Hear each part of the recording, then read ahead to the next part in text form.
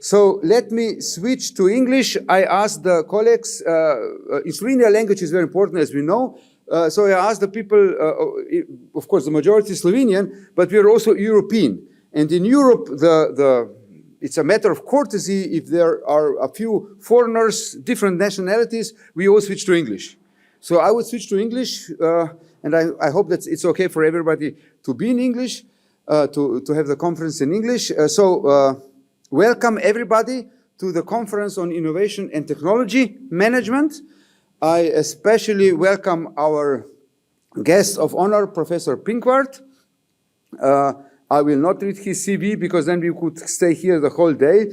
But he has been a person in academia and politics and entrepreneurship, so he's the ideal person to explain us the whole system, the triple, quadruple, five-tuple, hexaple helix and how it works. Among others, he has been the minister for, and I don't even know all the titles, but the Minister for Economic Affairs, for Energy, for Digitalization, Innovation, and I think one more I forgot, of North Rhine-Westphalia, which is one of the largest,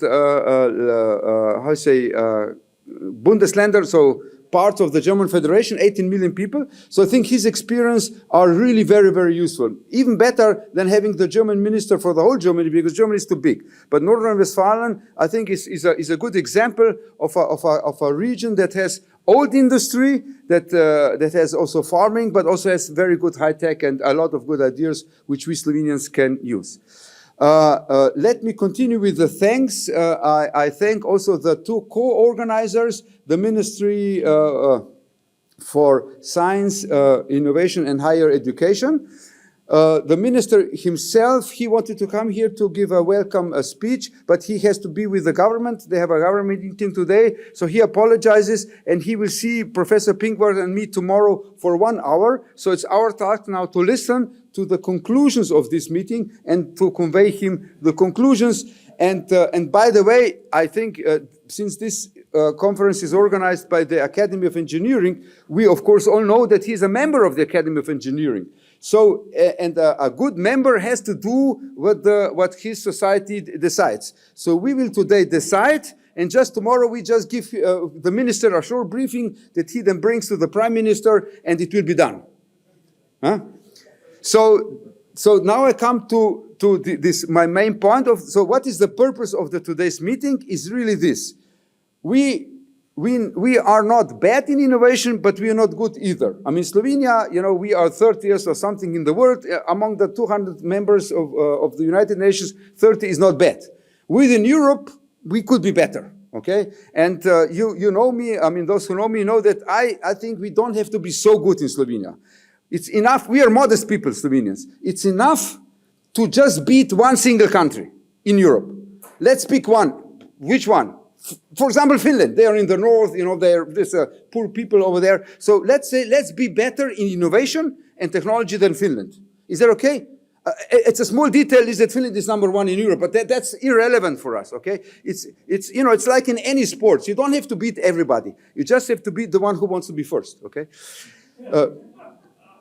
So in order to make it easier for us and for the government, I suggest, that's the idea of this conference today, and that's why we're also in a smaller circle of people. Of course, we could invite many people and then have a lot of talks and agree and then leave, okay? But I would love to do the following. We can now, of course, complain what is not good and what is bad and how the Germans do it very well. And by the way, when I speak to the Germans, they tell me, they're bad and the Americans do it very well. And then the Americans complain probably about the people with the UFOs and so. So everybody's complaining. We should not complain. And we should also not come with a list of things, what is all wrong. We should come with a few suggestions, what should be specifically done. And now again, if we come with a white paper with a lot of ideas, people will read it and they will shelve it. So my suggestion is, let's have a single recommendation, and then go with this recommendation, say, look, this is all we want, but we want you to do it in the next, let's say, half year or something like this, and not wait for the next mandate for the government and everything. Huh? So this is important, and of course, to get this one point, we have to discuss together. So the purpose today is that we will have first some introductory presentations to see where we are. Professor Pinkwart will say, you know, how the Germans do it, or specifically his country, North Rhine-Westphalia. Petra Glaviča will say what the status is of innovation in Slovenia now. Dr. Gašparić will say what the government is already doing about it, okay? Then Ulrike will compare her experience with Czech or specific University of Prague and TU Dresden, or the practice in Saxony in Germany and in Czech Republic. I think this is very useful for us because Slovenia and Czech Republic are very close in many ways, and not just the language, but also in level of development and level of ambition.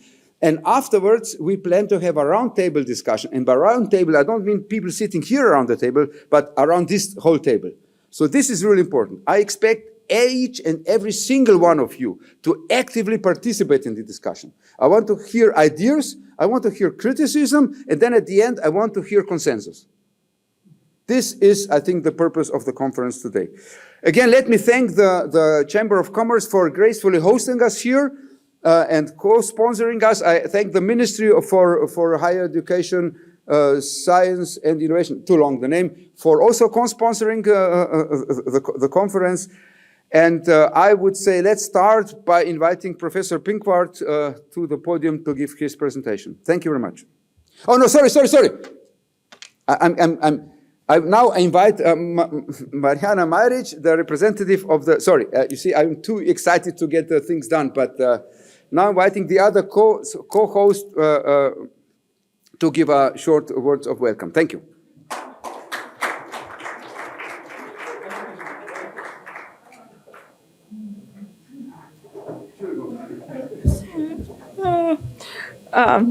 I love Mark because his energy and how he's approaching the things, this is really amazing, and I'm honored because I'm for a long time with him. So Mark, I love you. You know that. And willkommen auch in Wirtschaftskammer hier in Slowenien. Ich bin eigentlich in München geboren und deswegen bin ich wirklich glücklich, dass ich auch meine erste Muttersprache reden kann. Hello to everyone and welcome to Slovene Chamber of Commerce and Industry, the home of the Slovene economy for the more than 170 years. I'm really pleased that I'm able to speak about the wonderful mission and work that the Chamber of Commerce and Industry of Slovenia carries out on the ground for companies on the field of innovation, creative industry, as well as design and connection to the innovation. So innovations are the heart of Slovenia and one of the characteristics of Slovene people. It is something we are known about around the world, as well as that we do live and breathe innovation through love, as well as love and innovations are in our DNK. As you all know, we are having this love not only in name, but as you could see through Mark, we are enthusiastic and passionate about it. So innovations are the engine of the development and growth, and without which we will not achieve the higher added value that is key to every country's prosperity. Moreover, it is an innovation that provides the answer to increasing complex social living challenges, from the digitalization and sustainable transition to tracking the energy crisis and growing population. According to Slovene Institute of Macroeconomic Analysis and Development, and the 2023 development report, more than half of all companies in Slovenia were closely bonded to innovation. But looking results of the innovation analysis 2022 prepared by our Chamber of Commerce and Industry, this share is really lower. So through our innovation landscape and mapping innovations through 13 regional Chamber of Commerce, we are only at 31%. So for 27 years, Slovene Chamber of Commerce and Industry is close involved in innovation. And therefore, I would like to underline some results of this, our report for 2022. So 66 of all innovative companies are continuously in innovation. 13% of companies have concrete innovation strategy in place, and they are defined what are their focus. This is really low percentage. 15% of companies have internal innovation system in place. 8% of companies have at least one person among the employees who is 100% decided to innovation. And 85% of all innovation is financed by the economy from the company side. So what do these data tell us? They tell us that Slovenia has a lot of potential to raise the innovation capacity of the Slovenian economy. Companies, especially research institutes in university, need to be shown that how to best manage innovation. Show them that not only excellent is when we are publishing our research, but the commercialization is really need and must. And of course, show them why it's all of them, not only researchers, but all economy. Why is the worth innovating and what the advantages and what is really important, why is really important to innovate. So growth in the market, customer satisfaction, easier requirement of employees, staying competitive. These are only few advantages. At the Chamber of Commerce and Industry of Slovenia, we have been working in the field of innovation, as I mentioned, many years. We introduce companies to the different ways of innovation management, design thinking, design management, and especially how to bond, how to connect, how to collaborate. So we stepped out of this only closed innovation, we stepped to the open innovation, and not only be focused on Slovenia and Europe, but being really global. Therefore, we have really, from the international side, we are now boosting big things, big science, connectivity, especially with the Chinese. I'm really glad because Mark is the member of our board of Slovene Chinese Business Council. This is something what we are doing now with India and Africa. So I would like to mention that we are really proud of the fact that for 27 years we are covering 4 pillars. So measuring, because data is showing where we are. Although that we can say we are investing so much money, every government is supporting innovation, but results are showing the facts. So that's why measuring, learning through sandboxes, through piloting projects, doing promotion, and of course awarding. Out of these 27 years of regional awarding, 21 years we have awarding national innovation prizes to the most innovative companies and innovators, because we would like to raise awareness how how innovation is really important. In these 21 years, over 12,000 innovators and more than 4,000 innovations have been recognized across Slovenia. And in the end, I'm sincerely happy and honored that we gathered today here in Chamber of Commerce and Industry of Slovenia. And I'm more than convinced, because who is chairing is Mark, that we will make a step toward innovation through the stakeholders connectivity and doing and building our best future. Thank you.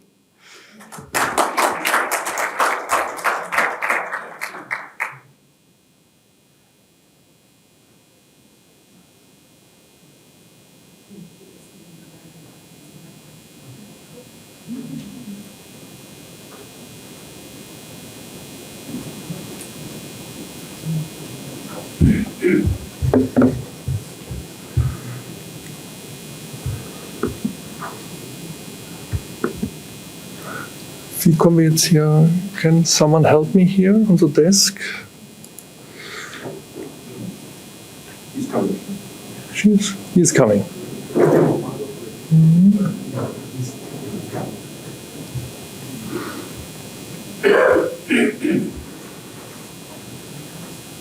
Just a second. Ah, yeah. This is it. Thank you.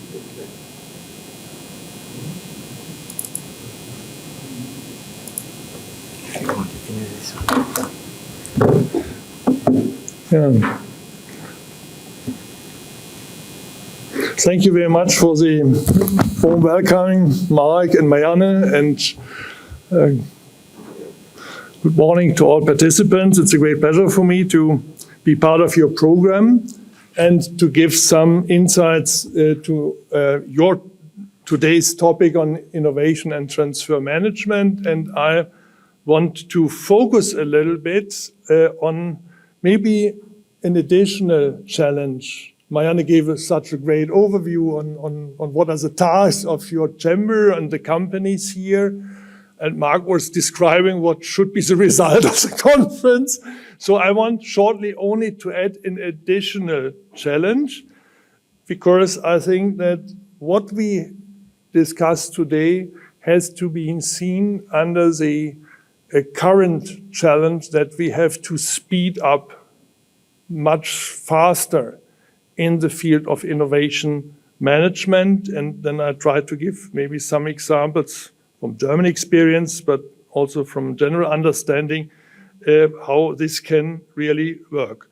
I want to say that in a world that demands fast answers, referring to our grand challenges, ideas need to come reality with ever-increasing speed, looking to climate change issues. We can't wait 20, 30 years to solve the problems. We have to solve the problems nowadays, the next years, if we want to do something with real impact.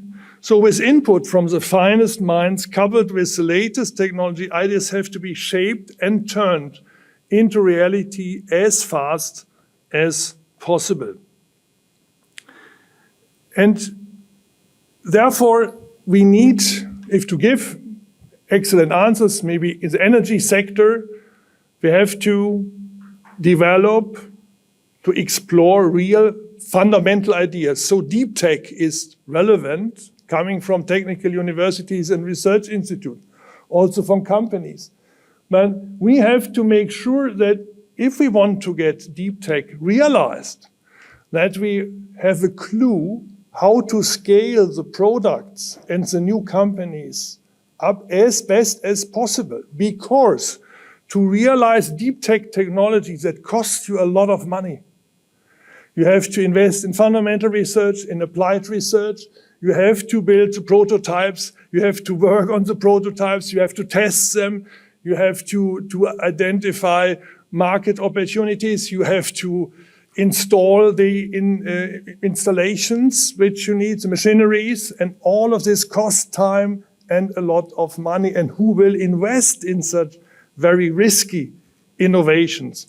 And this is, I think, a special issue, not only for Germany or Slovenia, that's a special issue for Europe, because the European culture is not that risk-oriented, also from the financial sector, as we should be to apply to these new opportunities. So being interested in deep fundamental research, yes, we Europeans love to do research at the universities. We love to do it at the Max Planck Institutes and so on, and your excellent National Research Institute. We love to do so. We are also interested to have some inventions. Maybe we can file some patents. But then to bring it on the road, that's a real obstacle. And to have an idea how to scale up, that's a second real big thing. We in Germany, and in some cases it's the same here, I think in Slovenia, we could find a special kind of company building which make Germany that successful the last decades. We name it the hidden champions. You may have heard from this. So family-owned business very specialized in technology fields, with the capability to scale up the business in a very small segment globally. So at first they were number one in their region with the technology, then number one in their nation, next number one in Europe, and then on the global market, and they have a market share of 45–50% of the world market in their segment. And they are now a very strong company. But this took, for the hidden gems, 30 years, 50 years to get in such a global position. Nowadays, if you have some new inventions in the field of deep tech, which are really relevant for medical issues, for environmental issues, or whatever, we face competitors from the US, also from China, with the same ideas, with same technology, but with the capability to scale this business not in 30 or 50 years to a global company, but in 5 to 10 years. Because their capital markets are that strong, stock exchange in the US and in China, this huge Chinese market, so that they can directly grow massively. And we are not that able to have the same opportunities. And therefore, we have to bring both together, deep tech, high scale, and get the capability to make it as fast as our nice competitors. And coming from business economics myself, I want to show you with this diagram where I'm talking about. If this time between deep tech and scale up takes too much time, this valley of death becomes too long.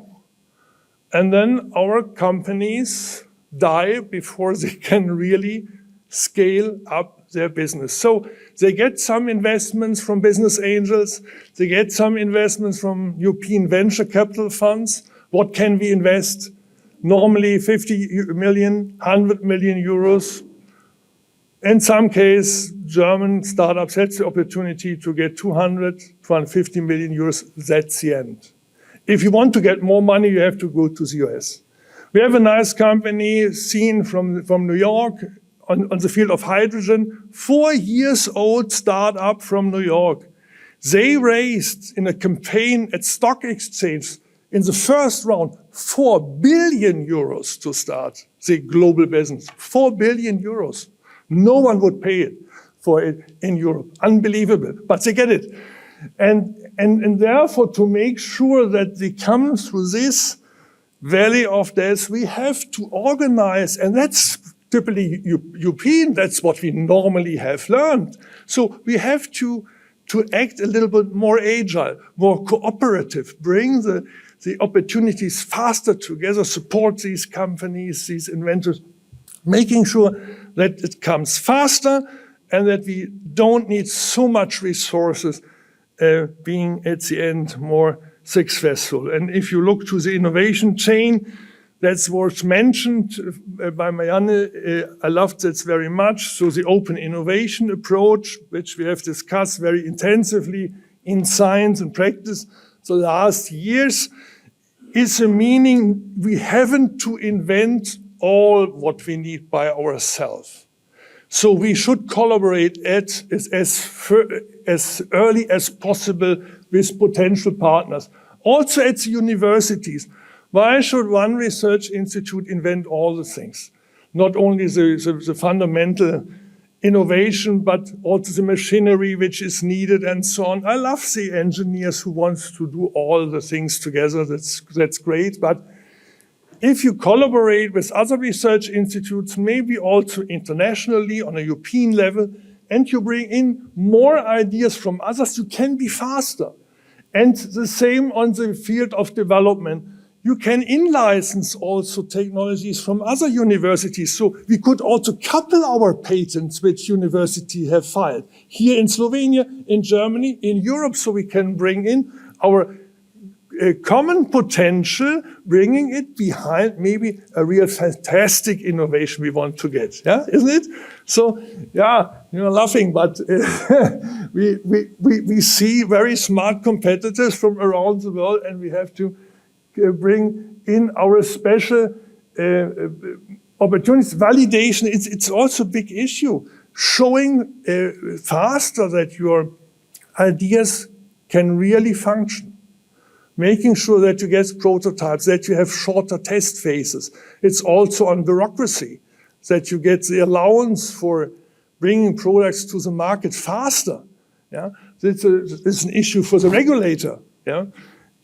Or what was mentioned by Marianne, sandboxes. Yeah, you have to give the innovators more space, coming faster to the market, and then we need better market funding by some companies. And the very interesting point is also on funding. If you have raised the first, second, third, very successful startup business and can bring it successfully at the stock exchange, all stakeholders will earn so much money that they really like to invest in the next one. And that's the Silicon Valley story. The Silicon Valley story. And they started for more than 70 years. But it is a success story. Nothing is that successful than success. Yeah? And you have to, also the society has to accept that people can be very successful, and you have to give them the good feeling that they are invited to share their success with the next investment in the same country or place. So, and what is shown here is these can be all nice functions of support by universities where we can support such innovations in companies or in spin-offs from universities to make them more fast and successful. So some learnings maybe for individual adaptation so that we can speed up better. Yes, that's easy said, continuous learning, but that's an issue. It's not only an issue for researchers or scientists. It's an issue in all our companies and schools and wherever we are. It's giving the people in the good feeling that they can participate by giving them the opportunity to learn and to go through these new opportunities. Networking, like we are doing it today. Openness to change and innovation culture. And a second level, governmental approach. Upsala. In the middle, oops, governmental initiatives. So tax incentives can be very helpful so that the companies have more power to develop their innovations. What I mentioned earlier, the regulatory sandboxes can be very helpful. Or what we do in Germany is the current so-called Sprint-Freiheitsgesetz, as we name it, which gives the new National Agency for Leap Innovations a set of legal exemptions. You may have heard from this Sprint. This is a real nice construction for Germany, because this national agency gives a lot of money for innovation projects beside the classical funding of our federal government. It's not the typical system where they fund universities or where they fund external research centers in more program-based innovation programs, but Sprint is giving a lot of money to companies or groups of people who could present a real fundamental idea and give an explanation how they could reach it in a very fast track. And then they can raise a lot of money by this Sprint agency, and they will be well supported to realize the project as fast as possible. And when Sprint started, this organization faced the same bureaucratic hurdles like other institutions. So they saw, oh, the politicians like to have us.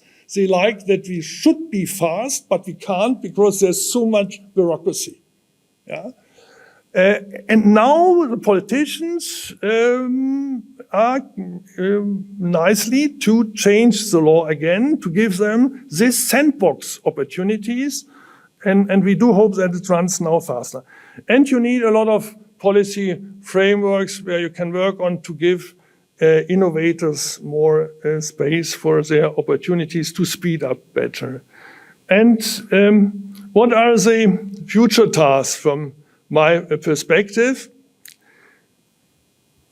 The capability to speed up innovation has the potential to become the new normal for innovation management in ever-changing and increasingly complex world. So we have also to shift in our industry. So we have to think about, it's not that easy here with this scrolling. So, industry consortia. So we have also to discuss more collaboration on the field of industry, cross-industry alliances, cooperative research centers, industry-university partnerships. And that's exactly what you observe also from very well-known big companies. If you look to the Apples and Samsungs, permanently they are fighting on patents and so on. They struggle against each other. On the other hand, in some cases they collaborate. So each of them is using patents also from the other side, because they know they can't develop all the new things not by themselves. In some cases they are in competition, but they have also to cooperate in something. Also the German car builders, referring to the e-cars, referring to the smart mobility, the Mercedes and the BMWs and the Audis and so on. They stay in strong competition. On the other hand, in some cases, they have to collaborate to identify new opportunities for the market, to develop new technologies together so that they can really speed on the global markets. And this is also a learning you have in some case also to find ways for collaborating at least with your own competitors. In some case, it can be better for your company than to think all has to be invented by your company itself. So we need industry-university partnerships. We have to have cooperative research centers in the industry. And so this is especially very important for the Mittelstand. So the small and medium-sized companies, they have to be involved in clusters. They have to collaborate in nice, innovative networks and so on. And we have to learn it, that we come together fast. So, and another perspective on universities. So we have to have proof of concept funds at universities. We have better IP policies.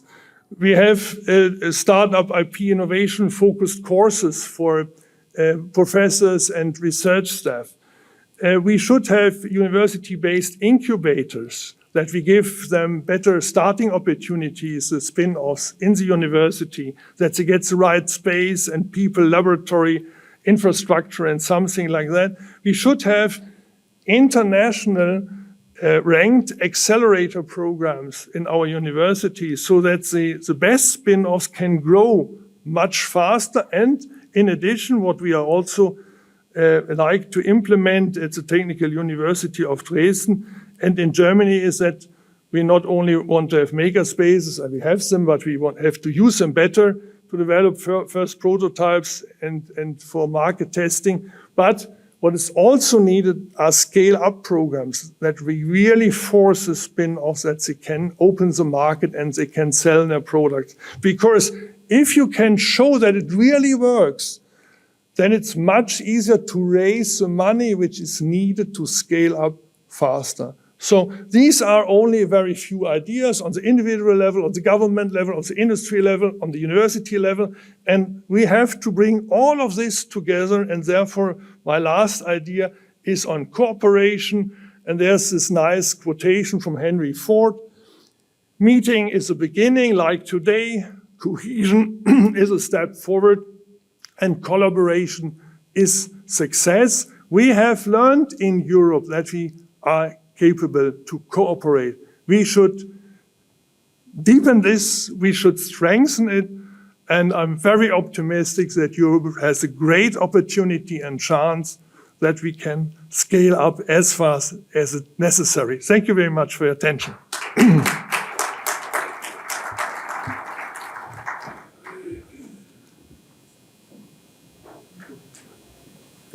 Thank you very much, Professor Pinkwart. I would suggest that we still spend some time for questions, if there are any, but of course keep the really good questions for the roundtable discussion afterwards. So, are there any questions, quick questions? If not, I would ask, Peter, it's your turn, right? Is that correct? Yeah? I mixed up already once, so I have to be careful.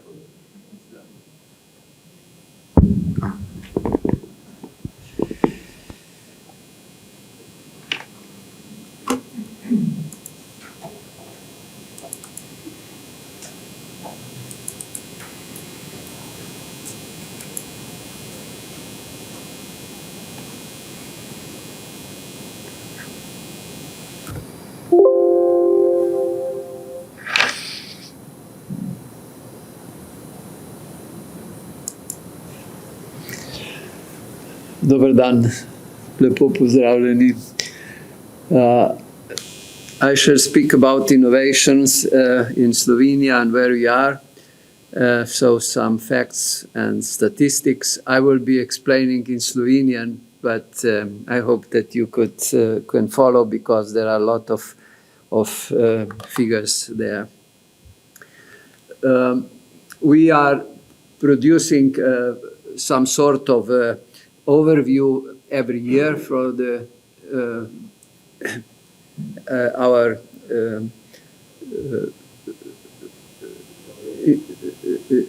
international documents, mostly from the Eurostat, so you will be able to follow that. Torej, podatki so izredne letne analize in spremljamo celo vrsto področij, od katerih je inovacija seveda ena, in to lahko dobite na internetu in potem tudi uporabite.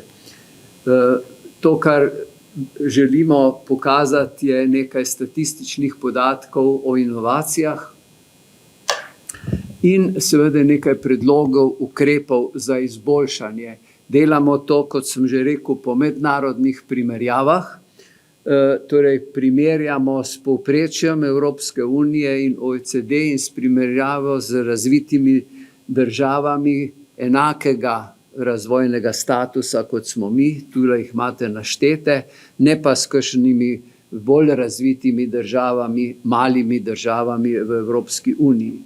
In to, kar ugotavljamo, je, da produktivnost in dodana vrednost ne rasteta dovolj hitro, kar je posledica po eni strani prenizkih vlaganj v raziskave in razvoj, inovacije in po drugi strani seveda organizacije, ki je s tem povezana.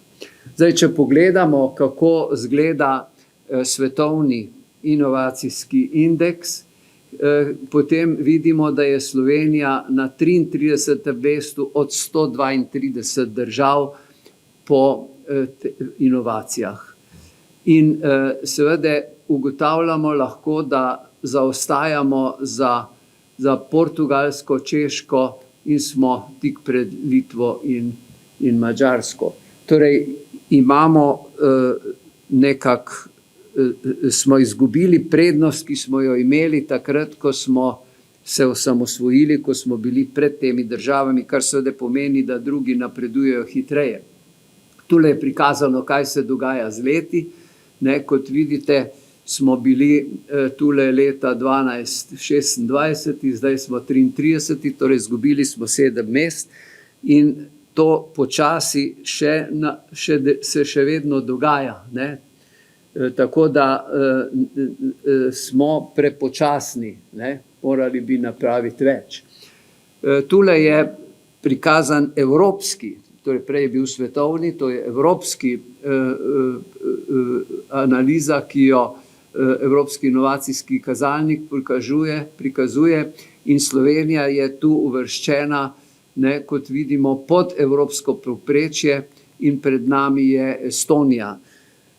Če pogledamo spet skozi nekaj let, potem smo bili tule 11. oziroma 12. in smo sodili v drugo skupino držav. Zdaj smo padli v tretjo in smo bili tule torej precej slabi. Zdaj imamo izboljšanje v zadnjih 2 letih, ker se je povečalo financiranje, ampak še to ni dovolj, da bi ponovno prišli tam, kjer smo že bili, torej v drugo skupino. Če gledamo na raziskave in razvoj kot bruto domači proizvod v procentih, potem vidimo te najtemnejše, to so države, ki dajejo od 1,5 do 2,25 za raziskave in razvoj. Mi smo v drugi skupini tule, ki dajo od 1 do 1,5 in seveda smo boljši še kot recimo Romunija ali pa kakšne Slovaška, tako naprej. Torej, ni vse črno, ampak nismo pa več prvi med temi novimi članicami, ki so se priključile Evropski uniji. Zdaj, če pogledamo bolj podrobno, kaj se dogaja, to je letošnja objava, potem vidimo, da pri človeških virih smo kar dobri. Torej 100% povedi evropsko povprečje, mi smo na 139, torej diplomanti doktorskih študija so na 100, dočim imamo vse življenjsko učenje na 195, torej to je kar uspešno. Če pogledamo raziskovalni sistem, je že malo slabši, ampak še vedno nad povprečjem Evropske unije, predvsem torej po objavah smo uspešni, malo manj pa po kakovosti, torej objav, te citiranje je nekoliko nižje. Pri doktorskih študentih iz tujine tudi smo rahlo nad evropskim povprečjem. In pri digitalizaciji pa že malo zaostajamo, torej širokopasovni še nekak, dočim ljudje z splošnimi digitalnimi veščinami so na 70% evropskega povprečja. Še slabše pa je s financami in podporo. Tu imamo samo 66% povprečja in to tako na raziskavah in razvoju v javnem sektorju, kot tudi v poslovnem. Tam smo sicer malo nad povprečjem, ampak izdatki tveganega kapitala so pa najbolj problematični. Torej, to je najslabši rezultat, ki pa je bistveno boljši od tistega iz leta 2022. Torej, se popravlja, ampak smo še vedno na kritičnem območju. Tule imamo, da tudi v podjetjih situacija ni nič boljša, ampak celo malo slabša, 60,9. Ne toliko za izdatke za R&D, pač pa za druge, ki niso povezani z R&D in so namenjeni inovacijam. Torej to pa je realizacija. In seveda izdatki inovacij na zaposlenega. Torej to so nekako šibke točke, za katere se moramo nekako ozreti in jih poskušati popraviti. Zdaj, uporaba informacijskih tehnologij ni taki problem. Inovatorji, to je mogoče zanimivo, smo nad evropskim povprečjem, predvsem zaradi inovatorjev izdelkov, malo manj na poslovnih procesih. Povezave so zelo dobre, zlasti imamo tule objave raziskovalcev s podjetji v tujino, je to zelo, zelo uspešno.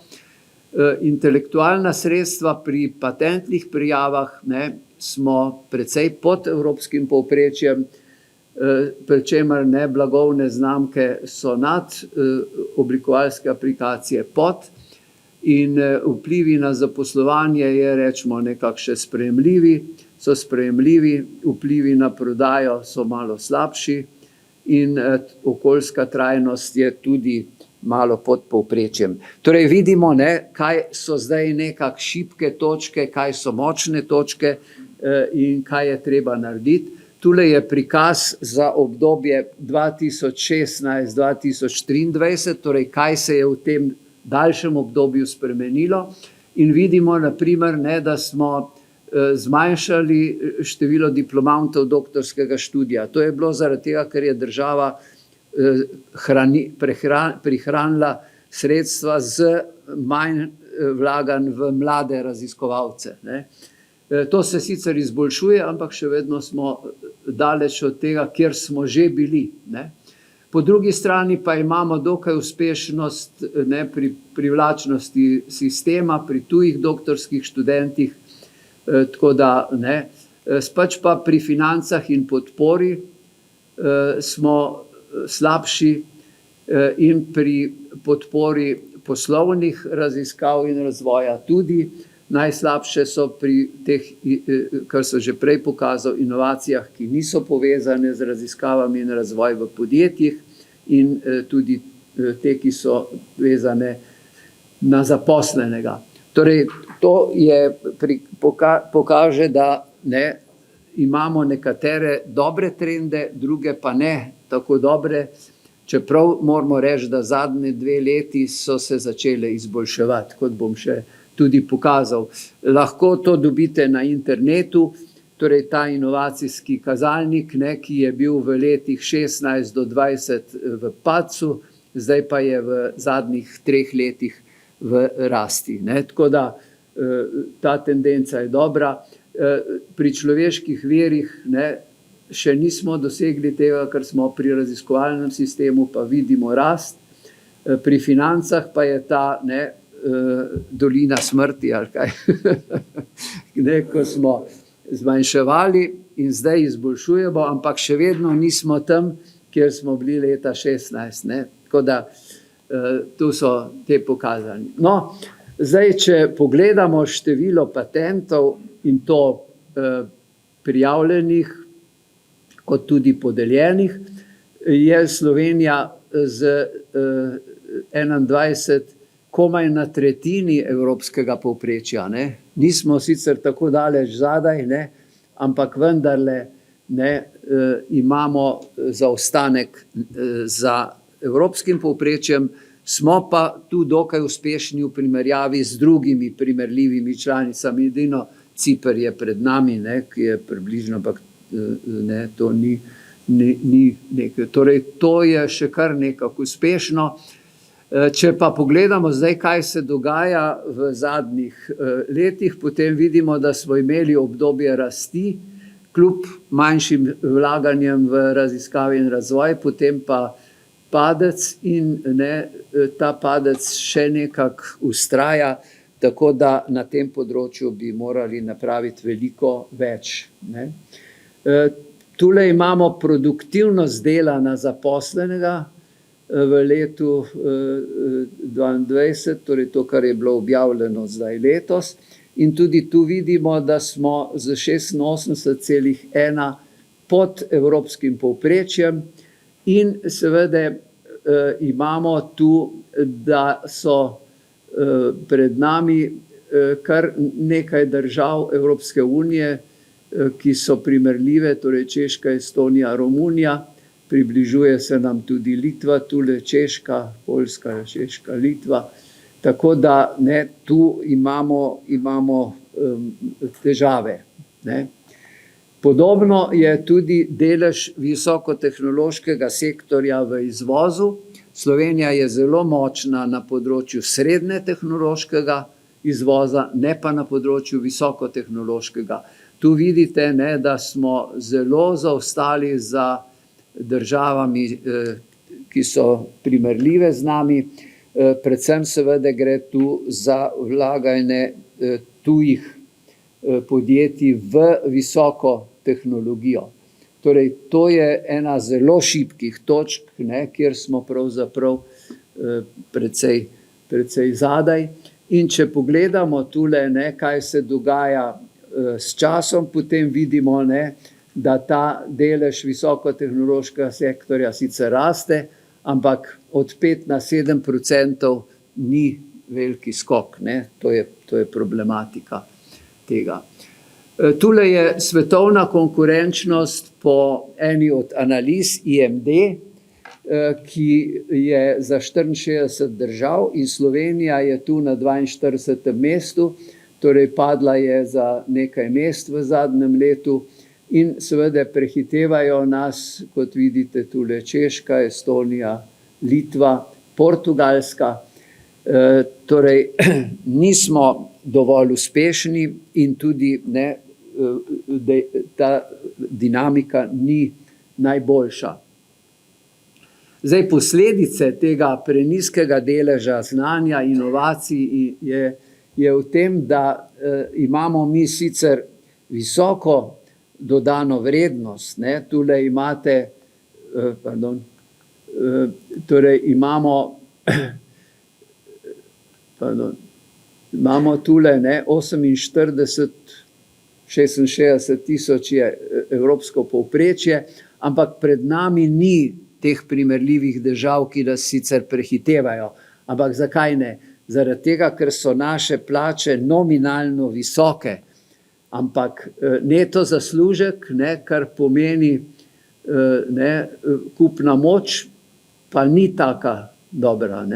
Torej, tlele imamo primer Eurostata za letni zaslužek delavca brez otrok zaposlenega za poln delovni čas, ki prejema povprečno plačo, ampak v kupni moči, purchasing power parity. In vidimo, da smo zelo za Poljsko, Estonijo in Češko v tem področju. Torej, to je nekaj, kar naši sindikati ne upoštevajo. Oni se borijo za visoke nominalne plače, namesto da bi se borili za visoko kupno moč. In tu bi morali najti skupen jezik z gospodarstvom, da bi bili uspešni. Če gledamo zdaj minimalno bruto plačo, kot enega od kazalcev, potem vidimo, da je Slovenija zelo visoko. To je posledica tega, da imamo nominalno visoko plačo, ker vidimo, da smo celo pred državami, ki imajo močnejše gospodarstvo kot mi, seveda pa daleč pred temi Estonija, Češka, Slovaška, celo pred Portugalsko. Torej, tu je dokaz, ki ga pri nas nihče ne upošteva. Druga zadeva, ki je zelo pomembna, pa je, da imamo sorazmerno nizke investicije, torej neposredne tuje naložbe, kjer vidimo, da smo precej na repu Evropske unije in da nas prehiteva vrsta teh primerljivih držav, kar pomeni, da nimamo veliko kapitala, ki mora biti tu, da lahko omogoča razvoj. Torej, če imaš ti inovacije, jih je treba realizirati. In če jih hočeš realizirati, moraš imeti za to ustrezen kapital, interes in tako naprej. In tu smo sorazmerno zelo slabi.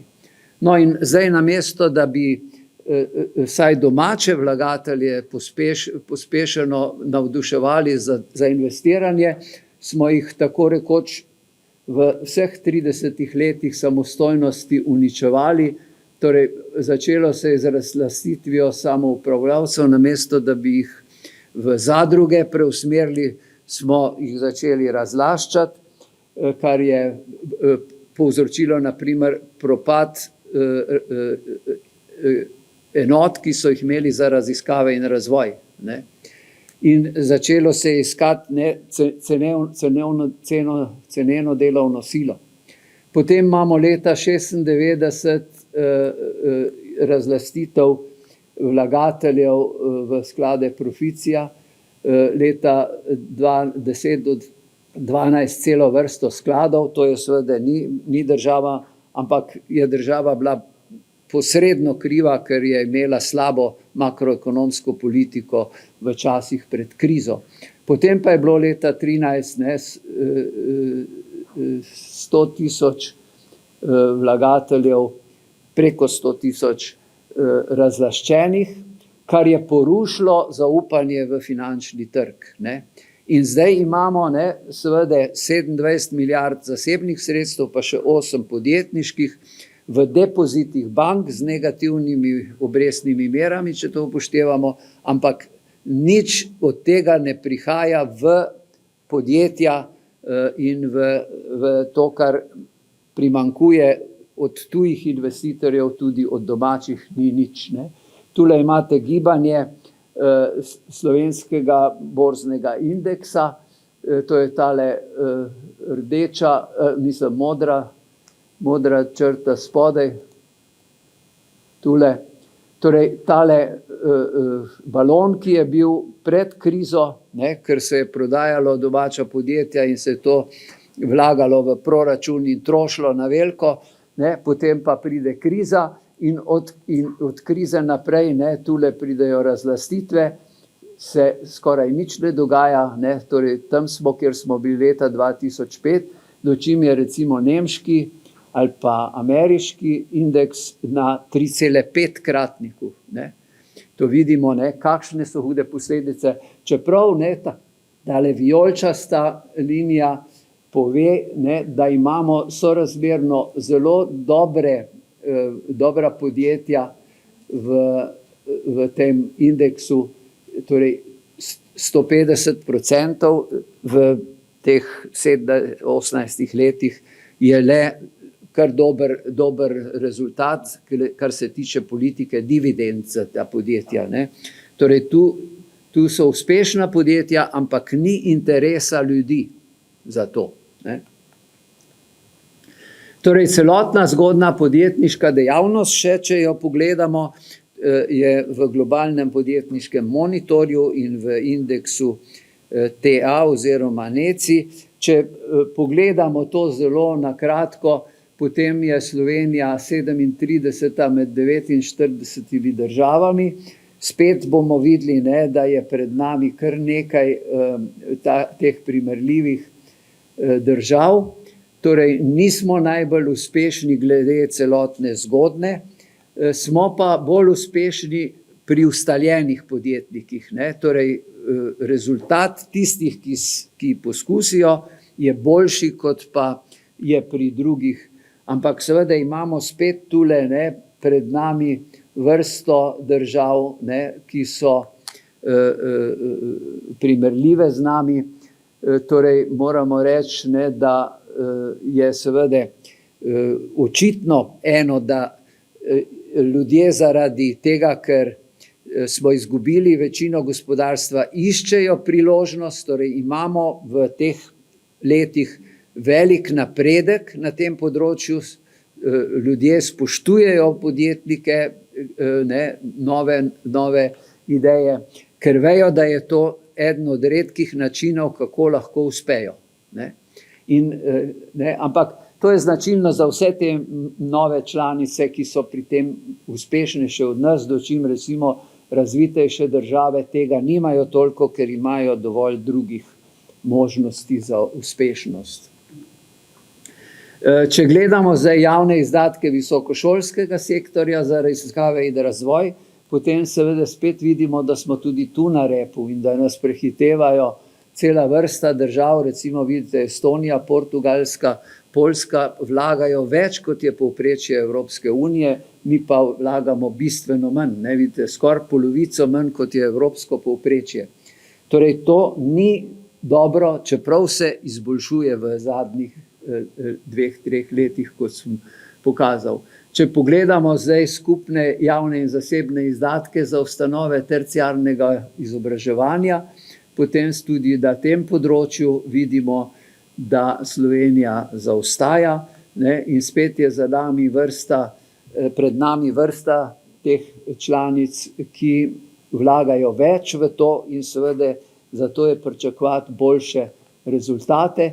Mi pa imamo seveda, če gledamo tu število univerz, ki so med 1000 najboljšimi, imamo 0,47 ali pa z drugimi besedami eno samo univerzo, to je Univerza v Ljubljani, Univerza v Mariboru pa je izpadla iz tega pred tremi leti. Pa tudi v Ljubljani vidimo, da je pravzaprav en dolgoročen trend upadanja, ki se je pospešil v teh letih, kjer smo premalo vlagali v to. Kaj se je zgodilo zdaj lani, še ne vemo. To je sam podatek, ki smo ga dobili, da je torej iz 470. mesta na svetu Univerza v Ljubljani padla na 682. mesto. Kar je seveda zelo velik padec, bomo videli, kaj se je zgodilo, nimamo še te obrazložitve. Torej, če zaključimo to analizo o pomenu kakovosti visokega šolstva, potem po financiranju zaostajamo za vrsto držav, posledice so vidne pri padanju kakovosti raziskovalnega dela in vprašanje je, kaj je storiti potrebno, torej bistveno povečati financiranje, zlasti raziskave, razvoj, inovacije, podjetništvo, prenos znanja in seveda spremeniti tudi kadrovsko politiko, torej doktorandi morajo iti najprej v prakso, potem pa se lahko vrnejo nazaj v univerzitetne raziskave, razvoj in pedagoški proces. No, večji in boljši dosežki raziskav in razvoja ter prenos v prakso so seveda nujni, kar pa zahteva razvoj na temelju znanja in visokotehnoloških proizvodov, ustanavljanje oddelkov za raziskave in razvoj v podjetjih, pa tudi v ustanovah, spodbuja tuja podjetja, da vlagajo v Slovenijo in ustanavljajo razvojne centre, kar se je pokazalo kot zelo uspešno. Lek recimo kot primer, ki postaja v Sandozu, bi rekel, vodilno raziskovalno središče in podobno imajo tudi Japonci uspešno tak razvojni center. Univerze in inštituti bi morali biti organizirani za prenos dosežkov, torej imajo urad, prej smo slišali v Nemčiji, da imajo celo posebno podjetje, ki skrbi za ta prenos. Potem je seveda večje vlaganje države in podjetij v raziskave in razvoj potrebno, spodbujanje skladov zagonskega kapitala, zadružnih pobud, ki jih nimamo v primerjavi z drugimi državami, tako v ZDA kot tudi v Evropi je to dosti močneje razvito in naša samoupravna tradicija je ko nalašč za to, pa jo ne izkoristimo. Potem kadrovska politika vodstev, ki je preveč politična namesto strokovna, zmanjšanje birokracije, večja odzivnost državne uprave.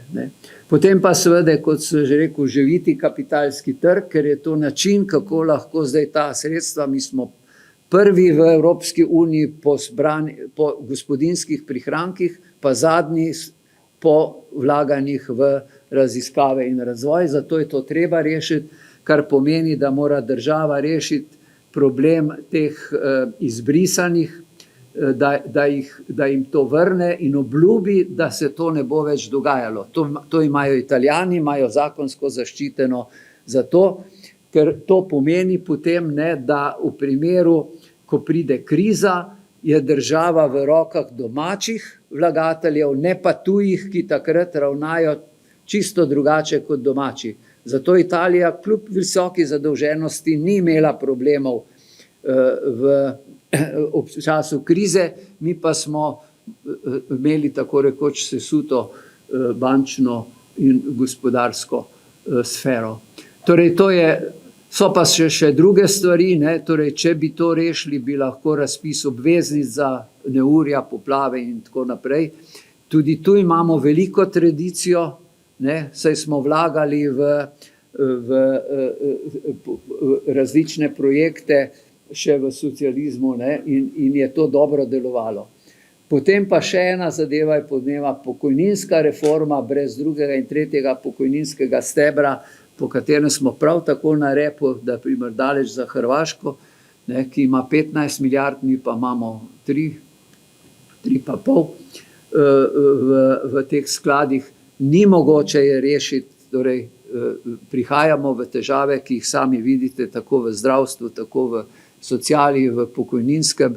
Enostavno se tam vidi, ne, da rast produktivnosti, inovacij, realizacija visokotehnološkega izvoda nas sili v to, da bomo prikrajšani pri možnostih financiranja tega, kar je pa za Slovenijo zelo visoko, to je družbeni standard, zadovoljstvo ljudi je nad evropskim povprečjem. Skratka, spodbujati treba razvoj trga finančnega in zaupanje vlagateljev v njega.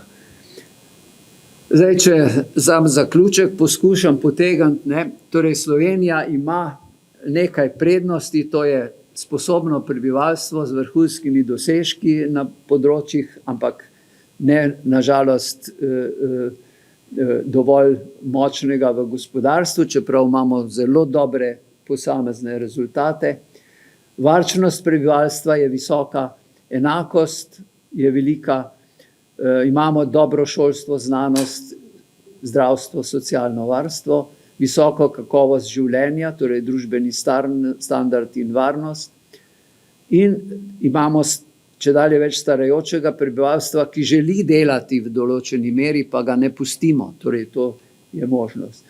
Slabosti pa so, da mi zaostajamo za primerljivimi državami, to so nizke neposredne tuje naložbe, razprodaja družbenega premoženja ter s tem nizka gospodarska in politična suverenost, brez gospodarske ni politične, nizka produktivnost in dodana vrednost na zaposlenega, merjeno z seveda kupno močjo, visok strošek dela z nizko kupno močjo, visok ekološki in ogljični odtis na prebivalca ob naraščajočem prometu, ki ne omogoča izboljšav. Priložnosti za nas so vrnitev iz skupine teh zmernih inovatork nazaj v skupino močnih inovatork, kjer smo že bili, oškodovanje vlagateljev, da bi se razvil kapitalski trg in potem preusmeritev dela depozitov v delnice, finančne sklade in naložbe, povečana vlaganja v raziskave in razvoj, patente, inovacije, podjetništvo, visoko šolstvo. S tem bi lahko dvignili produktivnost in dodano vrednost, povečali delež izvoza visokotehnoloških in na znanju temelječih storitev in seveda pridobivanje evropskih sredstev, ki je za raziskave zelo uspešno, za državo kot pridobitelja pa ne prav tako. In še tveganja mogoče, da povem, torej visok in še naraščajoč javni dolg, ki seveda, zdaj, ko se obresti večajo, pomeni visoko obremenitev, težave pri obvladovanju korupcije in pri visoke inflacije, kjer smo spet nad evropskim povprečjem, notranji spori namesto stremljenja k skupnim ciljem, soglasju in uspešni državi, slaba kadrovska politika, o kateri sem že govoril, v podjetjih, ki so javna oziroma državna. Potem je problem energetska in prehranska samozadostnost. V energetiki se približujemo zelo nevarnemu območju, ker ne bomo imeli dovolj lastne proizvodne in bo to vplivalo tako na cene kot tudi na dosegljivost. Potem beg možganov in kapitala s privatizacijo in podnebna ogljična nevtralnost do leta 50, kjer ne izpolnjujemo svojih zahtev in zaostajamo za Evropsko unijo in za načrti, ki jih imamo, kar bo spet povzročalo v bodočnosti velike probleme. Jaz se opravičujem, da sem moral našteti tudi nekaj težav, ampak realna analiza obstoječega stanja je potrebna, če hočemo hitreje napredovati. Hvala.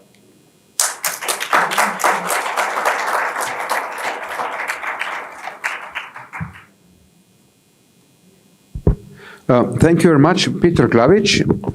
I have one suggestion and one question.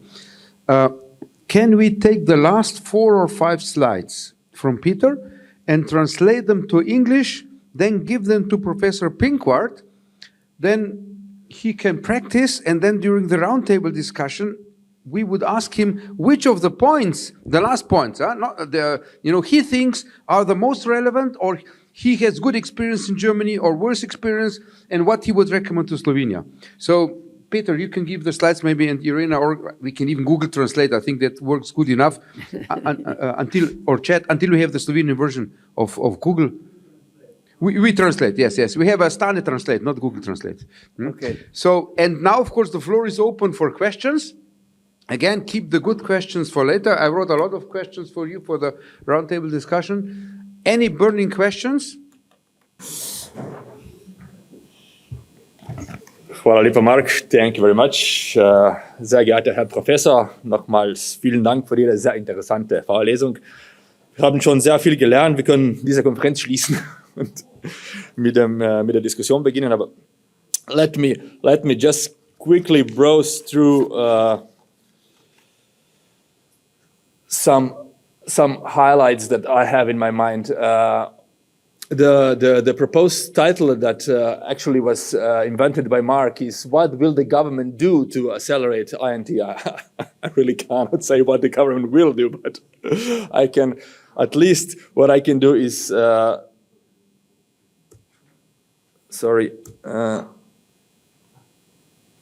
at least what I can do is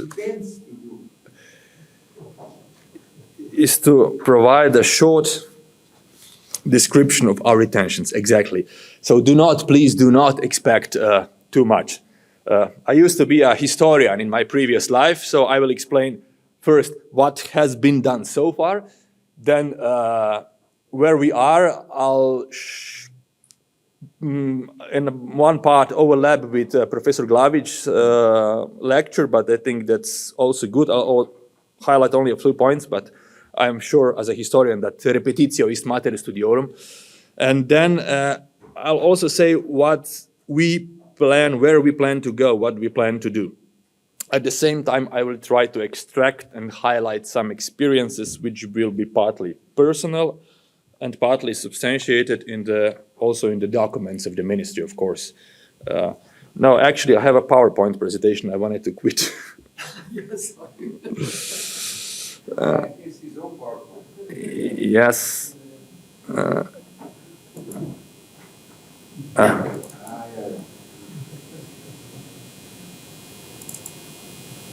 Yep.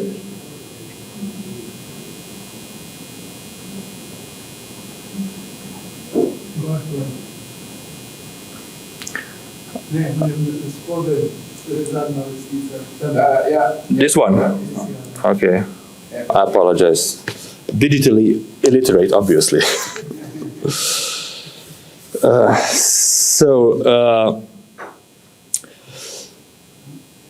First, as promised, few highlights, experiences. Whatever we want to change, improve, renovate in our country, we have to follow a certain logic of the political and management process. Certain internal rules do apply to the management of the country, and which are, of course, unfortunately, not specified in thousands of regulations and laws. For example, with an interdepartmental working group with a high-sounding name, which is supposed to improve country's research policy, it is not possible, believe me, to implement any changes. First, what you need, at least this is my experience, is political infrastructure. So either a ministry, or at least a part of a ministry, and an efficient executive agency. I believe that Professor at least partly agrees with me. That's also your experience. This may seem redundant to some. Many will say that the government deals with itself and organizes endlessly, which is, of course, also partly true, but at least I do not know any other way. First, you need to establish political infrastructure. Okay, as a historian, I know other way. It's called a revolution, but I do not dare to propose such a solution. Although many revolutions were successful, paved the way for progress, but they all required enormous human capital. So let's avoid this route for now. So we rather preferred to establish the ministry, as Mark said, the Ministry of Higher Education, Science and Innovation. And we also decided to transform the existing National Research Agency into National Research and Innovation Agency. So these are two, I would say, important issues, because now a minister is sitting at the government table who is only responsible for development. He used to share this responsibility with taking care of schools and kindergartens, and believe me, this is a huge difference. Well, recent events, yesterday's events, show that the current political climate is not in favor of maintaining all new ministries. Probably too many of them have been created, but I would still say that a mental breakthrough about the importance of one department responsible for development has been created, and that's already one positive thing. So in the future, efforts will have to be made, especially to ensure that these issues are present and discussed at governmental meetings. We have to have someone within this decision-making process to take care of the development, whatever the organization of the government. So we established a ministry, which is a kind of a startup, with all the advantages and disadvantages of a startup. So the ministry is fresh, full of energy, but of course, unfortunately, undercapacitated, understaffed. And in this regard, I would like to emphasize one thing. Running a research institute, running a business, and running a country are three completely different things. I personally, like many, once arrogantly imagined that a solid director of an institute that I used to be could also be a good state secretary, but I was wrong, obviously. So I am now humbly learning every day in this capacity, and I learn from many colleagues, many of you sitting here, Mark, for example, but I dare to say that there are not many from whom I can learn. If anyone is lacking in this country, it is scientific and innovation management. Most of you who know what this business is all about are sitting there or are sitting right now in their offices at the institutes because they can't sit here, but that's more or less it. Maybe there are 30, 40, 50 people that really do understand and are enthusiastic enough to get engaged in this management, unfortunately. You can set up the best research and innovation system. You can provide unlimited financial resources. But if there are no competent and dedicated people in the system, unfortunately, the system will not work.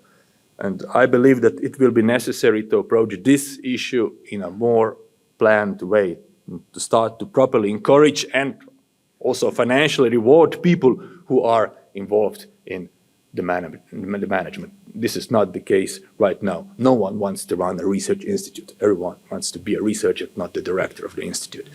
And we should start this immediately, but according to aforementioned political rules, I know that this will unfortunately have to wait. So allow me to continue. When we established the ministry and assembled a team, the foundation was laid to start convincing others in the government that research, development, and innovation are not just a matter of one department, one ministry, or one budget item, but of the whole government. The government as a whole must be aware of this importance and direct resources, financial resources, and attention to science and innovation. And at the same time, each ministry knows the needs of its stakeholders best. And I'm happy to know that we negotiated already and agreed with many ministries. I would point out the Ministry of Defense and the Ministry of Economy, Tourism and Sports, that they will allocate significant resources through this new ARIS agency for research and development.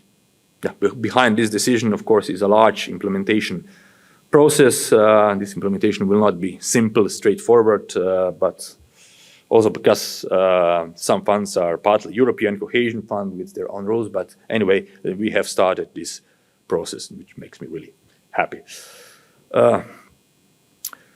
Where we are now, I think that Professor Glavič has explained us already more or less everything, but allow me just to briefly go through some main points.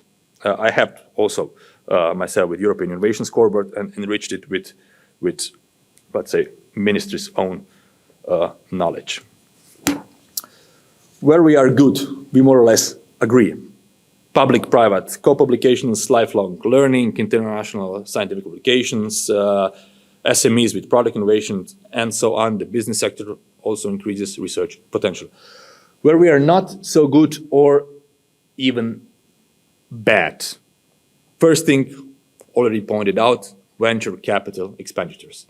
Then overall innovation expenditure per employee, share of exports of knowledge-intensive services, environmental technologies, and so on. Everything is listed on this list. Honestly said, we have to point this out because these are the issues we have to focus on. And if we take a look at in the last 6-7 years, in this comparative period, we have increased some items, but we are also facing sharp decrease in the number of new PhDs and in the governmental support for R&D in the economy. So, what do we intend to do on this basis? This does not mean, once again, that we will do it, but we will at least try to persuade someone. We have, of course, we have to strengthen the coordination of policies between different departments, different ministries regarding formation of priorities. We have to prepare coordinated support mechanisms, funding mechanisms to ARIS agency. We have to continue what has already started, and I'm quite convinced that will be successful regarding first item. Second item, we have to intensify the funding. At the end of the day, it's all about money, including the involvement of, as said, all departments in the funding of sector-specific research. Such is at least the commitments also written in law on research and innovation, and at least for now, the government is following the target of increasing funding for R&D at a rate of 0.08% of GDP per year. What is going to happen in the next years, I unfortunately cannot predict. We will also advocate for the long-term stability of support mechanisms and rules for awarding incentives and supports. This is, at least for me, particularly important. The stakeholders should know when they can expect tenders. The conditions should not change from year to year. We have to have certain stability within the system. And now let's go to a few concrete initiatives and ideas to get a better picture of what the ministry intends to do. In the area of human resources, as pointed out earlier by Professor Glavič, we are quite good here, but we should maintain our position on the European Innovation Scoreboard as high as possible. So we have to focus also on the items where we are already very good.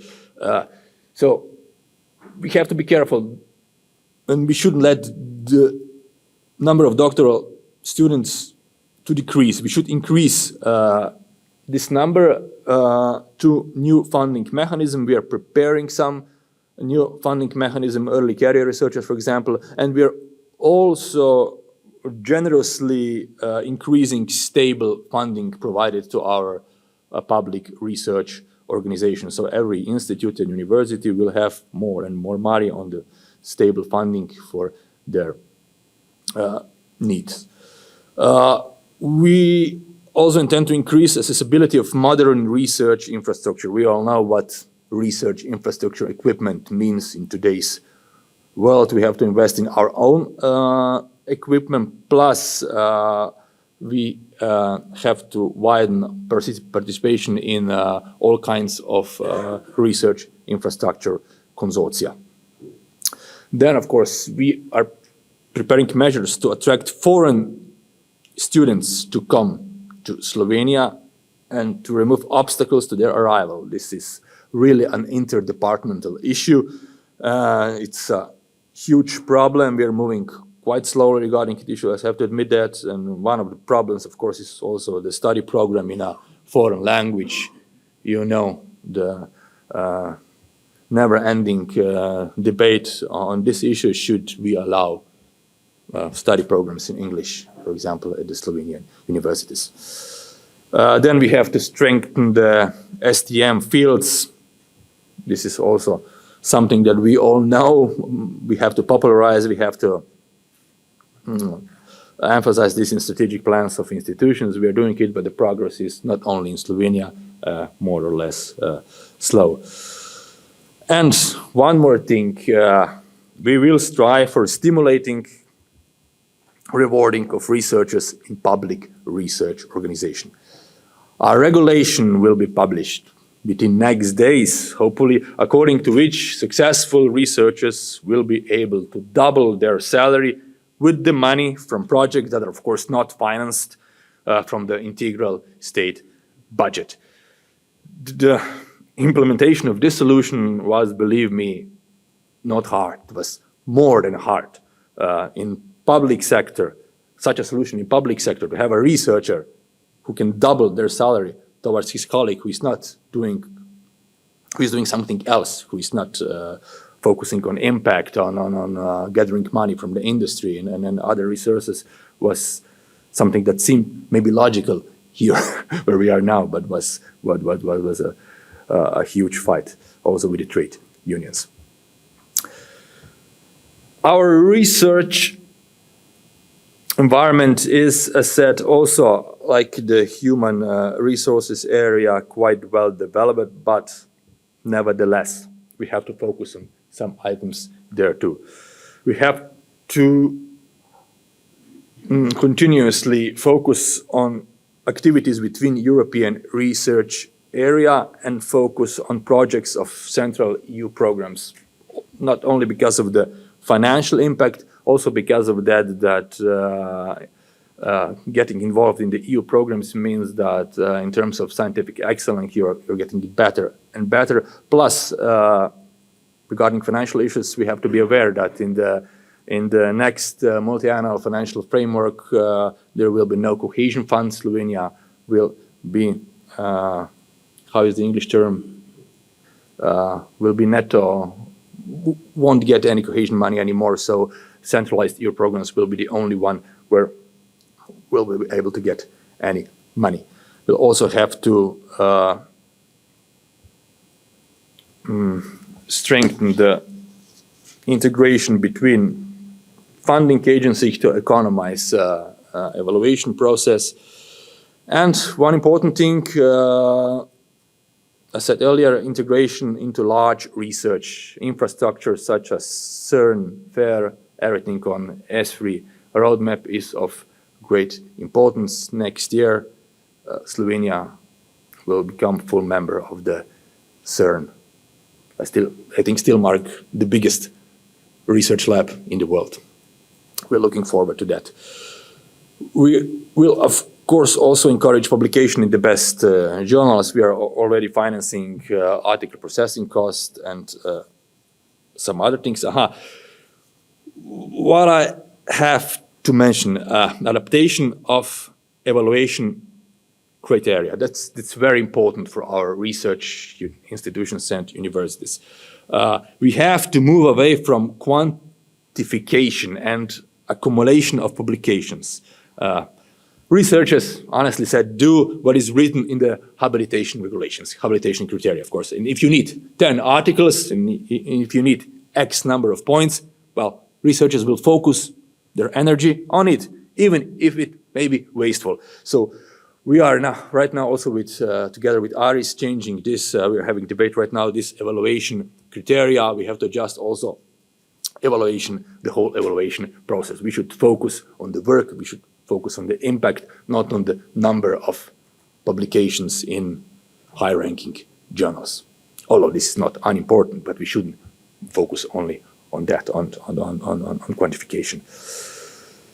In the area of digitization, some measures will be implemented, improvement in digital skills. I'll skip this. Let's focus rather on the field of financial resources and support. I said we'll have to increase funding in accordance with the legal provision. We have to focus on the whole government approach. And one thing I'd like to point out that's going on right now, shortly the Vesna Venture Capital Fund will be established. This is quite a big issue for us. We'll have really venture capital fund oriented or specially designed actually for our research institutions, but that's only one step. As pointed out earlier by Professor Pinkwart, even if you do have enthusiastic researchers, good research infrastructure, and venture capital funding, well, you have to establish the environment and instruments for the operation of this venture capital. Startups created at institutes and universities receive only basic legal support and do not find their way into business world. So you will have to develop new mechanisms together with the Chamber of Commerce and Economy, so that they'll receive at least basic assistance to survive in the real world. In the field of intellectual property, also a big issue. We'll co-finance some patent applications, but according to my previous conversations with you, I'll skip this matter because it's quite complicated. What we will also do, we will question, for now only question because it's a big issue, the taxes and contributions of highly educated personnel. As showed earlier, if you every researcher with a reasonable or high salary pays a huge amount of taxes here in Slovenia. Allow me to mention one more thing.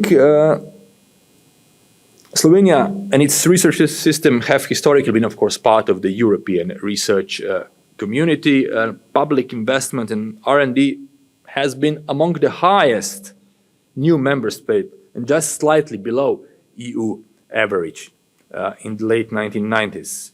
Slovenia, since 1999, is participating in the EU framework programs, and membership in the EU even strengthened this optimism and enthusiasm. And Slovenia is very active within the European research area. So this was a great opportunity, great step forward on one side, but on the other hand, the raw data shown before clearly show that only participation in the EU is unfortunately is not enough.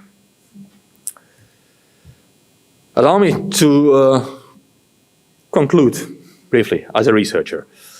For the purposes of my work at the ministry, I was interested in how often and in what contexts politicians refer to science, research, and development.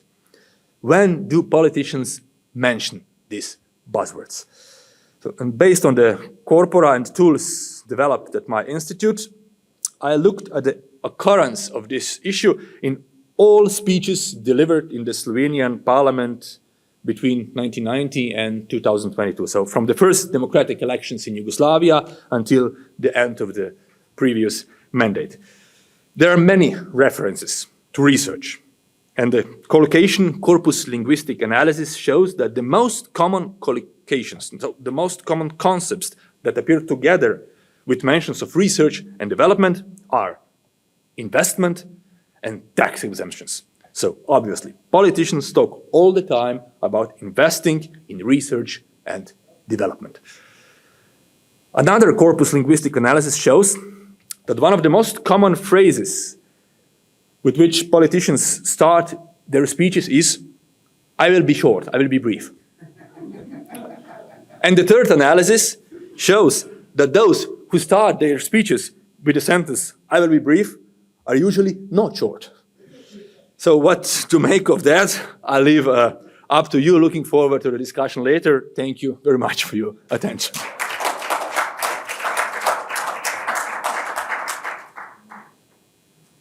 Thank you very much, Jure, for the talk. And I think I check we are not on. We are even ahead of time. So we're still ahead of time. So any questions now or comments?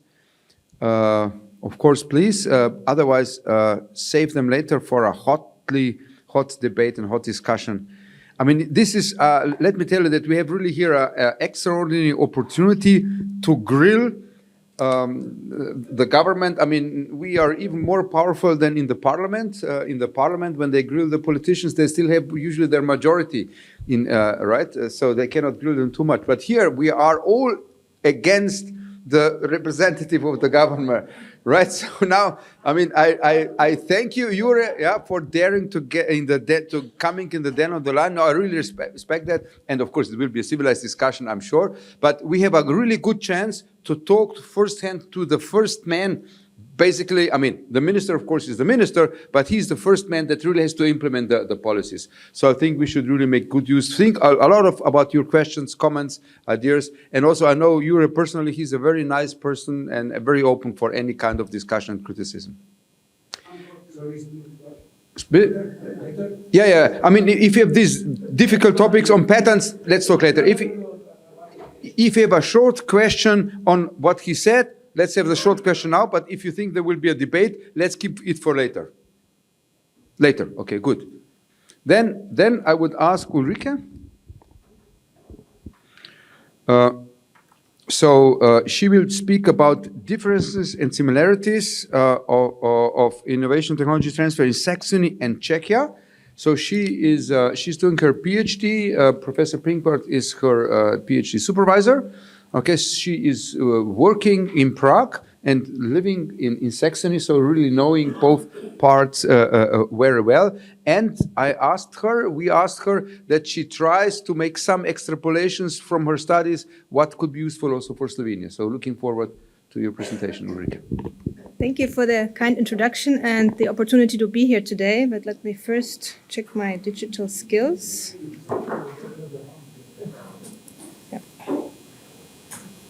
So here we go. So as Mark mentioned, I'm from Germany. I live in Saxony, close to Dresden, but I spend most of my working time in the Czech Republic, in Prague, where I've lived also for many, many years. I started about 3 years ago to work on my PhD on the topic of technology transfer. It actually came about a private project that I initiated. And in order to get funding, we had to cooperate with the university. So the idea was for me to join also the university. And because I'm not a technical person, more a business person, I've achieved my MBA in Saxony as well. I'll get to that. And so I said, let's look at the technology from a business point of view, hence the technology transfer. So that is the topic I'm interested in those two regions. So today I will introduce you some instruments that are being used in those two regions for innovation and technology transfer. And whether these will be lessons for Slovenia or not, we'll discuss in our roundtable after. So I'll have a brief introduction, the state of innovation. I think we've heard a lot about it, so I will be brief on it. I promise I'm not a politician. And then I'll talk about the instruments that we have in the regions. So we have here in green is the Free State of Saxony. It's one of the 16 states of Germany. And it is traditionally a very innovative region already. We have many traditional fields from the automotive sector, actually the semiconductor sector, mechanical engineering, pharmaceutical production. And this was a vibrant region prior to World War II even. So we have a lot of heritage on the innovation. We are very strong in education and research, and it's one of the largest research region within Germany. So right now, Saxony has found new strategic industry sectors to follow also the current trends of world problems such as e-mobility. We have, I think it's every third car, or 60% of the battery-powered vehicles come from Saxony. Is it 60? 40, sorry. 40%. We have a big focus on robotics. We have the Robot Valley, and we focus also on the hydrogen topic. Important is the semiconductor industry, which Saxony has magnificently attracted the biggest companies in the world. They're now talking to TSMC from Taiwan to settle a production site there, and with an investment over 10 billion euros. Already there are Infineon and Global Foundries who are expanding their facilities. So it's actually the largest center in Germany, and I think Europe, one can say every third chip made in Europe comes from Saxony, and it will be more. This field is, of course, important because of the automotive industry that we have. So Czech Republic is has a strong tradition in manufacturing, and attracted a number of foreign investors into the sector after the Velvet Revolution. It started as a low-cost labor country, but has now excelled into one of high productivity, and is focusing also on new fields, more on the service sector, the ICT sector, creative goods sector. So it's also shifting from the traditional fields. And it is very strong in attracting above average foreign direct investment, which we've just heard is actually lacking in Slovenia. So according to the European Innovation Scoreboard, Czech Republic is one of the fastest growing innovators in Europe. Slovenia, I don't need to talk much about, you're the experts, but you also focus on new fields. So why is it important to look at history? We all had similar histories. We were all under communism, but we had the transition from communism into the market economy all at a similar time. But differences were that Germany had, or East Germany, Saxony in that case, actually had a benefit because it immediately became part of the EU with the accession or with the reunification. Czech Republic and Slovenia had to wait a few years and then had to set up their own infrastructure. We could basically jump on the existing structure of West Germany. However, our challenge in Germany was that we had a strong rural exodus, especially in East Germany, where many big brains left to the West for better work opportunities. The industries collapsed, therefore jobs went and people went. So even until today, we are still struggling to revive certain regions. And in Czech Republic and Slovenia, as I mentioned, we had to adjust government policies, the private sector, all on their own. So just for a background. We spoke about the triple helix or triple, quadruple helix, whatever you want to call it. It's the collaboration between government, industry, and academia, and I think it's very important today to bring this cooperation close to bring a benefit to the whole society. With that came the university's third mission, which is not only the mission to teach and to research, but also to bring social benefit and economic benefit to the country. We had in the US, we had the Bayh-Dole Act, which eliminated the so-called professor's privilege. The actually invention was then granted to the researching institution that was embedded in the Lisbon Treaty and in various countries in different parts, different times. For example, in Germany, the professor's privilege was diminished in 2002. Now that the research institutions are the owners of the IP rights, and they needed to do something with that. For that reason, national agencies were put up. We have in Czech Republic, Transfera, Toucher. I will speak about those in a minute.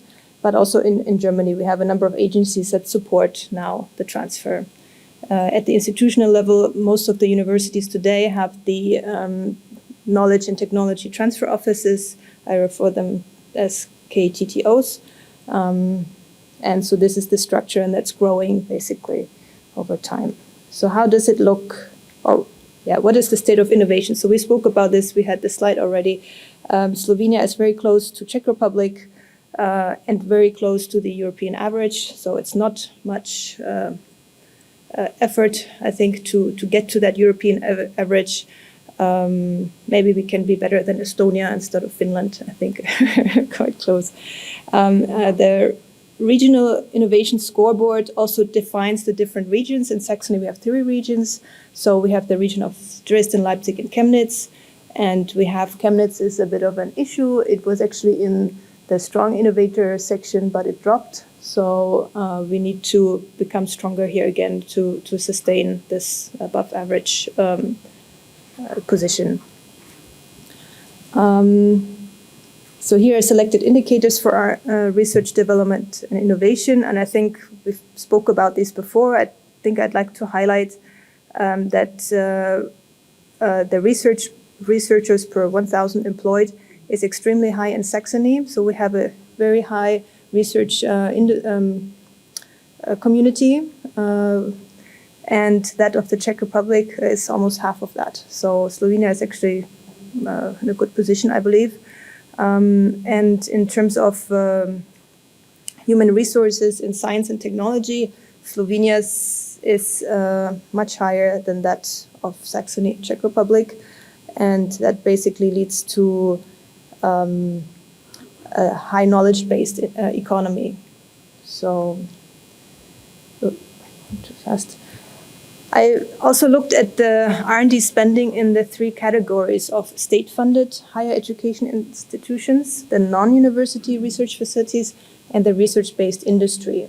And I found out that actually Saxony has a very high degree of public funding, so almost 1/3 goes into the universities, and only 41% comes from the research-based industries, which is relatively low. But it can be explained in that a lot of German industry sectors are still based in Western Germany, where the research centers tend to be. And so we generate less research from the industry sector.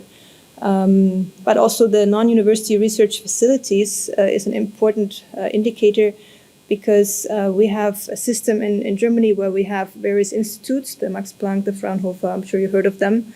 And these are in part responsible for their own funding, so only they're partially state funded. So a lot comes from industry contracts. So they're already sort of research or industry funded. And in the Czech Republic, for example, we have the Academy of Science. And that is a fully state-funded institute with over 50 institutes below them, and they're all state-funded. So this figure here, the 22, is actually state-funded, whereas here maybe I would estimate maybe 60% is from the industry. So the question here, I put in here Germany as a comparison because it shows a healthier mix of the different fundings. So we have 1/3 of the research-based industry, but enough 1/3 goes, or less than 1/3 goes into this from the state funding. So what instruments do we have in Saxony? So we have on one side the knowledge and technology producers, which are the universities, the public universities, the private universities, the non-academic research institutions I mentioned. We have about 50 in Saxony, and then R&D focused companies. We have a very specific private entity in Saxony Mr. Pinkwart knows it very well. He used to be the rector of it. In fact, it's the Leipzig Graduate School of Management, which is a private institute for business education, and it is a catalyst for entrepreneurship. They have already started over 540 startups came out of this university, and we have 4 unicorns that came from there. And I studied there for my master degree in business. So it's a very unique entity that really fosters entrepreneurship in the state of Saxony. Below we have the knowledge and technology users, which are the industry sectors mainly. And in between we have the intermediaries. So these are the institutions or the government initiatives that are fostering technology transfer. So on the institutional side, we have the knowledge and technology transfer offices. We have some special entities here. For example, TU Dresden has the separate entity, the TUDAC, that is an independent special purpose vehicle that is not connected to the university, but acts as a catalyst for transfer. But Mr. Pinkwart recently launched the Dresden Excite, another transfer activity within the university, bringing lots of disciplines together. We have a number of joint networks: Dresden Exist, Succeed, and Smile. These are combining the transfer and startup activities of different universities and colleges in order to combine capacities and to be more efficient. On a national level, we have, from a German side, we have support from the Transfer Alliance, the newly founded German Agency for Transfer and Innovation, to focus more on the regional development. And you spoke already about the Sprint, the for disruptive innovation.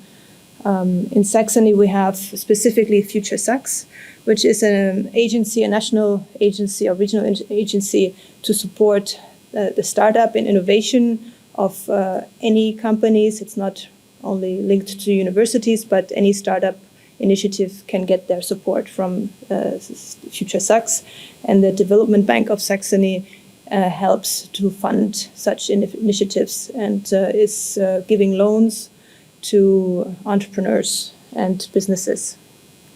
Other initiatives are seen in the Spin Lab, which is another accelerator initially from the private school HHL.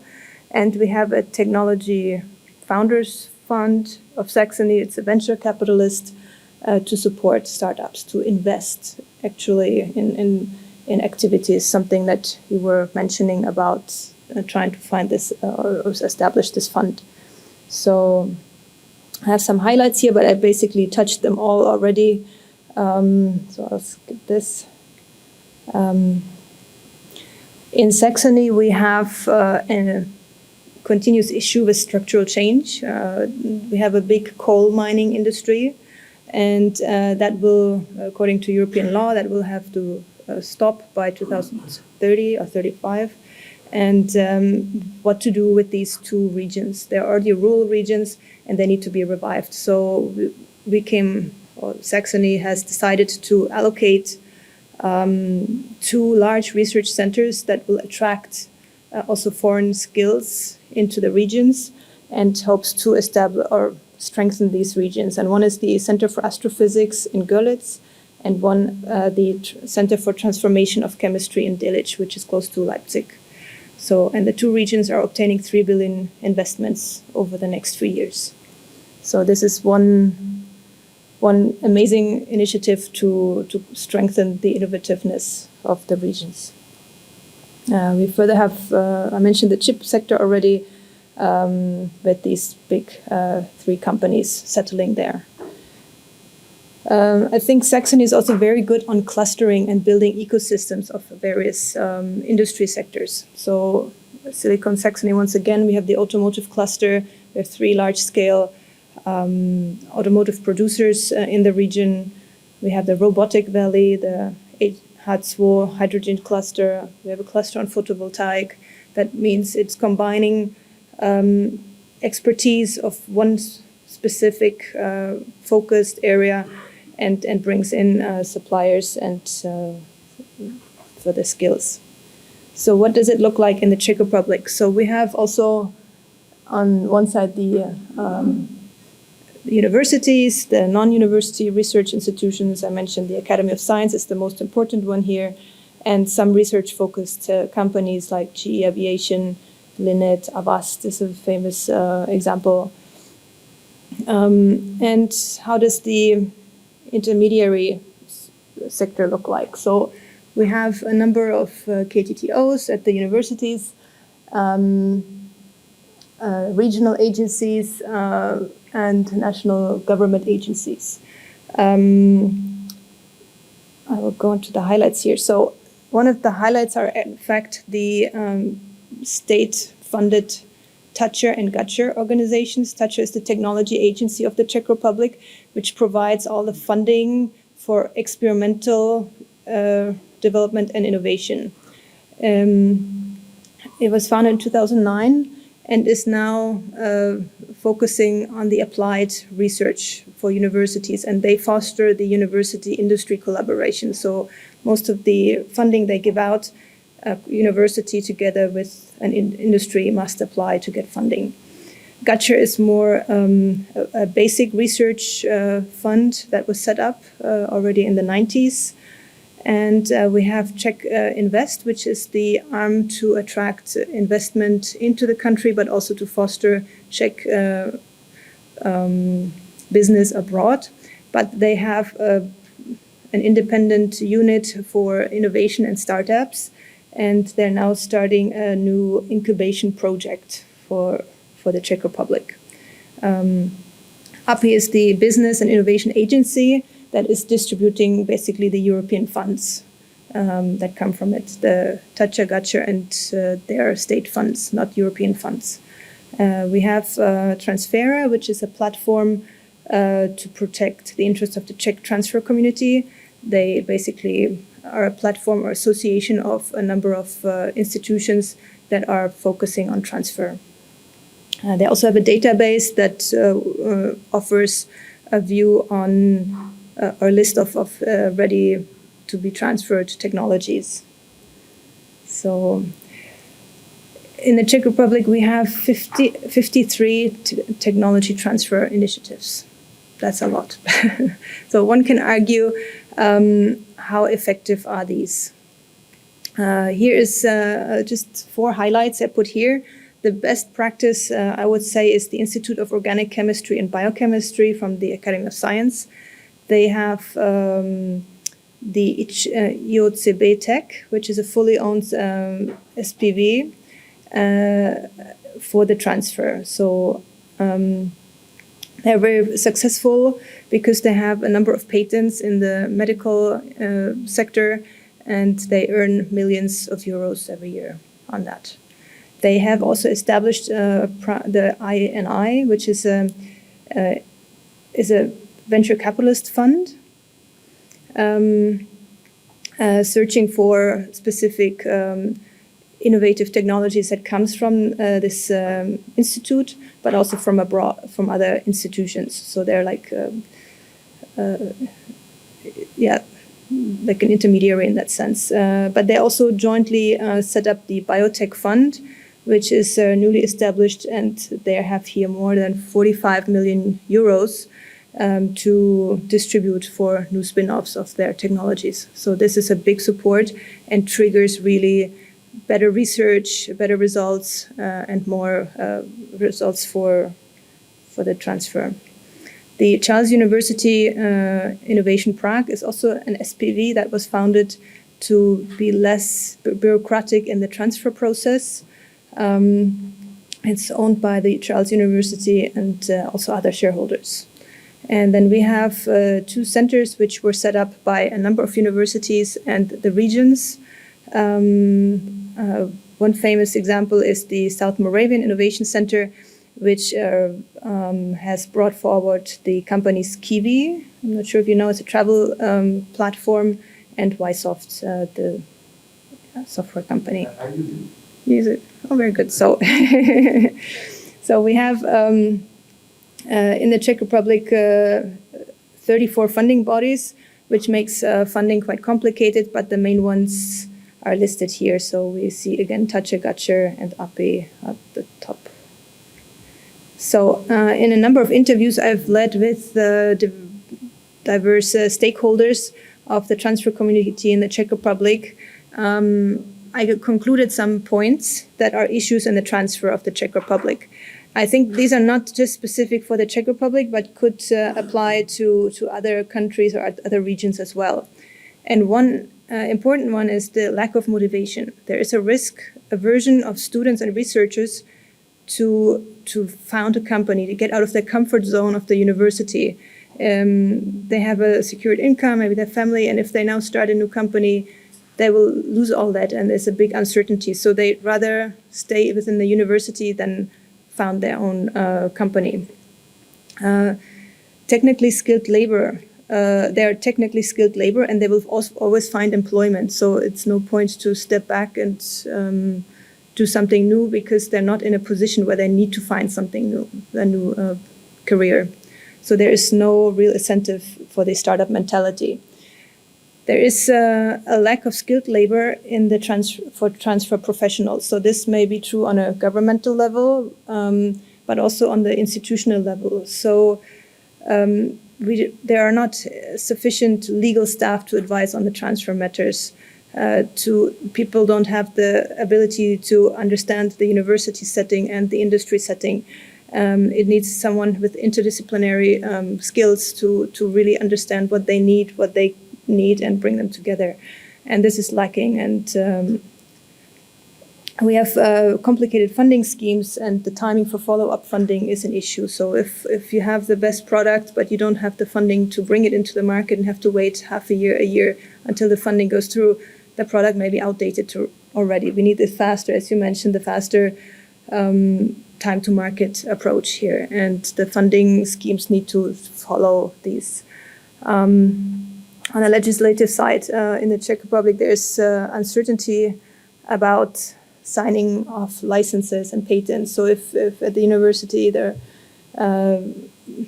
whoever signs off a license agreement with an industry partner, or to a student who did their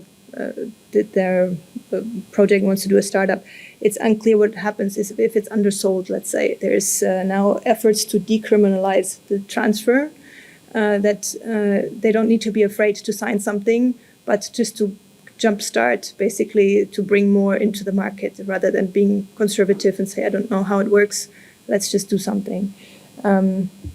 Another issue is the low TRL, the technology readiness level in the projects of transfer. People don't achieve a high end result of their research, and we have too many small projects. People don't think big. They think in small terms that are overseeable, and that doesn't lead to the big impact of research transfer. So what are the lessons for Slovenia? I think a healthy mix of industrial and state-funded research and development. What that is, it's a question, but too much state-funded or too little could hinder really in the long run, the industry. The cluster politics, I think, is important to find a research priorities of the country and focus on building the ecosystems around it and make it strong for international competition. Silicon Saxony is one great example how it works. It's not a transfer, and innovation is not a copy-paste, so whatever works in one country, you can't copy to your own. The conditions are different and need to be adapted. The implementation of transfer activities need to be strong, both on a legislative and executive level. That means that frequent changes in this strategy will lead to skepticism and distrust from the stakeholders. I've seen this in my university, where we had a number of approaches to transfer. Some failed and some continued, but in the end, no one in the university or few people believe in it and don't actively pursue it. So at the same time, the institutional transfer strategies need to match the vision of the institution itself. That means if the university has a mission to do transfer, it needs to match. So the transfer office by itself cannot simply succeed. It needs to be in line with that of the rectorate and the faculties. We need to foster the transfer profession and also conjoint or collaborative transfer efforts will be bringing efficiencies in this. As we mentioned earlier, we don't need to reinvent the wheel every time. Collaboration also with competitors is a good thing sometimes. And at my university, the transfer offices had a high dependency on funding schemes. So we received funding, we built up the transfer office, the funding stopped, the transfer office also stopped. And this is a risk that one sees when investing into the transfer offices at the university. It needs to support also after the funding expires. So I'd like to conclude my presentation today with the following quote from Jeffrey Nicholson, the father of the Post-it note, who said, "Research transforms money into knowledge, and technology transfer transforms knowledge into money." So on that note, I just want to mention, oh no, it's not here, sorry. I would like to mention the Building Bridges Conference, which is taking place in May next year in Dresden. It's an international science conference that is organized by the Saxon state and carried out by the Helmholtz Institute. And it is supporting young researchers, mainly from Czech Republic, Poland, Hungary, Slovakia, and Slovenia. And Slovenia is the guest country next year, and it would be great to see some young researchers taking place there. So I will share with you the details. Thank you.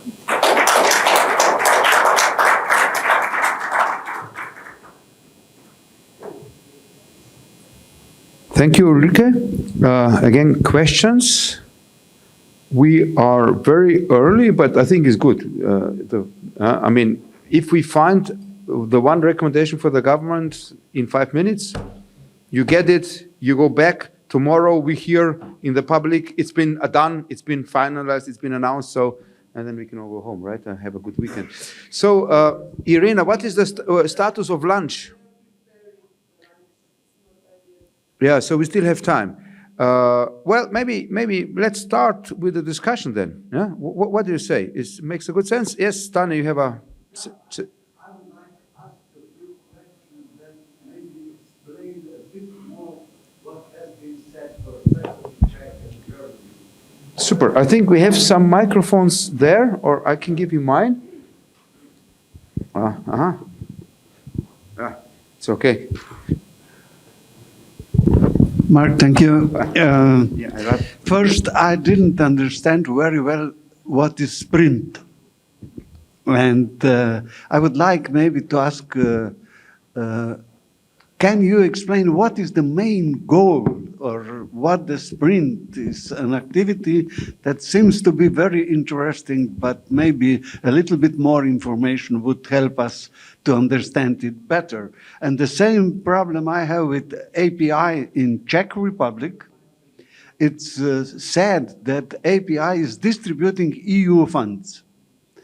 This is what I simply don't understand, how the national agency can distribute European funds. So these are two questions that I need to understand better.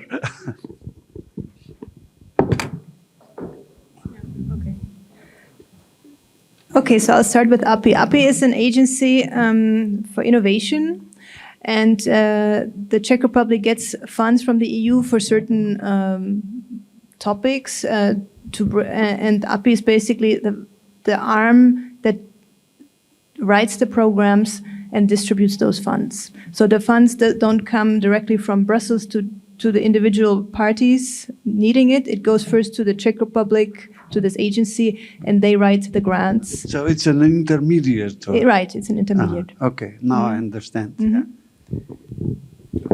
Yeah, maybe I can explain a little bit the Sprint project. It's a new agency, as I mentioned earlier, and they give researchers, companies, but also private persons like us here at the table, the opportunity to ask for funding. So they invite German radical thinkers to apply for money and to realize the project. And they got hundreds, thousands of applications. Is this an open tender or open call? Or It's an open call. they can apply anytime. No. They have some money for a period where jury will decide on, and then they will get maybe 1,000 applications, and 50 will be funded, and then the next call will start. So, but if you have something very radical in between, you can also explain to them. But it's in some cases an organized process. But they have a real high measure of freedom how to decide on that. So they have hundreds of million euros which they can spend for projects, and there are different rounds we have seen now, and also Technical University of Dresden participated with some projects in it. Other universities, research labs, but also private people, I would say. Maybe you would say maybe between idiot and a real big innovator, Robert Siemens or whatever. So yeah, we don't know.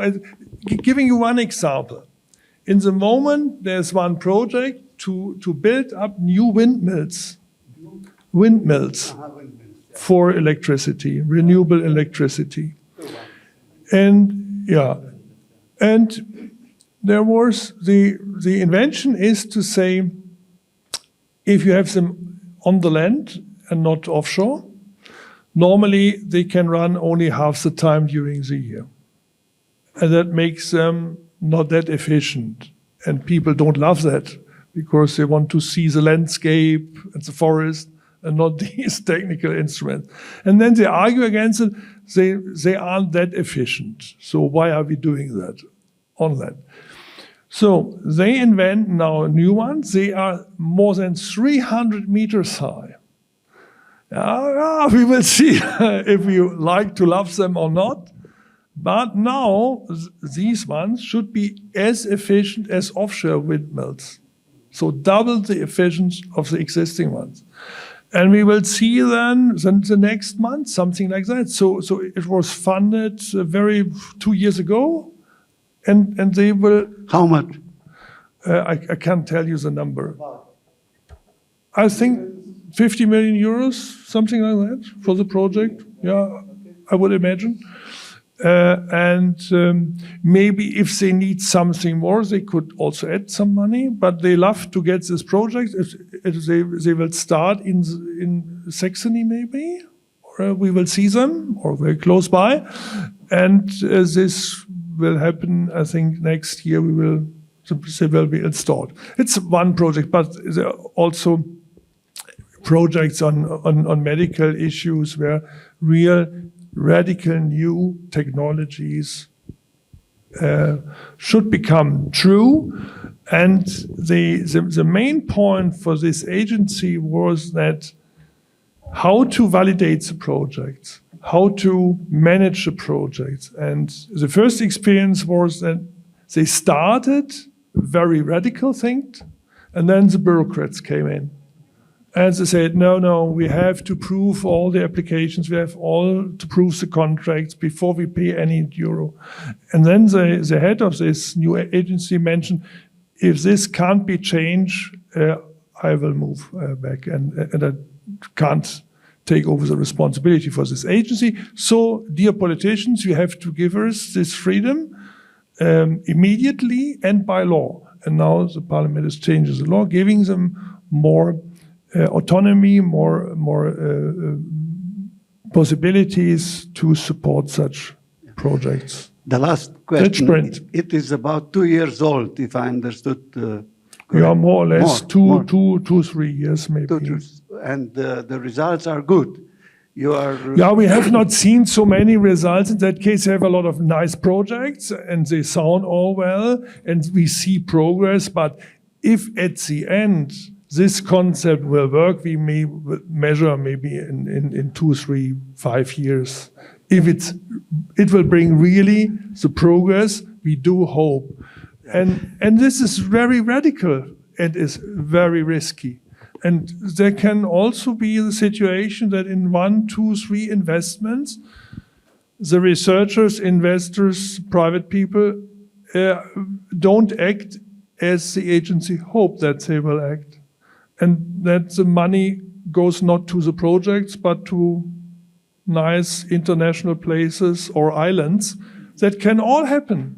And this has all to be reflected, evaluated in some years. And the other institution, which was named by Ms. Michael Schneider, is this DATI. And the DATI is another new instrument invented by government and parliament. And we are now discussing how it should be organized, who should be ahead of the institution, and so on. And it will start maybe next year. There's a pre-program. This is not that radical like a sprint. The number, the amount of money which is given is smaller, but more people can apply for it. And especially not only a few persons or people, but it's more addressed to groups and clusters from universities with companies and others who apply for special projects they like to realize. So it's, if you think classical research funding is coming, if it's public funded, it's coming from, the research agenda of the country. There are a lot of institutions has to be involved. It's based on a long-term strategy, and then the government is giving money for programs, for research or innovation programs, for hydrogen, for e-mobility, whatever, AI. These new programs are not program-based. Yeah? They are, so to say, not top-down, but bottom-up, coming from the innovative capacity of the people of a country. It's very good for us because we are going in this direction. So yeah, very good. Okay. we will follow. Yeah, so we should exchange the experience. Wonderful. Thank you so much. If I may just add, Professor Brinkberg, as far as I know, anybody can apply to Sprint, also foreigners. But it has to be done in Germany. That's the only constraint, right? So if we, Absolutely true. Right? So if somebody here has a great idea, I have a brilliant idea. and if we guarantee the money will not finish on an island, because Slovenia is not an island. Cecil, please. Thank you very much. I think Professor Glavič and then a couple of people later gave us a good picture of where we stand. I would like to share with you some thoughts about why. Because Slovenia had, on the start 30 years ago as an independent country, quite a good starting position. And how come that we are now facing this disappointment? One reason that I could identify is an inadequate self-perception. We still believe that we are rather good. And we were, of course, best in former Yugoslavia and much better in many domains to our neighbors in the region. However, as we have seen from this data, this is far from the truth now. And because this is not something that can be changed overnight and with a couple of measures, it is very important that we, first of all, recognize it and admit to ourselves where we are and what distance has been created, which we have to face and conquer. And coming also from academic background, I think that what we can identify in our discussions is very often that people are saying, yeah, we are not sufficiently innovative because the money that the government is giving is not sufficient, which is true as well. But let us be also critical. I have checked and compared the country rankings for Slovenia in terms of input and output in innovation. And you're a bit maybe surprised to hear, I was surprised as well, that in fact, over the last couple of years, especially, in inputs we are improving, and in outputs we are not. What does it mean? It means we are not efficient enough. Let's be self-critical and say that, yes, we are doing too many things. But here, of course, I come then to the other very important reason that I believe why we are facing these disappointing developments is that we do not really have a development strategy. Yes, we have a number of documents, but strategy, and these documents are really very nicely written, visions, where we want to go, what quality life we want to develop, which is fine. But strategy for me is the way how you will reach that vision and that goal. And that is missing. We are only 2 million, which is certainly not only a problem, because if you ask me which are the richest countries in the world, most of them are very small. But they know what they are. They know in which areas they are best. And they are, of course, exploiting this profile and, of course, gaining on the basis of that. Our politicians have problems when foreigners ask them on visits, what are your special areas of excellence? They start saying, oh, okay, we have pharmaceutical companies, yes, we are rather good in that. Home appliances, but when we come to automobile industry, we are suppliers of spare parts. So I don't know whether mostly, yeah, okay, I mean, no, components, I'm sorry, components. Yeah, also, but also something. Now, so what I believe is very important is to see what could be done in a relatively short time, provided we develop the awareness that we have these problems and strengthen the determination that we want to improve. Two things, of course, are very important here. One is corruption. I know everybody feels uncomfortable when we say, yes, we have corruption. We have too much corruption. Official data in Slovenia recognize that the damage of this corruption is something like 1 second. 2 to 3 billion. Yeah, 2 to 3 billions. And then when you combine to that the brain drain, then you come to 10% of the annual GDP that we are suffering from. So these unpleasant facts, I think we have to face and to identify how and how quickly and by whom, through collaboration, of course. This is another weakness in Slovenia, as we know, because we have, in human capital, we have an excellent position in international rankings. But the problem is how to achieve best results out of this resource that we have. And of course, that is something that is not so difficult to identify, but I think we have to have the courage and determination, and in an open debate involving not only innovating actors, government, authorities, civil society, academia, I'm sure that we could be able to reach the ways how to resolve our problems. Thank you. Yeah. Thank you very much. Ladies and gentlemen, first, congratulations for nice, interesting presentations. There is always time to learn something new. It's innovation to some extent. Before Mr. Gašparić is leaving us, I would like to suggest few. Not? Are you here in the afternoon?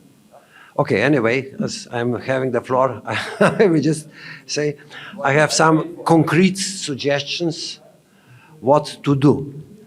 And that is addressed to the ministry. I'm strongly supporting or trying to somehow spread the idea that we need certain courses at the university level on innovation, let me put it this way. Innovation-related courses. That, for example, means that at the faculties of law, we definitely need to teach IP law as an obligatory, not mandatory, chosen course, as this being the case in Germany. And similar courses should be then put on technical universities, on innovation management courses with emphasis on innovation as such, technical, but not to forget that patents are one of the most valuable sources of current state of knowledge in industrial-oriented applicatory research activities. And last but not least, faculties of economics and management, they should teach innovation management, including with some IP, of course, but with somehow emphasis on how to manage these processes. The lack of knowledge in Slovenia in this area is, how should I say, not satisfactory, to be mild. And I can illustrate this with one issue, which is more or less of political issue.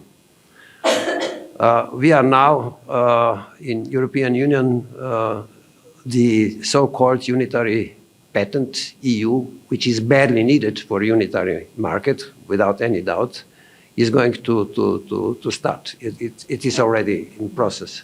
However, this system, which is not EU patent, it is based on non-EU law. The Unitary Patent Court is not EU court.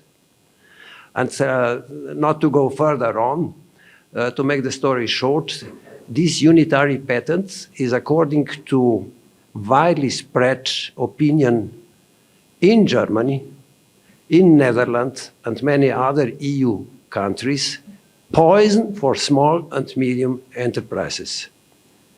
This poison, it's not my word, it is used by those people. I'm a member of this university networks around Ljubljani University, Max Planck Institutes, blah, blah, blah. So if those countries say that this is a poison, then in Slovenia, the majority of our exports is made by small and medium enterprises. All alarm bells ought to ring. They didn't. Let me mention, my colleagues from Germany will know that there was a dispute about this unitary patent at the Constitutional Court in Germany, HGB, for 4 years. It took 4 or 5 years before it was eventually found, but only 5-3 majority of judges that it is not incompatible with German constitution.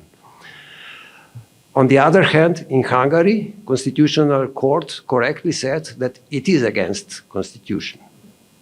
In Slovenia, nobody raised this issue, and now we are in, because simply there was not enough professional knowledge of people who would understand what is good and what is bad in this chaotic situation on this IP law in European Union. I strongly suggest that someone still now raises the issue with Slovenian Constitutional Court, whether this system, which was ratified and unfortunately notified just recently, if it is still in accordance with our constitution. I mean, this is an economic destiny for Slovenia, which lives from exports and from small and medium enterprises. To finish, I'm definitely not, I should say, enemy of patents. There are many in this world. To the contrary. I published papers in Germany, by the way, also that patents are not monopolies, and that the economics which is teaching this is wrong. Even Professor Baumol, if there are economists, they know of whom I speak, confirmed my findings in a personal email, by the way.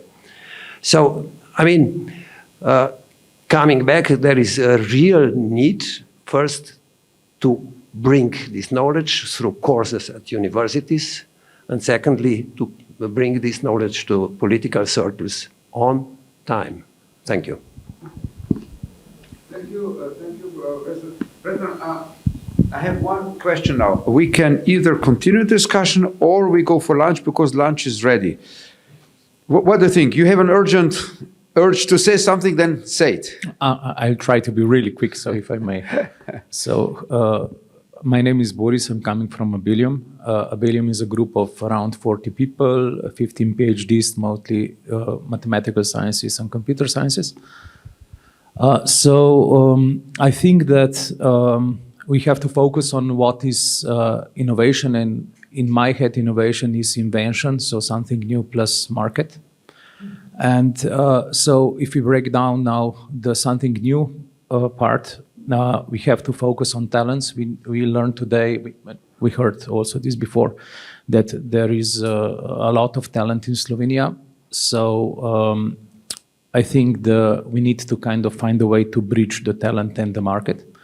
And to do that, we need to focus, I think, in those companies that already found their markets. Probably those markets are niche because if you're in a scale-up phase, at least in Slovenia, we have a problem of finding, attracting enough talent to be able to do some important, reach in those markets that you find. So I propose so I'm in favor of kind of talking about the vision and, aligning that and so on, but also do the fast and small steps early. So not wait until the vision is finished and then do, the kind of walk where the vision is, but let's start with small steps today that we know that need to happen, but also do the vision in parallel. So my two proposals for the small steps are, first, we have to, find a way to do this year, to bring the into the primary and secondary schools, the new course on the focus on the computer science, algorithms, innovation, entrepreneurship. So in primary schools and secondary schools. Why I think this is important? Because we know the vision. The vision is green, digital, sustainable, and so on. This is the Western vision. This is the European vision. This is Slovenian vision. We have the strategy there, but we don't do the first steps. And I think this is really urgent. And I think also the ministries know that nobody is doing anything. Everybody is waiting for somebody to lead. I think we need to lead there. Why? Because this will be important in 10 years, right? So we need to step now to do something in 10 years, but we cannot wait for 10 years. We need also to do something now, to come to the results earlier. So I think we need to bridge. So this is my second proposal. We need to bridge the academia and startup scale-ups. So the companies that have the market today, or that they know where the market will be in next few years. And I think there was this great approach by Ministry of Entrepreneurship, Ministry of the Economy, few years ago, and this was the young researchers in the economy. So we bring the PhD students close to where the companies are, and we kind of help them to do their PhD studies and their doctoral studies and so on close to the market, still being best among the best in the world in their PhD studies, but also with the focus on the market, so that we can be kind of fast focused on the niche fields where we can grow. So these were my two proposals. Thanks. Thank you very much. I think it's a very, very good point. That's a very good start also for the discussion over lunch. Okay, so now the plan is to use or the knowledge that we have gained or the information that we have gained in these morning presentations. And let's try to discuss, as we have already started before lunch, what are the things that are the most painful for us that we want to maybe change or correct. Also, which things we think should be done. And then I would start to first maybe make the discussion a little bit going outwards without any clear rules and limitations. And then at some point we have then to start closing again and focus, and the result should be then, as we said, a single recommendation. There are a lot of recommendations, but I just think that if we have one, it will be more powerful. And then once this one is implemented, we can come to the next.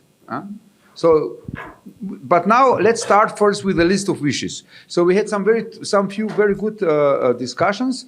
Who would like to break the ice? Who has something to say? I know everybody has something to say. We just need somebody who dares. We have the first one. Thank you. Hi, breaking the ice from the Chamber of Commerce and Industry. If we had any wishes, we can say that for the industry, especially the part of innovation is very important, the innovation ecosystem. Let's be honest that in previous decades it was not well managed in Slovenia, and we have big expectations now from ARIS to set the innovation field more clearly, so that, let's say, for scientific part, there is quite well established now, and I think there is we are heading in the right direction. But for innovation part, for companies, I think there is a lot of improvement that can be done. I think that we should speed up the establishment of Innovation Council within ARIS, so that we can start developing the innovation pillar with KPIs, with the financial instruments, because what is important for companies is to have a predictable, innovative innovation instruments that they can rely that there will be there, let's say, each year or every second year, so they can predict their capabilities within the companies, the projects, so they can apply. Because at the moment, the financing instruments are just dropping down every so and now. So this is something that would be very important to work on. And I think that there is a lot of improvement, especially because in Slovenian companies, as we heard from Mariana, there is not many companies that have a well-established innovation system, well-established innovation strategies. So there is a lot of potential in companies to actually develop this system and to be more innovative, because still majority of innovations are incremental. And if we want to get up in the innovation ladder in European scoreboard, we need to be more radical and more daring also in this field. So maybe to summarize, you would suggesting to help Slovenian companies to make innovation strategies? Let's say to boost innovation support schemes. So at the moment, there is no financial instruments on the topic of innovation that companies can rely on to be there, let's say, periodically each year or so on, like you have on the scientific field. So this is something that needs to be developed, and it can be developed through ARIS, through the different ministries, because it's not something that is covered only from the Ministry of Higher Education and Science, but could be there like now at the moment, which is the call from Defense Ministry, and it could be there every second year, let's say. But now I don't know. This is first after a couple of 10 years. 10 years. So probably. first we have Jure, he already, Yeah. and then Tamara. Tamara, I give you the mic already. Please, ladies first.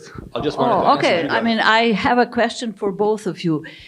It used to be that years ago we have the TIA. This was the Agency for Transfer of Technology, and there instruments were already developed. They were costs for young spin-offs and so on and so on. Now this sink down into another agency that had nothing to do has nothing to do with a transfer of technology anymore. Now this is a new instrument, ARI, so this was now innovation of Agency for Technology or R&D innovation. So have we not learned anything from history, how that was already done in Slovenia? Can we not simply copy this model? Why are we now looking for developing something from scratch on, something new? No, I'm just asking because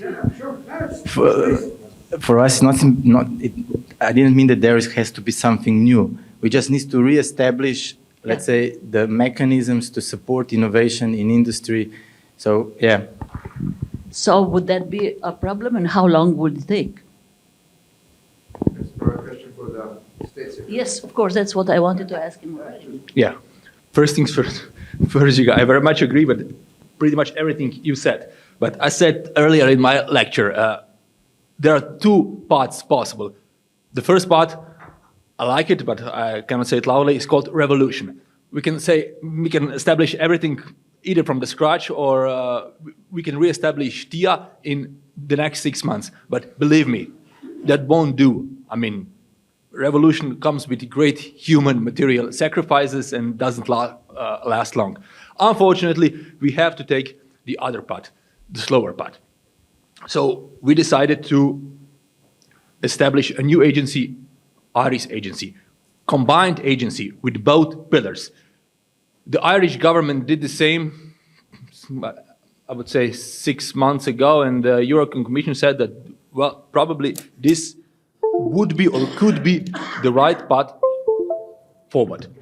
Which concrete instruments should we develop? I agree very much with you. TIA already had some instrument developed. We can import them right away. We just need the financing. But there is also something else that I want to stress. TIA ceased to exist 10 years ago. In the meantime, we have European Innovation Council, we have new instruments developed on the European level. And what we want to do is to build a complementary system. So if you are, for example, very good at the European level, you receive very good grades and the seal of excellence, like right now, why shouldn't we boost such projects and fund such projects? Why should we develop something entirely our if we are part of the European Union and already have very good evaluation system established at the European level? This is why we decided that we'll make not a step back, but that our progress won't be as quick as I would like, you would like, everyone of us would like. We want to build a really resilient system. One more thing, what is of great importance, long-term stability and predictability of support mechanisms. This is also very, very important. Whatever we do, whatever we build right now, it should be resilient, it should be stable, it should be predictable. We don't want to change conditions from time to time. We want every stakeholder, either company, researchers, universities, to know when next grant is going to be. We want to really establish a solid structure which won't depend on any political and other, well, I should avoid the word that I have in my mind right now.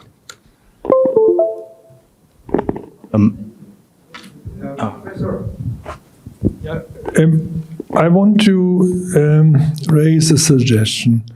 Yesterday afternoon, I had the opportunity to visit the chemistry institutions, faculty, laboratories, and I met a young researcher in biochemistry, and such a smart person, such an entrepreneurial scientist at its best.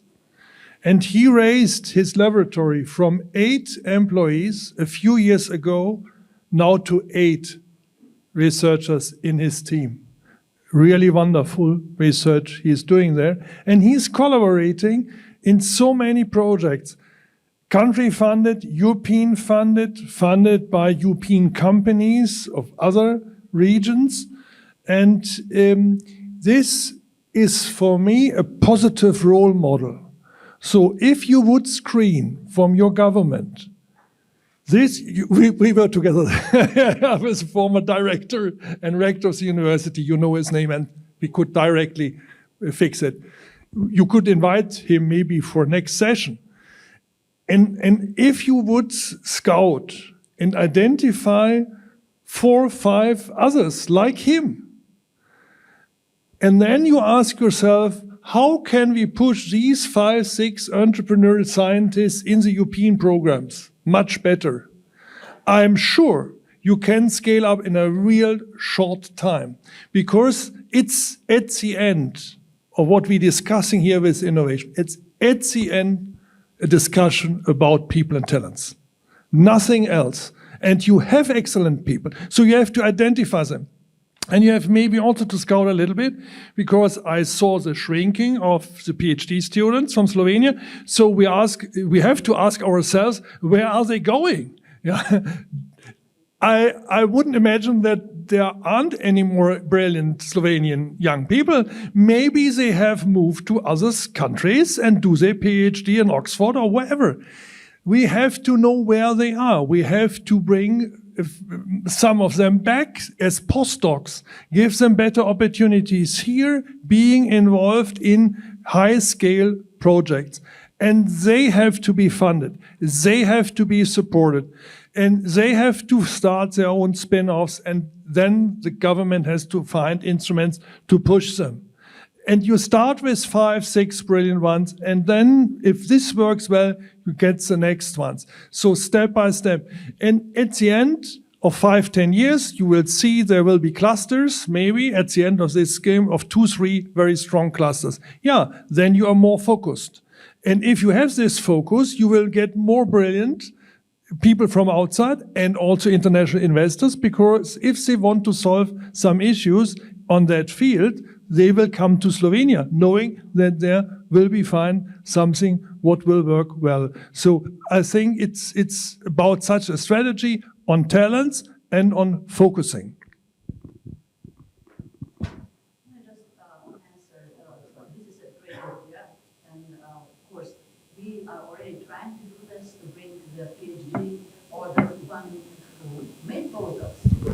In the States or somewhere, to bring them back. But the problem is that how can they be financed here? There's only one fellowship for one call for such professor. This is called Aleš de Beljak Fund, which is very, very modest and not for all that would like to come. Plus, certain institutions do not really want to accept them because they have their own, and there's a lot of also, especially even among young scientists, they don't want them to come back because it's a competition.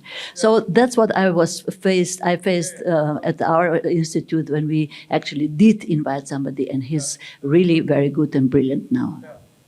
You're absolutely right. I totally understand this. But if the government would say, we as the Slovenian government want to, in some fields where we see some strengths and we want to go deeper and we want to be more successful, and maybe 3 topics which may have also a high relevance for our society and so on. Where you say it's maybe energy or climate neutrality or whatever is relevant for your society.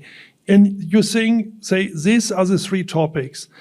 And then you have a budget, and you have, by the parliament, given an allowance to do on this field more than maybe in other fields.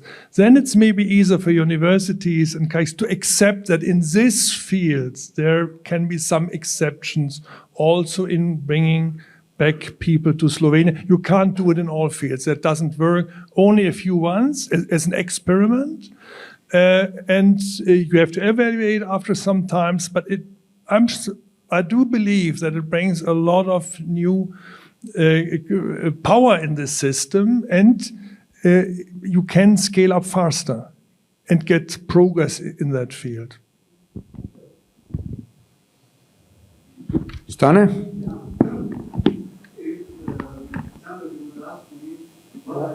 Maybe you have to switch it on.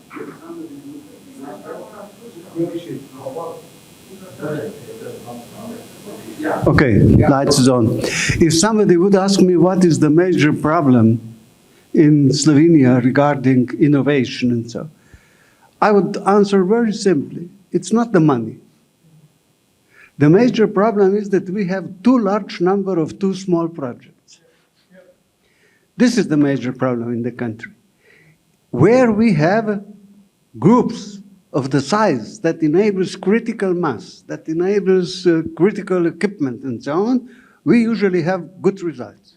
And we usually have ideas for spin-offs and all what we are talking about. But if you have just a huge number of small projects, you have nothing. If you have one-man band, you cannot have a spin-off without the player.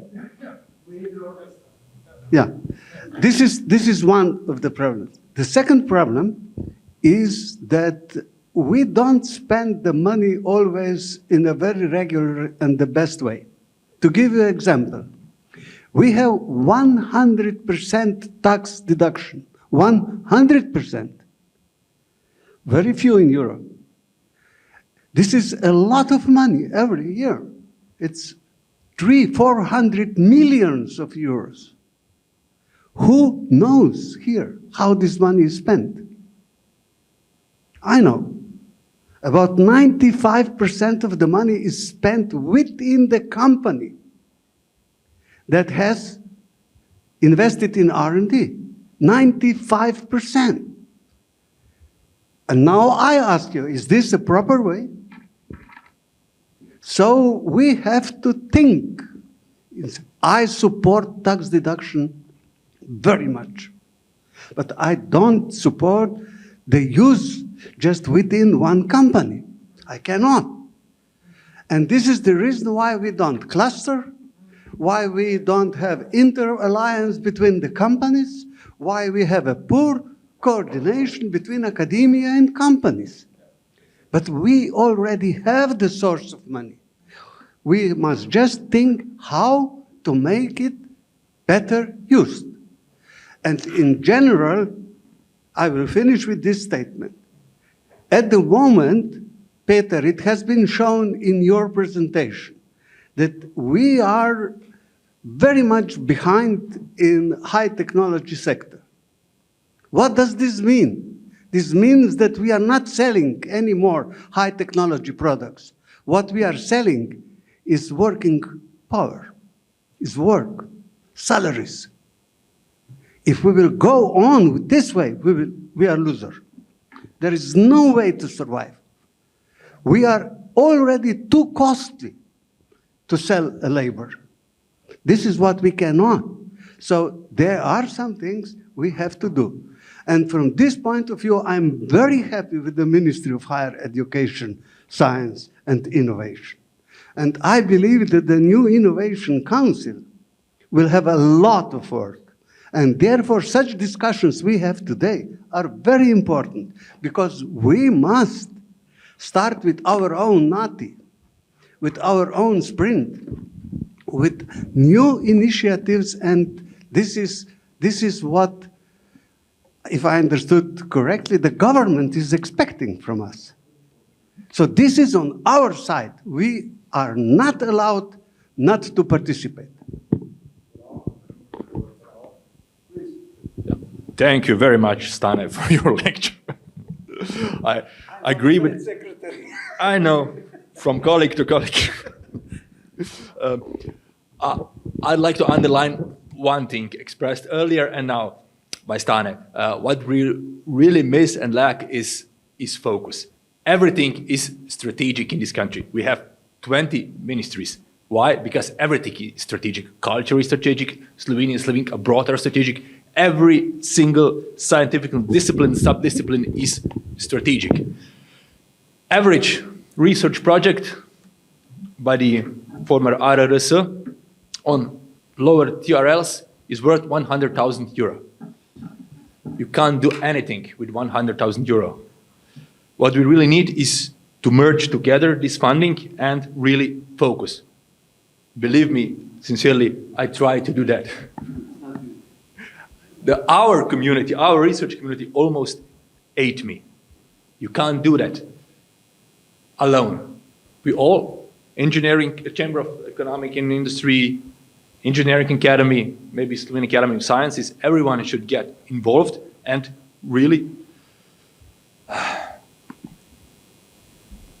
come to a conclusion, compromise, consensus, which areas should be the strategic ones. And they should be very narrowly described, defined. We shouldn't just say social sciences and humanities are important and Slovenian language is important for Slovenia. Well, of course it is. We have stable funding. By stable funding, we are covering every single discipline, but with the overheads above the stable funding, we should really focus on something that we all agree on.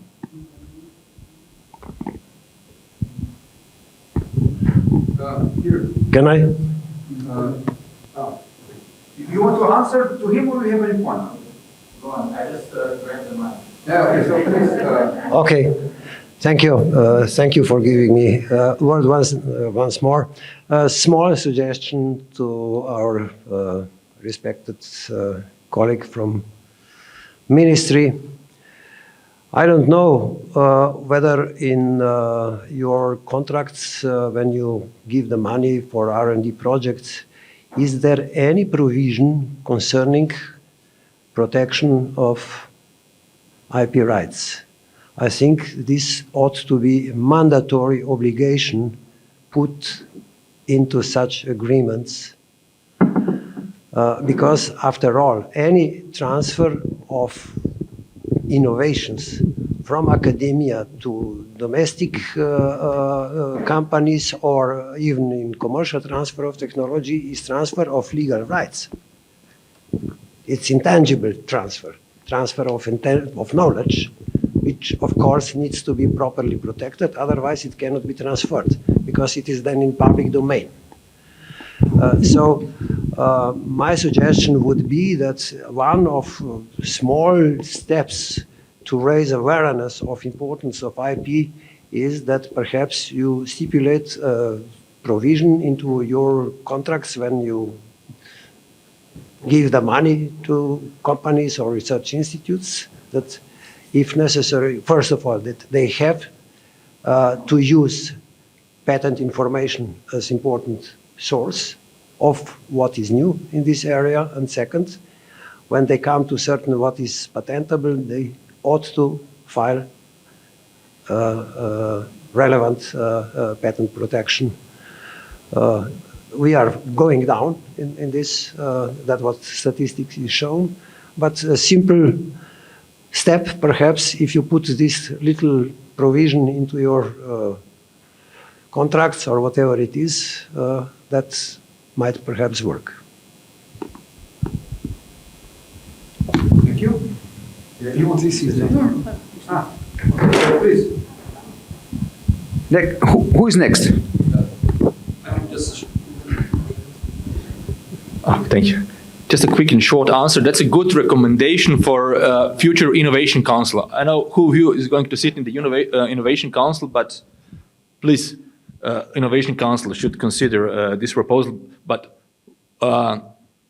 it would be only possible within the projects financed through the Innovation Council, because projects financed via Scientific Council right now are obliged to follow the open science principles. So everything funded by the Slovenian government should be under open access, golden rule, etc.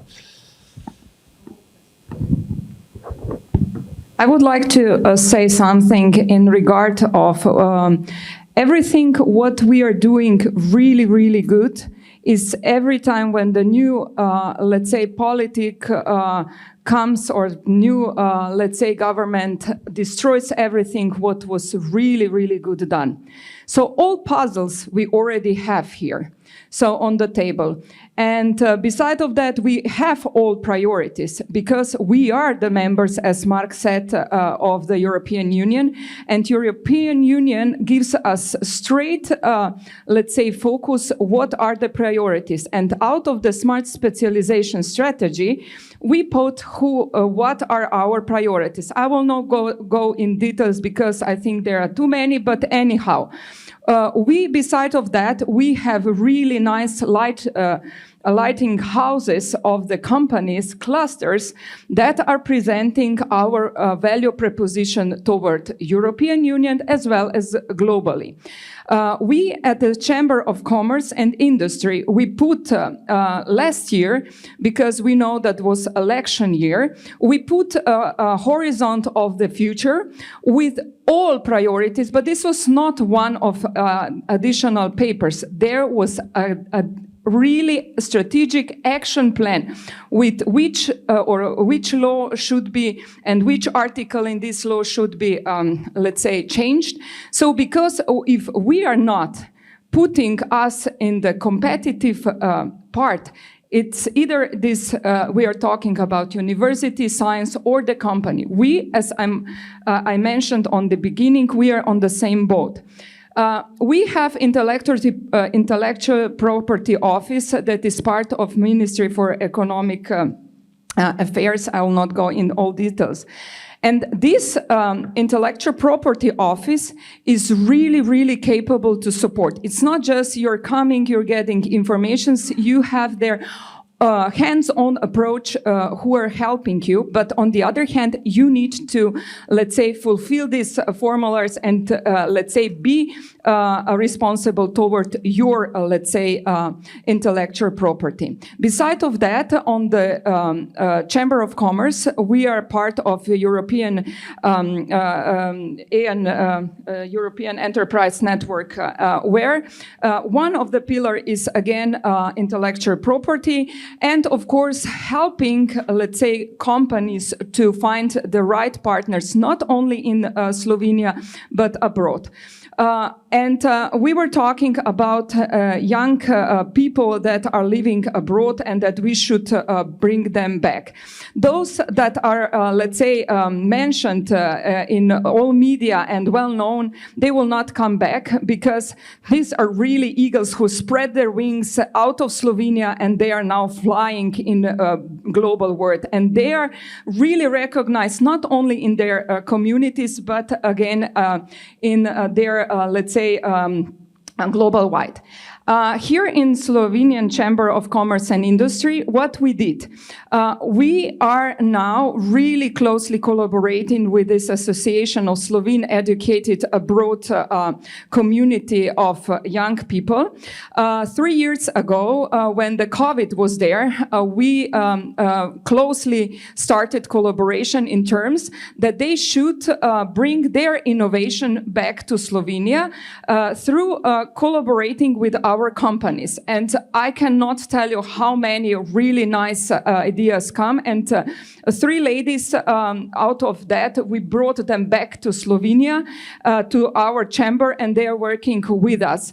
And unfortunately, one of these ladies, because she was really good, without a diplomatic, let's say, school, she is now the economic advisor in China.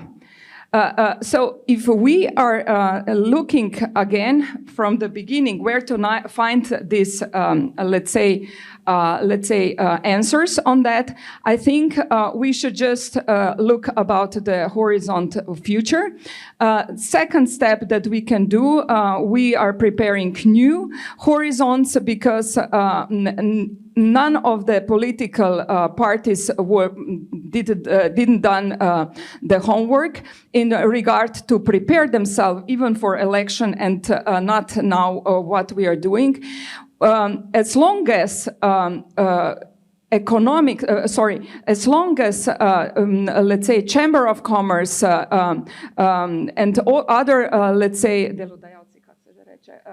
employers are not involved in economic social dialogue, and as long as we are not having the competitive ecosystem, we cannot do anything, because we are facing new generation who doesn't care for anything. They are just having their agendas, and we need to be prepared for them. And this is something what we are doing on the chamber, because we are having mladi, young GZS za mlade, so Chamber of Commerce for young people, because we would like to implement them in thinking about everything, what is going on, not only in Slovenia, but globally, because when they are feeling that they are part of some of the society, then we can have a nice future. And with all respect for everyone here, I think that we need to, let's say, go out of the box in terms of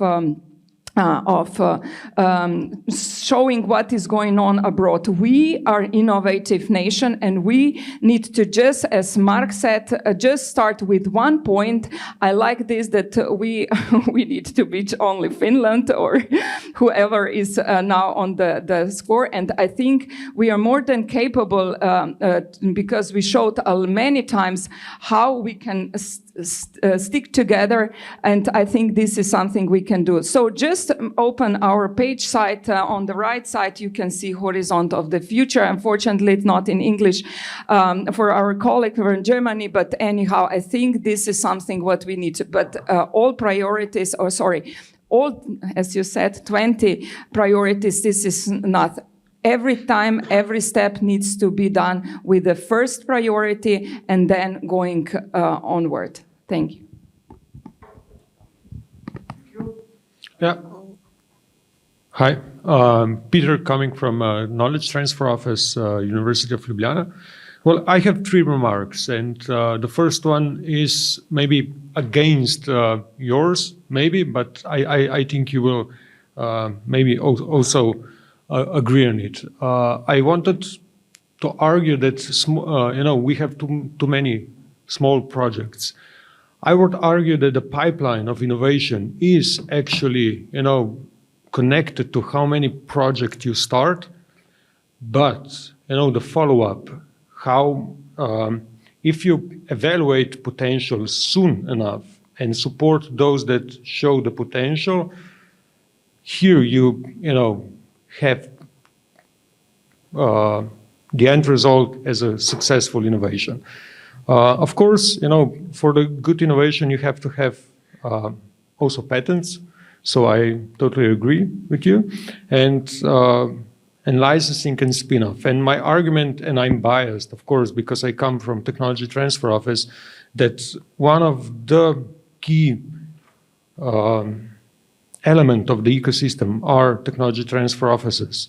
And, because universities are important for the innovation ecosystem, and innovations come from universities and knowledge come from universities. So, we should not neglect this profession, although as in Czechia and many countries, we don't have schools to develop technology transfer professionals. So we have to be kind of raised within the field with the work, although sometimes, researchers try to go their own way, yeah, because we would like for researchers to develop also business potential, yeah.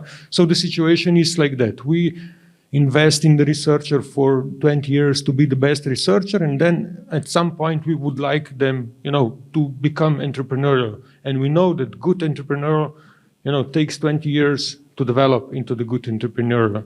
And my third remark is actually that we count too much on personalities. Yeah, we don't develop leadership.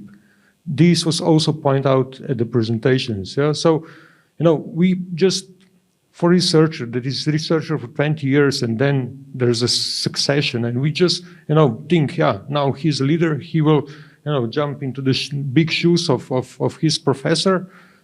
But I don't think, yeah, I think you agree that, it's not going like that, because we see in corporations how how much effort is put into the succession, yeah? How much effort is put into the leadership. And I think this is also one of the points I wanted to put light on. And the last thing is innovation methods. Yeah, with innovation, we think it just happens.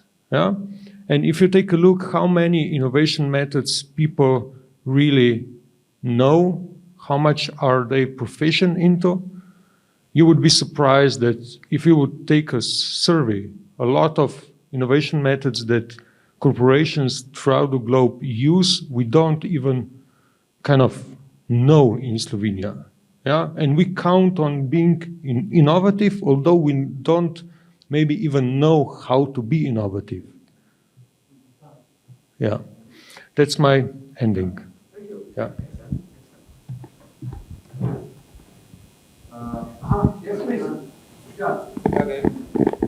I'm Boštjan Zalar, coming from Jožef Stefan Institute. It's the largest public research organization in Slovenia, speaking about intellectual property rights, and also referring to the presentation of Professor Glavič this morning, when he mentioned that every research institution or academic institution should have a technology transfer office.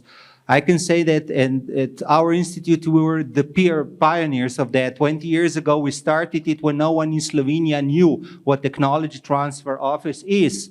And we went through the history of everything. And it's before you used to say, my predecessor used to say that we need to care about the career of individual future entrepreneur. The problem in Slovenia is we have to put up an environment that is supportive of this. And what I just wanted to say when this question was open, whether intellectual property rights are covered through the contracts and everything, through our history, the Institute, we had lots of experience with all the spin-outs and spin-offs, but at the end, it proved to be a spin-away. That's a problem. The public research institutes, at a certain point, we just went apart. But if you are large research institutions, you want to have some influence over what's going on in the economy over a longer time period. And in this respect, I must say that the new legislation introduced to Slovenia did a major shift towards that, because only since 2 years we have now an option as an institute to be a part of a company through our intellectual property rights. Okay? So we can found a company as a shareholder through our intellectual property rights. I must say that at our institute currently, I do not know of an example when we did it through the new legislation, because there's a learning curve is quite long. We just don't know how to do it yet, but at least the environment is there, and this is a major breakthrough, I would say. Okay, thank you. Yeah, I would like to add that I agree with the colleague to say we are not having too many research groups. This is very important, not only because, as he said, there are more ideas if you have more units, but also because our professors have to do research in each area which they cover. Otherwise, we are outdated very soon. What we need is to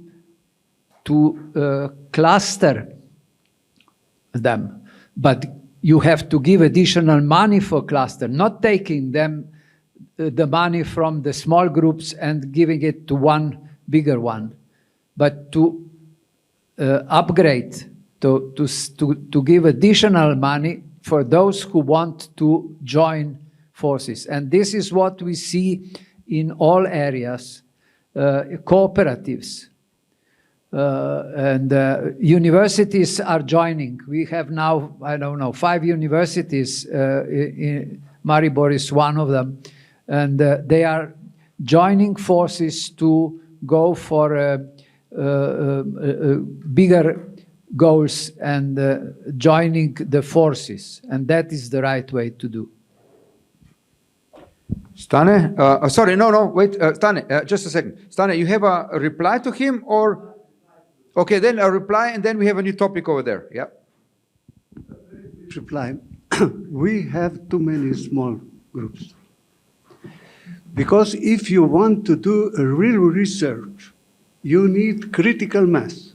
You need a critical mass of people, you need a critical mass of equipment, you need a critical mass of money.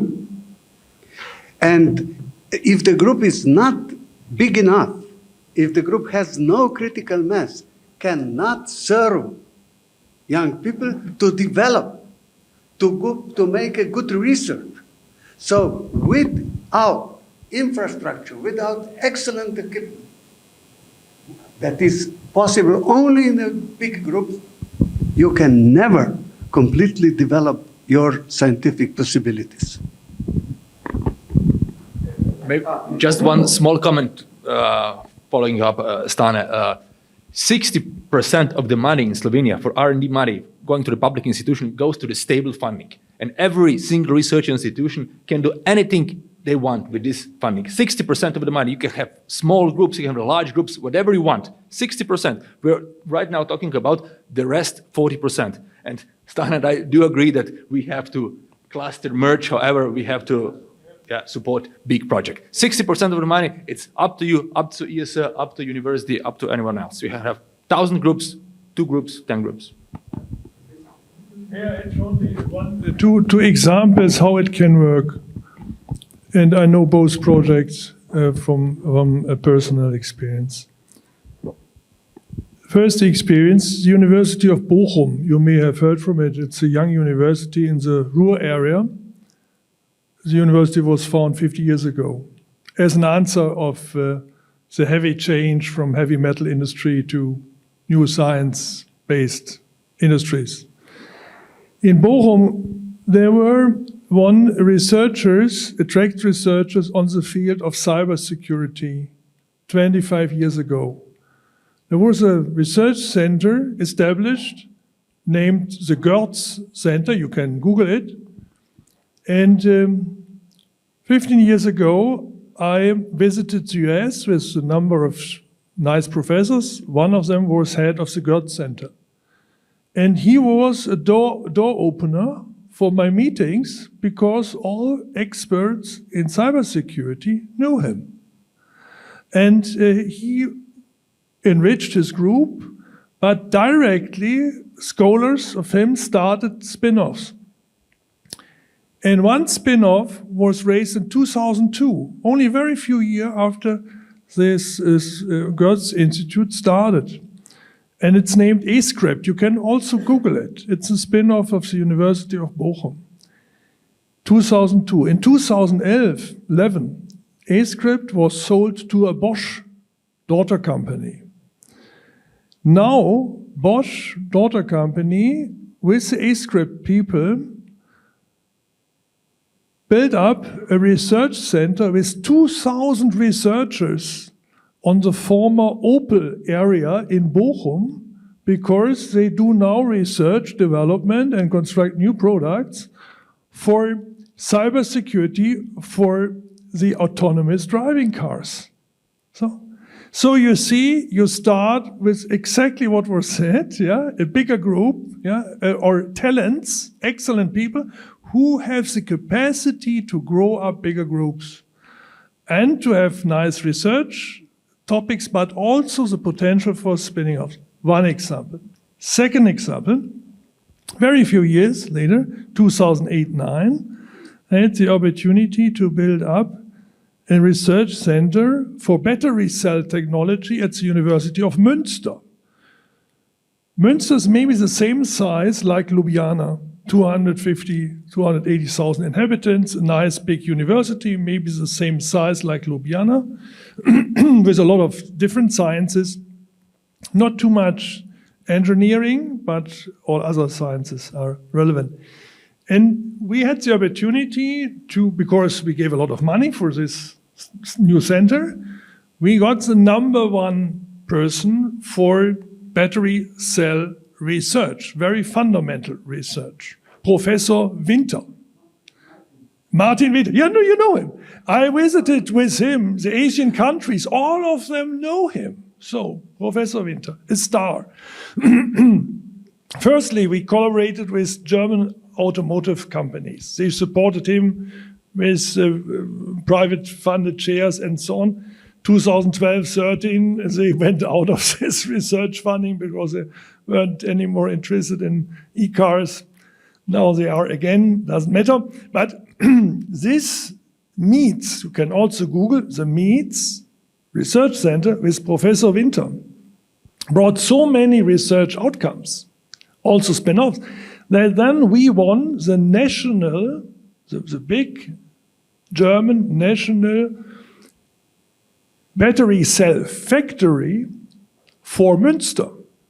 And Germany is now investing €500 million in this research factory to go deeper in the battery cell technology and so on. So it costs you focusing, some starting money, but if it works successfully, you will harness a lot of fruits, and it takes not that much time, I would say.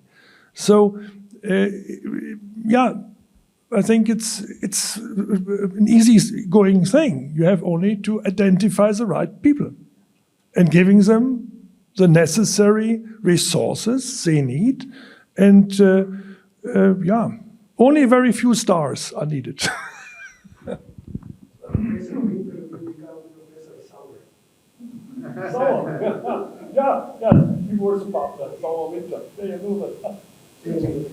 Sliši?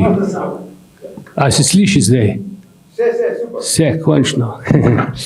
V redu, Rakovic, Hibernova, jaz se tukaj v Sloveniji ukvarjam z inovacijami že tamle, recimo nekaj čez 30 let, ne, v industriji slovenski, in je tukaj v krogih vseh, ki se ukvarjamo z inovacijami, že kar precej dolgo znana, skristalizirana ideja, oziroma se točno ve, kaj blokira inovacije v Sloveniji. To je prav, ni bistvo v tem, kako bi jih spodbujal, pa kako bi jih delal, ne, to je vse znano in jasno.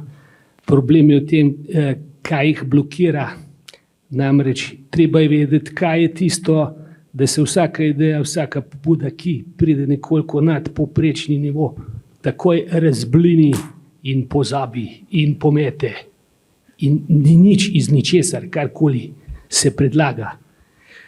No, z isto idejo so tudi tole razčistili tudi že mimo grede menedžerji na svojem združenju združenje menedžer se reče, ne, in tudi že bil predsednik menedžerskega druženja, že tudi pri predsedniku vlade, in mu je že tudi to izpostavil, ne, tako da zadeve so skristalizirane in bi bilo dobro tudi, da bi tudi še en isti signal prišel še z druge strani, če me razumete, ne, da se v Sloveniji poenotimo in sfokusiramo na bistveno zadevo. Ne. To je to isto, kar blokira inovacije, in nima smisla razpravljati sploh o tem, kako bi jih spodbujali, pa kako bi jih delali, ker je že naprej jasno, da bo vse zamrlo. Govorim tudi zato v slovenščini, ker je to specifika slovenska in drugi tujci tega ne razumejo. Gre za fovšerijo, po domače povedano, ne, da imamo pač v Sloveniji negativno fovšijo. Ne, v Nemčiji in vsod drugje imajo pozitivno. In fovšija je vir ogromne energije in napredka, če je usmerjena pozitivno. Če pa ljudje začnejo takoj skakati po vsakmu, ki predlaga nekaj boljšega, in ga v kali zatrejo, ne, potem je pa to negativna fovšija. Razlika je 200%, ali razlika, ali nekdo tisti, ki slišijo dobro idejo, vsi jo podprejo tistega, ki bi jo rad recimo realiziral pa predlagal, ali udarijo po njemu. To je 200% razlika. In to ti blokira kompletni razvoj. In nima smisla, torej dokler se ne vzpostavi pozitivna fovšija v Sloveniji, se mi lahko tukaj razplavljamo 10 dni in noči, kaj bi naredili, ne bo nič iz vsega. Lahko vlagamo milijarde v ne vem kaj, pa ne bo nič. Ne? To se pravi, edini inovacijski model, ki je uspel, je seveda, da nekdo ustanovil podjetje, tukaj delajo izdelke, ki jih kupujejo v svet in prodajajo po celem svetu. To je edini uspešni podjetniški model in je tudi precej uspešnih podjetnikov na to temo. Ampak vse, kar ni izvoz v tujino lastnega nekega domačega podjetnika, ki je skrit za zidovi svoje firme, da ga drugi ne morejo blokirati in je popolnoma neodvisen od Slovenije, ne? Vse drugo je zablokirano. Takoj, ko je odvisen od koga tukaj znotraj, ga bodo onemogočili. Ne? No, tako da to je jasno, vsem ni treba razlagati, ne? In mislim, da bi tukaj bilo dobro, da bi se mi tudi nekako pridružili mnenju menedžerjev, ki so to že sprožili. Tudi sekretar, recimo eden, ne more nič narediti tukaj iz enega ministrstva, tukaj bi mogli na predsednika vlade jeti, ne, tudi nasloviti, ne, in da se torej v Sloveniji vzpostavi kultura pozitivne fovšije oziroma lahko inovacijska, lahko bi temu rekli tudi prava inovacijska atmosfera oziroma kultura. Prava inovacijska kultura je tista, kjer vsi podprejo nekoga, ki ima inovacijsko idejo, ne da vsi planejo po njemu. To je bistvena razlika. Ko bomo enkrat to dosegli, bodo inovacije deževale ena z drugo in bo Slovenija tako je Švica. Hvala. Thank you. Let me just translate for our guests a very interesting point of view. He says it, I will translate as I understood it, I may be wrong, but he said he will say it only Slovenian because it's a Slovenian characteristics which foreigners wouldn't understand anyway. But in essence, in one sentence, he says, we should change the culture of, the mentality of envy. Yes, we should change the culture of envy into a culture of positive envy. So the Slovenian envy is that if somebody is successful, we want to stop him, break him down. And the positive envy is that we want to be better than him. So I would still ask Professor Pinkwart, because we in Slovenia think this is a very Slovenian specialty. But as far as I know, the Czech people, they told me that when somebody asks you, how do you feel? You should not say, I feel good, because they already envy. No, I'm bad. I'm nothing is going on. So maybe the guests can comment on that. And of course, how to overcome. That would be the best thing to hear. And then we continue. Yes, this is a mentality we come across in Czech Republic as well. And especially at my university, we used to have a system where each faculty was autonomous. And now we have it, the whole university runs under the rectorate. But the faculty stayed still very autonomous, and they have the right to commercialize their own research. So it doesn't have to go through the rectorate where they would give a share to them. It can stay under them. But instead of bringing capacity, skills together and look how efficient they could be in the transfer, they do it themselves. They'd rather not succeed rather than giving it something to the rectorate. So in the end, we have very low results and no real success. But if we would just combine our strength and focus on really bringing the technology into the market, no matter how much we could get from a bigger pie, they would get more anyway and give only 10% to the rectorate, but now they get nothing. So it's a very similar mentality.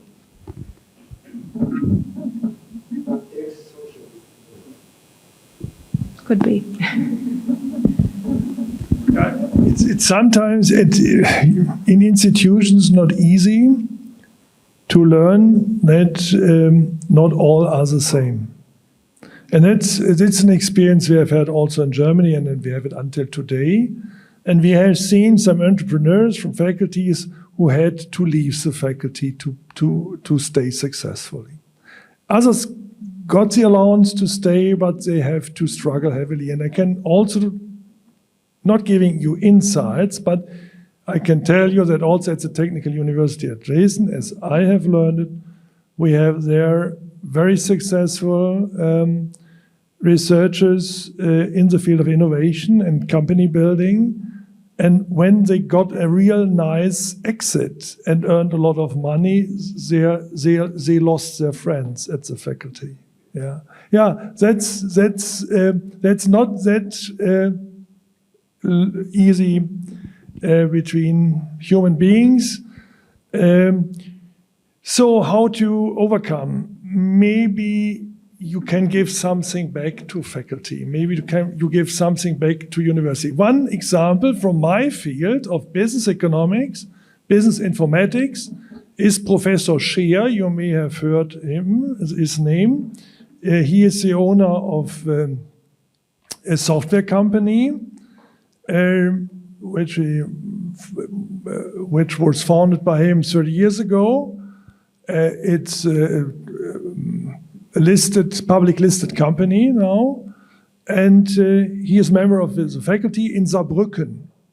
And he is now very, very rich, we can say. But he gave a lot of money back to the university. He spent money that they could build a new research building and other things. So over time, they start to love him more and more. Yeah, at first they were very skeptical and unfriendly to him, but now it's more accepted. Professor Riesner in Düsseldorf, Heinrich Heine University, he raised 10 biotechnology companies, like QIAGEN, you have heard from it. It's the biggest European biotech company, 5,000 employees, and others, Evotech, also public listed. So step by step, when he earned more money, he gave parts of it back to the university. And that's also helpful. So it depends a little bit also on the responsibility, behavior of successful people. And that's exactly what we observe in the US. The very successful entrepreneurs give a lot of money back to their universities. Much more than Europeans do normally for their universities. So we have also a little bit to balance success, making sure that it can be also a big, and if someone raises a big business and gives an opportunity for thousands of working places, I think that must be enough for society, but normally they expect something in addition. And if you do this little bit in addition, you'll be much more accepted. And that's what we also have to learn and to talk about.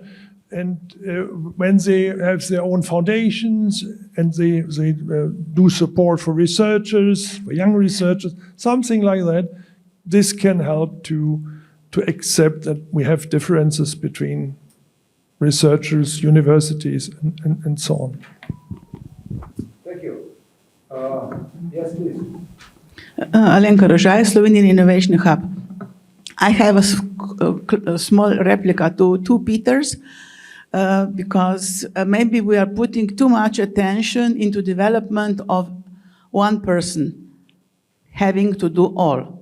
Nobody is perfect except for us who are sitting around this table. Peter Drucker said that you should develop talent which you have and not try to develop other things which you don't, when you are not so good. So at the end, you are not good at anything. So if you would start developing teams of entrepreneurs, so you have researcher, entrepreneur, somebody who's good for communication, it would be much easier because everybody would be best at what they are doing. And it might be easier to put, to lead all this innovation to the market. And maybe we should also try to recognize talent and develop talents in schools already. So the children would feel good and they would learn how to collaborate. Also, it's very good to collaborate from people, let's say researchers, and people from the industry, from the economy. So they learn the language from each other and they know what are the needs, what should be done. And this is then much easier for them to come to the real world, I would say. Thank you.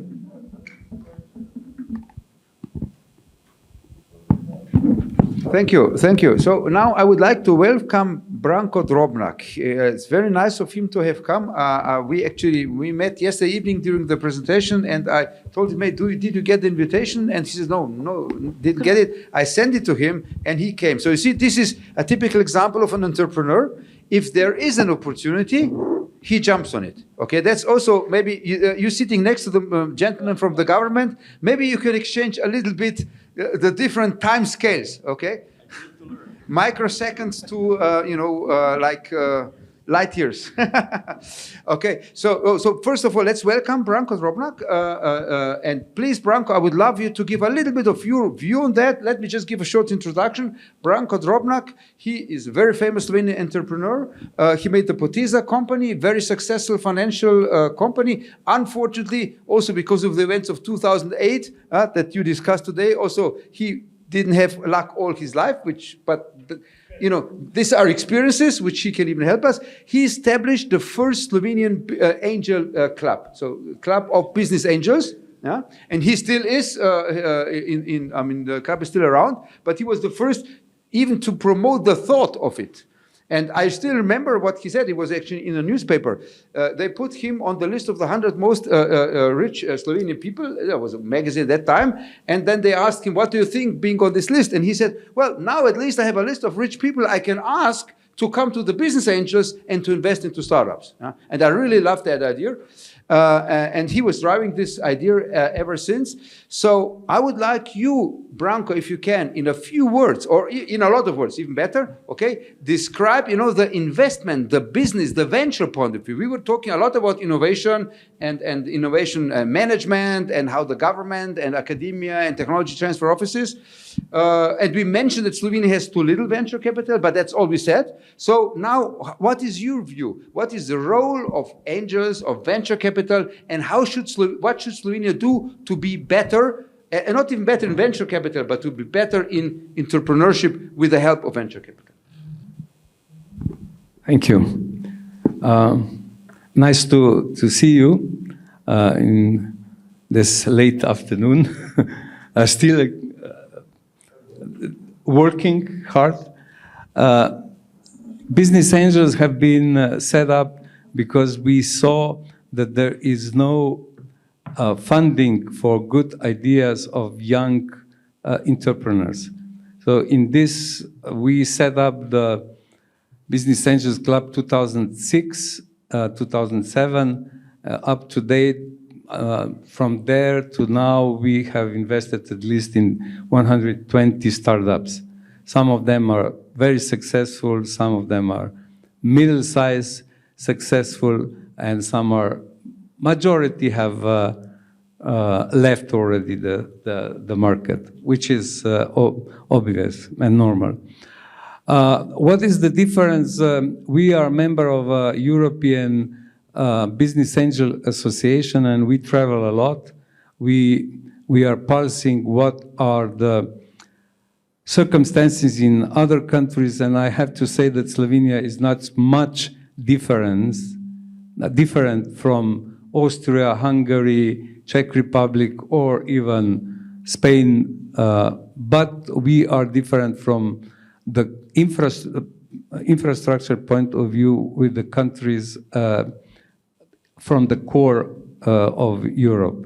Why? Because they have longer capitalist conditions and traction. This is very new. You have to imagine that, you have to remember that we've been up to 90s in socialism, where private ownership was almost impossible or not very popular, and now we have to learn young generations to go follow their wishes and follow their perspectives, and we are helping them to realize their dreams. What we are missing is a little bit more, how should I say, positive attitude from the government and institutional framework. Comparing with other countries, we are too much, how should I say, we don't believe that startups can bring big changes into the society. Take, for example, France. They put together 10 billion fund, government-owned, with the goal to produce 20 unicorns in 5 years. And they are over that goal after the 3 years. But this is not money only. This is the spirit, the attitude, the climate which is following that money. Exactly what we are missing here in Slovenia. Taxation is another problem. We, in different occasions, are proposing that startups should be treated differently from general taxations and being exempt and being subsidized if the investment is done by regular business to startups. For example, a very good scheme is in UK and in Netherlands and have been copied almost from all the rest of the countries in EU, primarily those with Europe, except Slovenia. We are not promoting tax deduction for the investment into the startups, which are the most risky investment you can imagine. 10% startups are successful, so it means that in effect you have to write off your investment into the startup if you are clever enough. If you are buying one investment in startups and have in mind that you will make a fortune, then you are in front of disaster. So you have to do the small investment in a lot of startups, a portfolio of startups, and then you will probably buy a ticket for the heaven. This is, in Slovenia, we do have very good startups, but mainly after 2 or 5 years, those who has really good market position are leaving Slovenia from this or another reason, but tax reason and tax reason for capital gain and tax reason on salaries are the major goal. We should put this industry out of the general scheme and make it very intensive or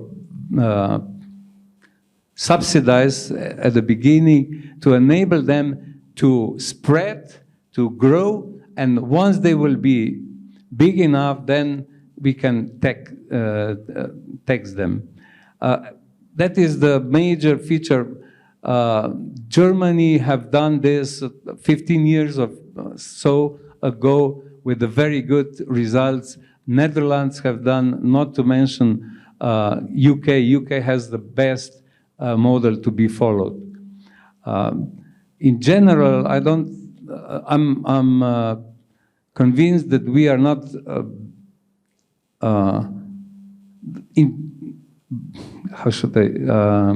that we are not less entrepreneurial as in other countries, but we need a little bit of stimulation. We do have everything in place. We have Slovenian Podjetniški Fund with a lot of cash and different programs, but unfortunately, as I mentioned, the spirit in the universities is lacking to risk and to go out of the academia into the business. Yesterday, I was on award of rector's prizes. And I saw there a very good startups from being based on in academia or research and development in different institutes. And it seems to me that we have a good base, but there is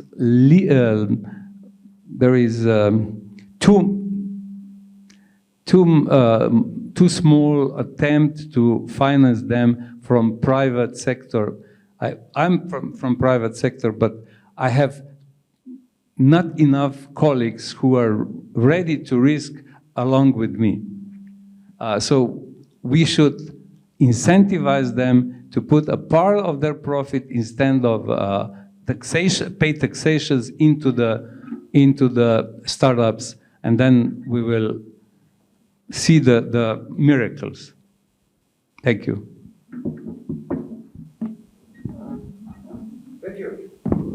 Thank you, Brane. Very nice, very nicely put. So, a few people didn't say anything yet. Maybe we should stimulate you now. Sibyl, you want to say something?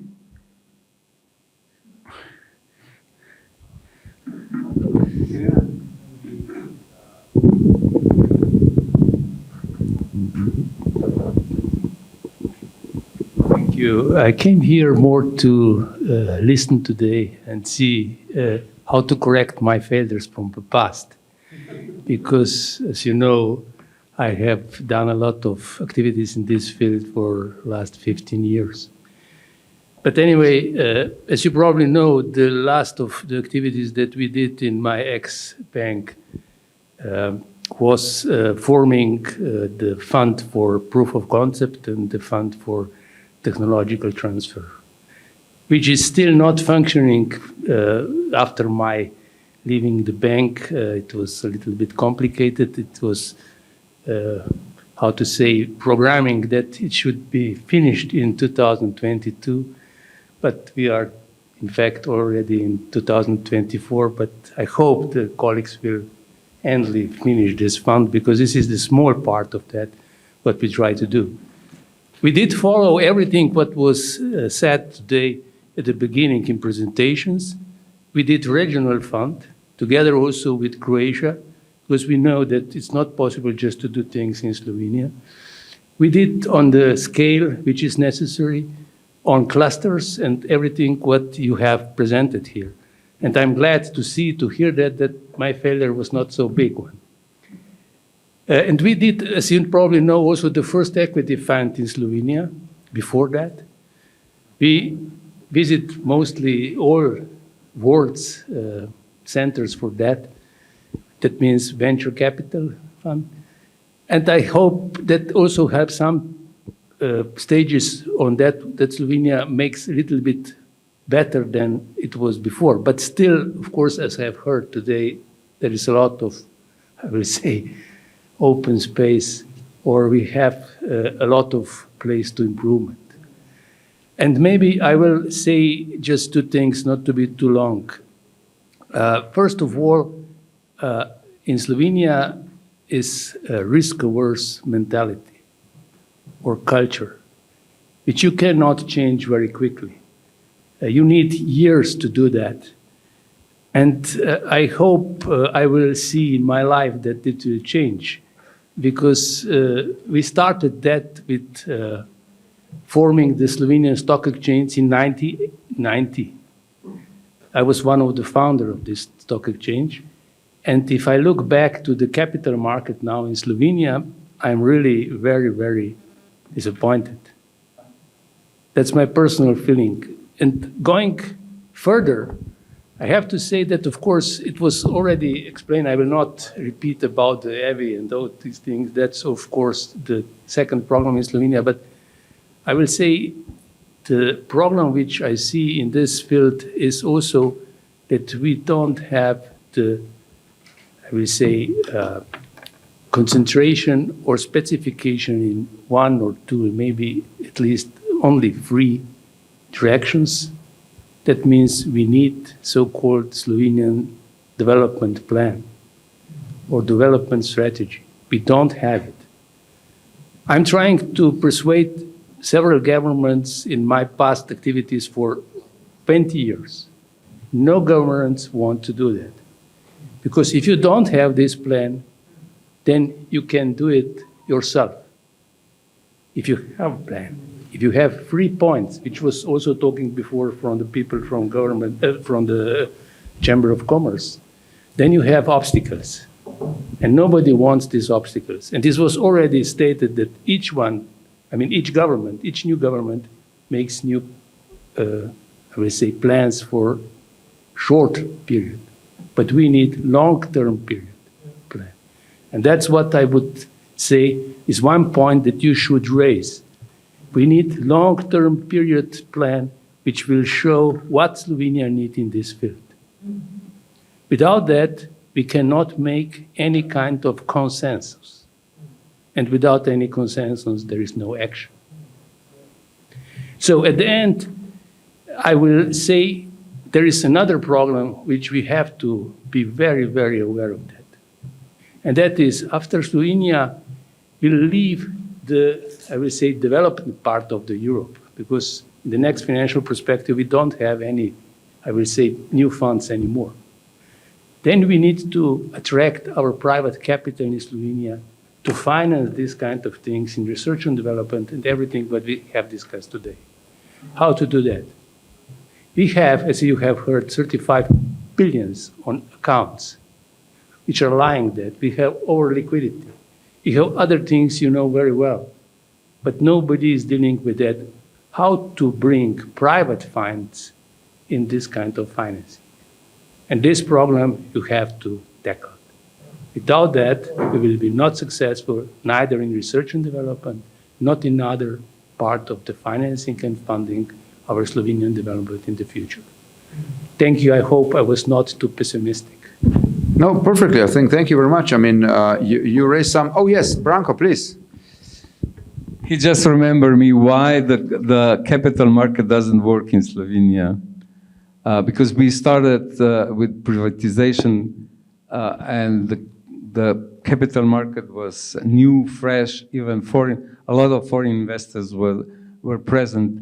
And then with a few tactically wrong decisions on taxations for those owning different instruments on capital market, we able to reduce the interest. And then at the end, we went on public with NKBM bank shares, which were oversubscribed, and the price were 3 times or 5 times, IPO was 5 times over the book value, and in 3 years after or 5 years after, it was nationalized because of almost bankruptcy.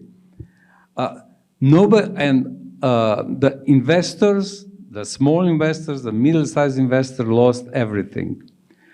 Primarily, they lost trust in the capital market because government bailed out or bailed in Slovenian 5 major banks, and we got nothing out of it. Not just the equity, but also the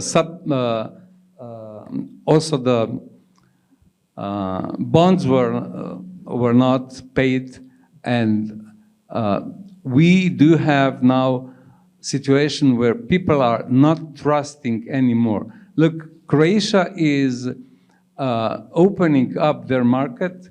They have invented, they put in place second pillar of pension management, pension management pillar, which is totally different than in Slovenia. And every single month, it was obligatory. Every single month, such an amount comes on the market, on the capital market. Here in Slovenia, 1/3 of what is Croatian inflow is because we said this is mandatory. If you want, okay. If you don't want, okay. So we have much less funds in second pillar, pension pillar, as the Croatia, they have the reasonably near GDP as we do. And they are doing much better. They are now one of the most active actor on Slovenian stock market. They are issuing government bonds for their government spendings. We are not doing that because we are afraid that the result will be zero because of the past experience the population has. And that is one of the major problems. The government is doing not the best solution or not bringing the best effort to re-establish the capital market. But we need the capital market exactly from the reason it was mentioned. We need those billions to be effectively and productively invested in Slovenia and, of course, outside. Thank you. Yes, next. Ne.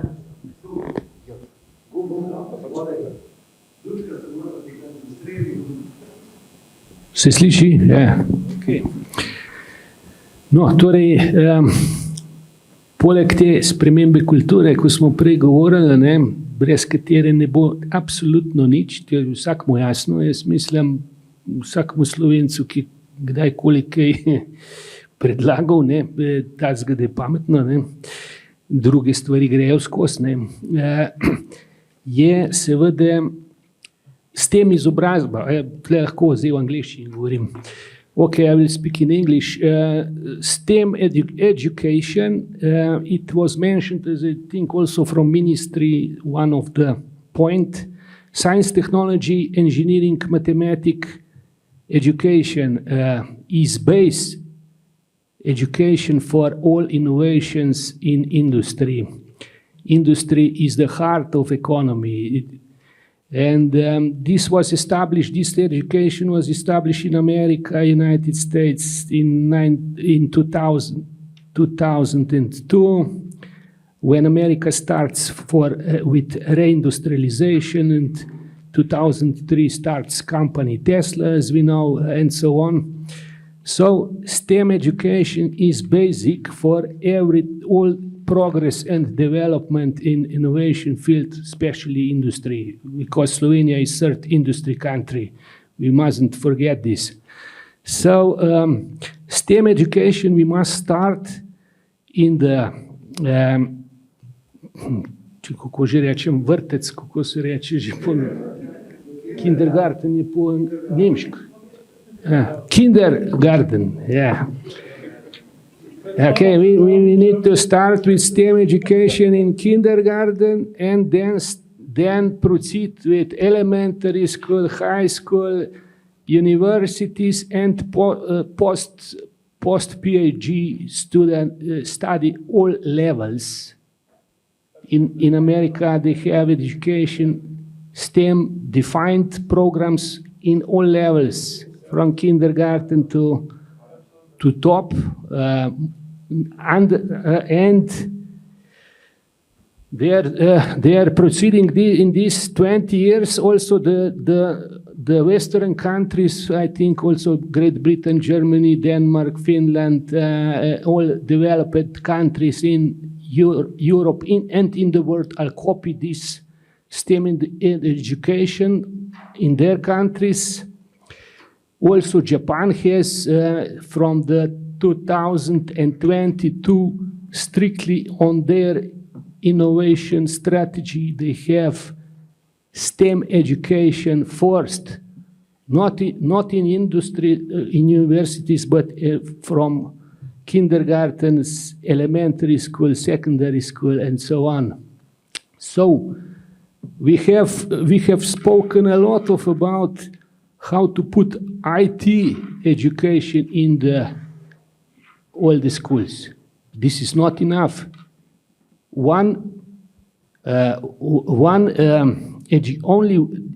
education in one field today is history. We need interdisciplinary education. Interdisciplinary competencies are today in fourth industrial revolution and fifth are vital. Only one education is not enough. You are out of concurrent immediately. If you force only information technology, forget about future in Slovenia. This is not enough. STEM education means all engineering competencies, all engineering scientists together. We must force, and also fourth industrial revolution is synthesis of all engineering scientists. We can begin with IT, but then we need to make fusion with virtual and physical world. This is topic of today, how to make synthesis or fusion of virtual and physical. And to proceed from virtual to physical, you need also the middle world, which is electrical. So you need to make fusion minimum IT, electrical and mechanical, because physical world is represented with the mechanical engineering, especially in industry. These are minimum 3 core sciences, which we must merge together in one. And this is STEM education, not IT. Thank you. Thank you. Oh, perfect. We have 2 answers. Yes. I have not an answer, but another topic, so I'll pass it to you first. Yeah, thank you so much. I totally agree on what you have said. As the former minister who takes responsibility for this initiative, we started in 2005. You can also see it in the internet. It's a short acronym. It's ZDI. It's named Zukunft durch Innovation, so future through innovation. And that's an initiative in my home state of North Rhine-Westphalia to foster the STEM capacities of our children, starting from the scratch. And we started regionally by competition. We invited schools of different levels in the regional field to collaborate with each other in these fields. And there are so-called technical teachers. And we supported this type of teachers who give technical education in schools. And this brings the chemistry, physics, and other things together. And it was, for me, a very nice experience. We started it from the state level. But we didn't give so much money. It was very few money. We only awarded them by some thousands of euros, which they gave to the centers which were elected to be one of the network, maybe 30,000 euros, something like that. But therefore, they had to apply, and at first they had to collaborate. And it's nicely to see you have the different types of schools. And I came then as a minister when we awarded them, with them together, we visited the schools, and it was nicely to learn that they mentioned, yeah, that was more or less first time that we really exchanged ideas between the different types of schools. Normally, the Realschule in Germany is not having nothing in common with the so-called gymnasium, yeah, which we have, so the higher ranked schools. Because it's a little bit elitaire, yeah, the ones qualify for the universities, the others for as a more practical careers. So, but in this field, they had to collaborate. And interestingly, they could also offer a joint supply of laboratories. Because in each school, you have maybe the opportunity for classes to give them 2, 3, 4 different types of experiments in chemistry or in physics. That's it. More infrastructure is not in the school. But if you look to 5, 6 schools in one city or 8 schools, you identify complementary capabilities. And then the gymnasium class of physics moved in the afternoon to the laboratory, the chemistry laboratories of the Berufsschule, and could use their capacities and vice versa. That was really interestingly to learn. And we started with the first centers. Now you can see it in the internet. It's really nice. We have now 5,000 different collaborations in our state of North Rhine-Westphalia with 18 million inhabitants. It runs now over 20 years and it's really successful. So if you love, you can copy it and you can invite your schools, you can discuss it with the experts there, you can invite the expert, and you run such an initiative and costs you not really additional money. It's only on open the eyes for this topic, letting the people collaborate closely on the local level, exchanging the capacities and making the lectures in the different classes as interesting as possible for the young people. I can tell you, I have seen so many brilliant eyes of our young children, especially the girls in classes. They were deeply involved because they organized it in a way which were much more attractive as a normal education in these disciplines, what they have seen before. So it works really.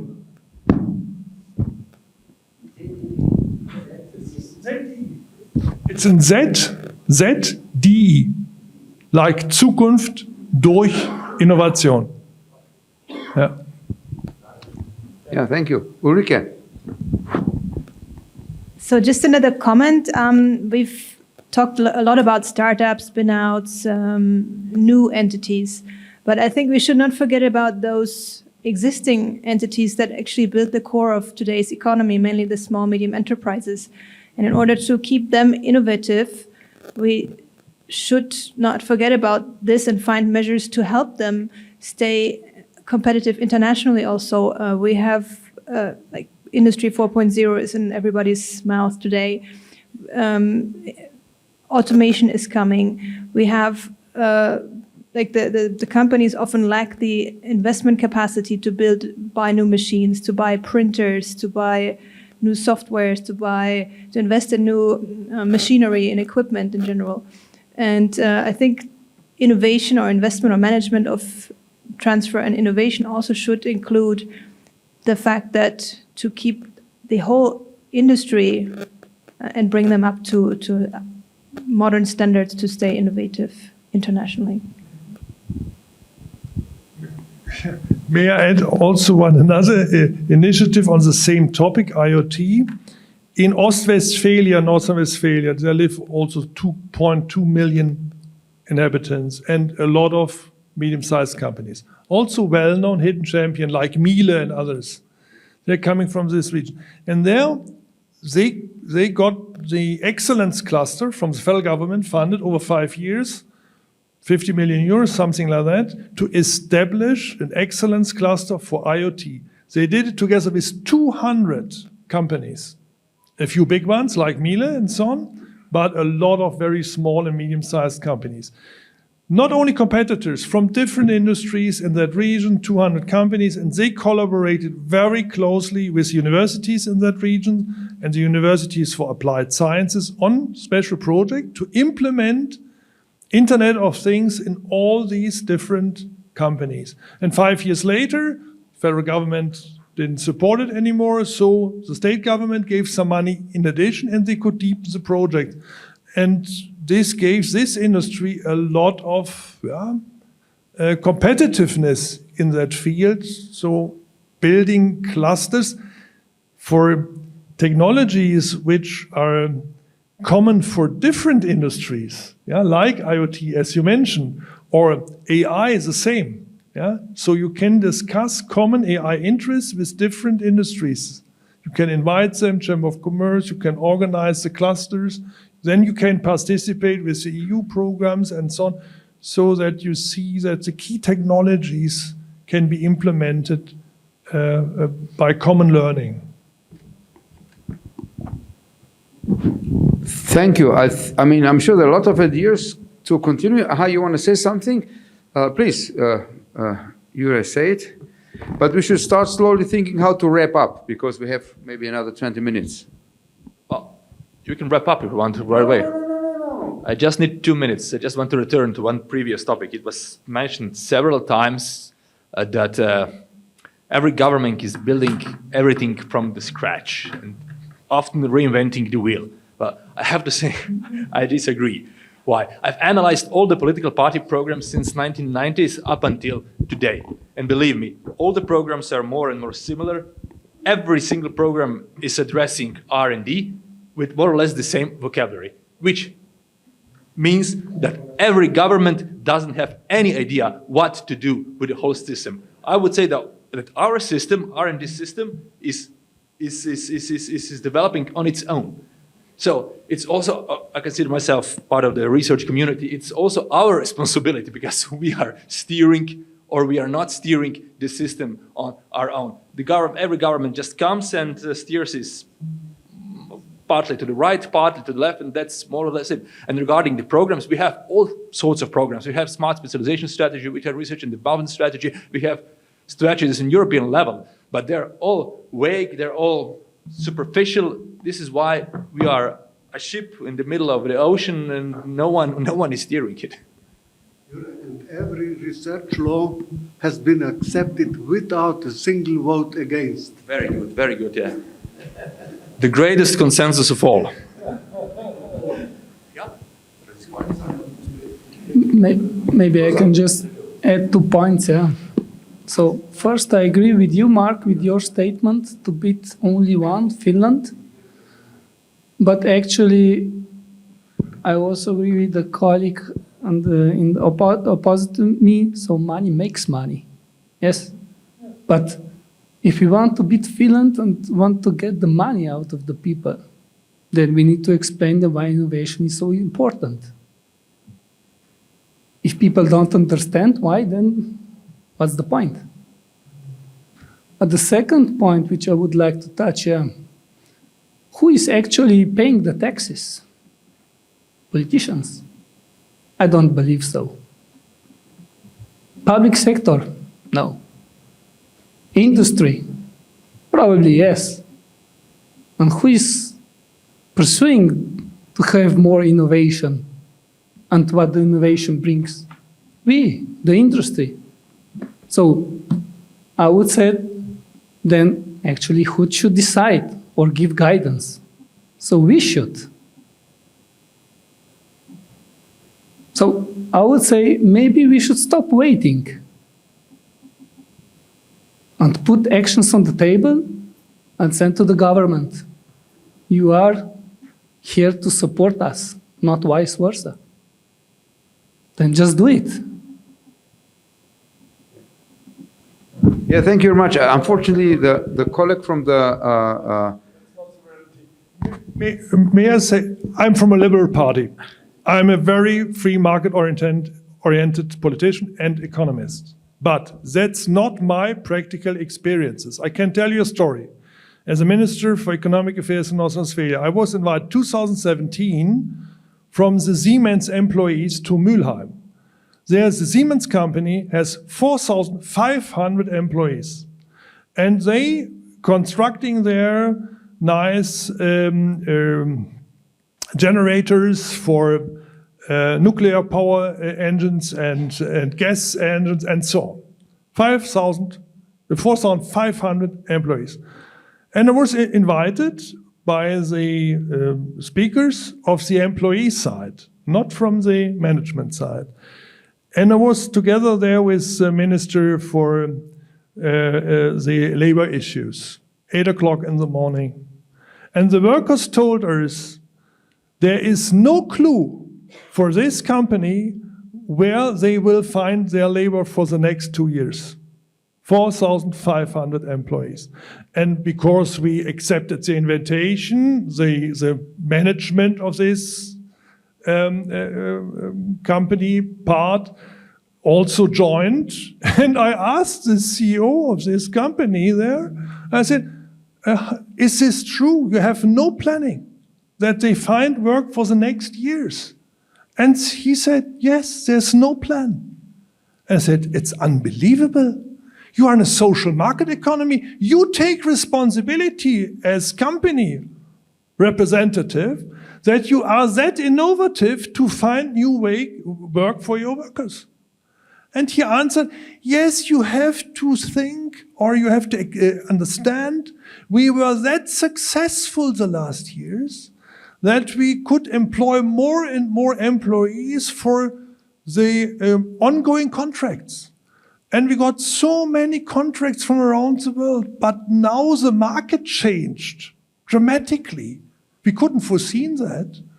And now we are not really secure that we can give them a future here. And maybe we will stop all the activities here in Mülheim the next 2 or 3 years. And I said, okay, then I will go back to my ministry and I will call your CEO in München and I will tell him, there's 2 opportunities. You will work on an innovation planning the next 6 months and I come back with my colleague and you will present me the results, or I go directly to the media and will tell them the story how you run your business. And it was very interesting. You can read it in the internet. And then that was first time that in this part of an industry company, they started to use their own knowledge to work on innovation plannings. So, and this is not to criticize industries, but the bigger the companies, you have the different parts, Boston Consulting metrics, there was a nice cash cow, and they used the cash cow without any clue how it afterwards should go on. And therefore, yes, we love industries, but we have also to make sure that there will come something next, and that they really are capable to adapt to fundamental changes. The same with the automobile industry, and so on and so forth. And especially in our times of fundamental changes of industries, it's so necessary that the industry is capable to manage ambidexterity. So you run your current business, but in parallel, you have to work intensively on something new. And some companies do well, but not all of them. And therefore, in some cases, it makes sense that we have strong universities and some politicians who, in some cases, give incentives to push the best ones of the entrepreneurs that they can stay in forefront also in the future, and that they take the responsibility for the working places. May I? Yeah, we are coming close to the end, but I'm very happy that you revealed your political background, that you are a member of Liberal Party. And in this respect, perhaps, as we are coming closing to the end, may I describe an interesting anecdote from November 91, I think, when Slovenia declared in June its independence, but was not yet recognized as a sovereign state.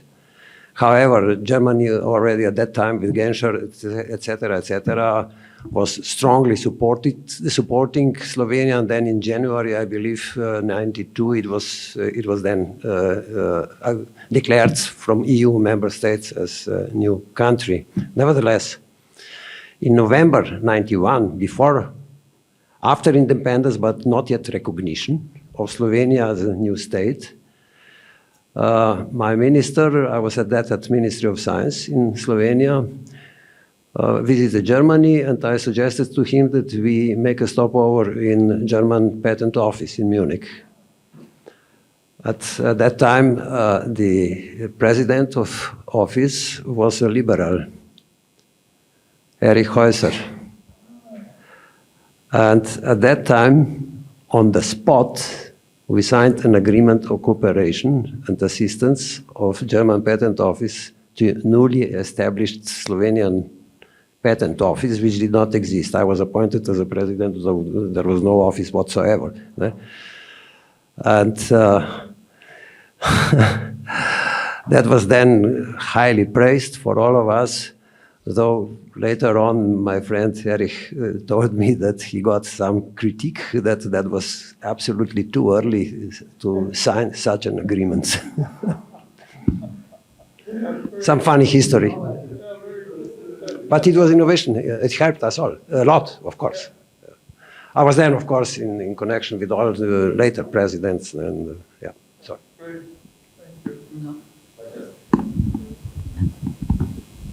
Thank you. Oh, yes, please. May I just have some comments about that statement that all governments do the same and they have the same problems? I think this is the problem. I I mean, what that means, you know, and I saw that from many years, and that means that in fact we have a big problem. Namely, Slovenia is a very industrial country, and industry needs innovation. If you don't have innovation, you are outdated in a few years, and that is the problem which we are dealing now. It was also shown how many high techs are in exports, and these are falling down. So we have to do something. And today, in this fundamental change environment, we have to act very quickly. And I will say we need innovation, how to organize ourselves. Without that, to organizing ourselves on a new way of innovation and technology transfer and environment, we will be lost in a few years. I just want to add that, because I'm dealing with that lately very strongly. And if we don't do that, we will not succeed to do anything. I think this is a perfect conclusion. I think we have to innovate to become more innovative, basically. Please, you want to reply? Yes, go ahead. Yeah, but maybe, as you mentioned earlier, and like to expect, what can be a concrete result? Where can you work on? So which will be the framework for companies to go further? And we discussed it a little bit during lunch.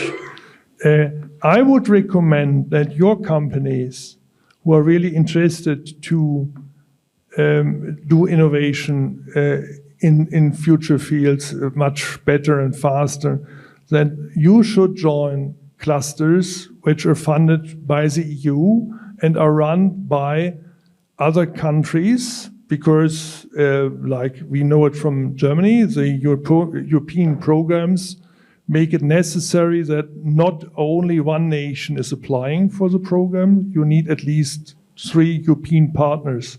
And I think that makes it very much attractive for Slovenia and for potential partners to collaborate with you. So bringing in brilliant Slovenian companies in these different fields where you can apply for European money, and which can be important for future development of your country. So I could only recommend that when we come back to Dresden, to Saxony, that and in our collaboration with Ljubljana and Technical University of Dresden, that we try to identify clusters where we have some activities in, or maybe also a lead function where we could invite companies from Slovenia, making sure that these companies can participate in the programs, but especially in the exchange of the new knowledge, and can foster the innovation in Slovenia. And if you identify 3 or 5 fields the next 2 years, I think that would help the development in the industry much faster.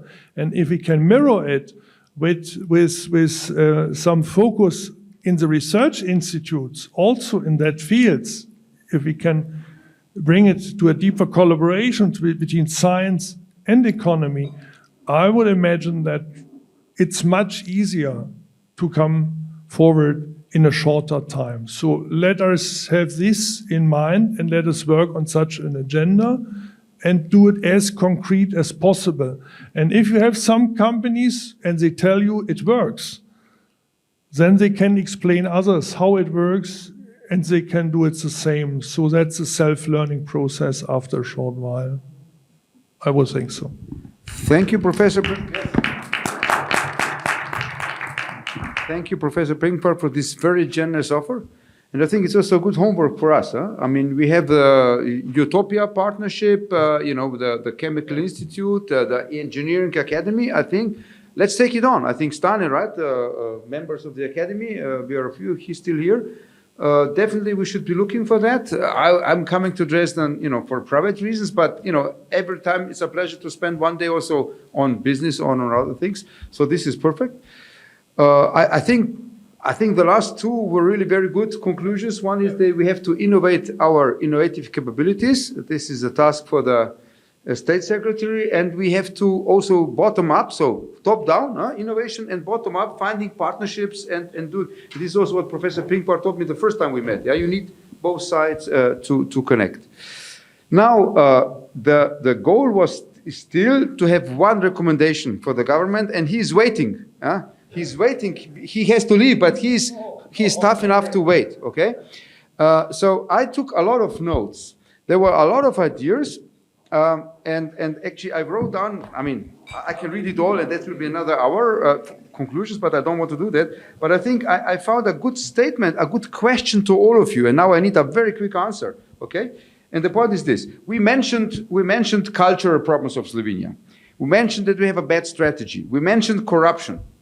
Now, all these things we cannot change very fast, not just overnight. Yeah? Corruption probably takes a whole generation, or maybe a few people getting shot like in China, but maybe you should balance it a little bit, okay? Okay? So my question to the audience is now, okay, we cannot change these things fast. We will change, let's work on them. So what can we do now, despite all of this, to have a quick win, to give a homework to our government, and not just a homework, but to give our government a chance to be successful, because it's not that we criticize the government, we want them help to be successful so that we can be successful. Okay, may I? Please, go ahead. The quickest and the most effective strategy, which can start tomorrow, not today, is that we support innovators and entrepreneurs, of course. Nobody else can make the development effective. But which one? Not all. Which? Who? Not which, who. Yeah.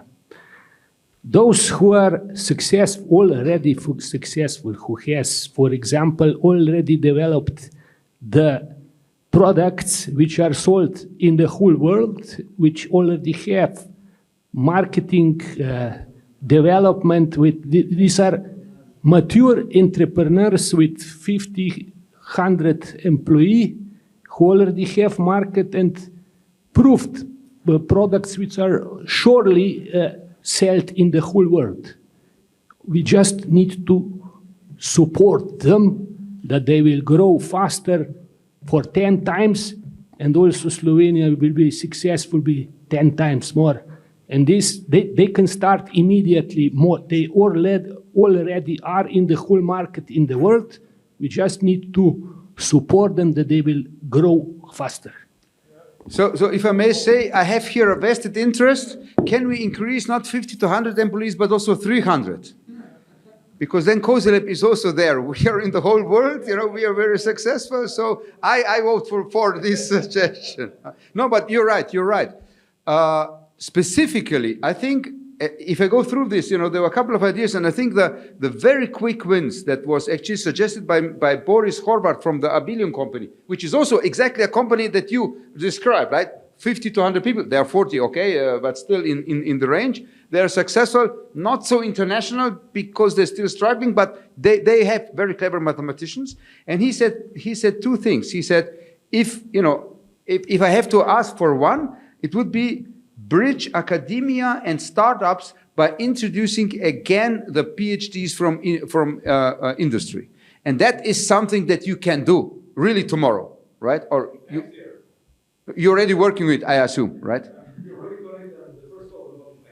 Yeah, perfect. So I would say, so that's certainly one thing that sounds, I would say, really like a specific practical thing. The other thing he said also, find a way to bring into primary school computer science, algorithms, entrepreneurship. The gentleman added not just computer science, but also STEM courses. So that could also be a good recommendation. I mean, I know we had this discussion, digitalization in schools, yes or no, and there's a lot of things going on, yeah, and not yet, and blah blah. But so out of these that I heard today, if you want to do it quick, okay, we still have 2 minutes to discuss, and now we can talk seriously. Okay, he's out. Now let's tell the truth.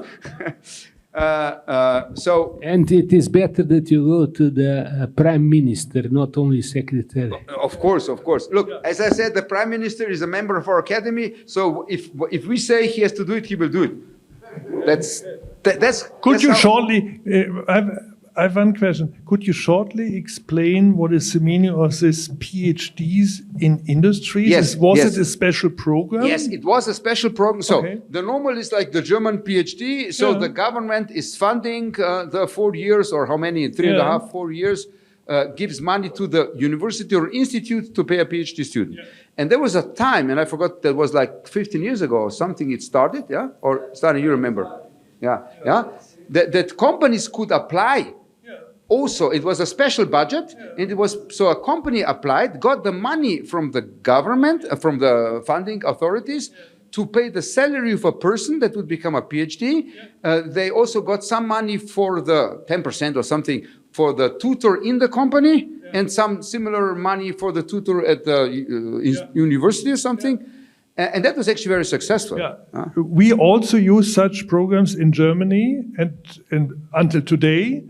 And I can really say from empirical evidence that these programs are very successful to support the small and medium-sized companies. Because this gives an opportunity. They haven't the R&D labs. They haven't the people who can really directly discuss the issues with professors at universities because they don't speak the same language. But if they have a PhD student who is responsible on both sides, this is a real bridge builder.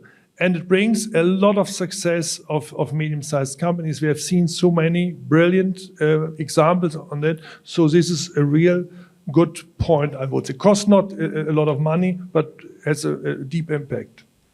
Maybe I can just add something. You need a mic? I was part of this program. Very good. Yes. Then there were a few things that I identified. I want to mention. So we have already our 2 candidates, right? Let me put a few more of them that I collected. I cannot go through all of them, so it will be a little bit artificial what I do. But one thing is brain drain. So the fight against brain drain. I think Professor Prinkbart said this really good. It's like the Chinese, this 1,000 talents program, and the German. So repatriation of top talents back to Slovenia. Okay, I think this is something, and it's not like asking them to come back to become a professor at the university when the Slovenian professors are complaining that the salary is too low, right? But we should really have a program. And like you said, okay, let's give them a serious amount of money for a couple of years. I don't know. 4 years, 1 million. With this money, you pay yourself a great salary, or you build yourself a lab or something, and they should be outside of the competition, to avoid your problem of envy, right? Because if they come to an existing institution, there will always be problem. There will be envy anyway, yeah? But they should have the chance to establish a new institute or whatever. I mean, we have to think, is it within the university or department within an institute? So I would consider this as a third potential candidate. It costs more money, I guess. Less, okay, perfect. But I think it's something, we know the people, right? We already, somebody mentioned that, okay, maybe the high profile will not come back. I mean, if this guy is Yuri Lesko, it's a professor, Stanford University, his second spin-off startup company, one he sold to Pinterest for a few $100 million or whatever, okay? So he probably will not come back, okay? But maybe his students, he will send some of his students back, okay? So I think that is thing. Yes. Yes, exactly. ERC projects. So we have here to establish kind of Slovenia and ERC project to attract Slovenians working abroad to come to Slovenia and establish their own research group. Yes, yes, yes. Yes. Then I have two areas, maybe more in the company industrial level. One is hidden champions, support for hidden champions. Actually, you don't know, I didn't tell you, but we actually have a collaboration. There is a management school in Slovenia. Actually, this is probably the first real management school in the Eastern Bloc, in the Communist Bloc. It was established in '86 or something by Professor Danica Purg. Everybody knows her. I mean, she's more famous than any prime minister in Slovenia. You know, very active, very dynamic. She's fantastic. She's a great person. You cannot stop her. If she puts something in her head, she will do it. So she started the management school, got the best professors worldwide, and she also has a collaboration with Mr. Schuster, right? Simon Schuster is the... who's this person? No, Hermann Simon. Sorry, Hermann Simon, exactly. She has a collaboration with Hermann Simon, and they are identifying hidden champions in this part of the world, okay? So that could be something, okay? So we have an independent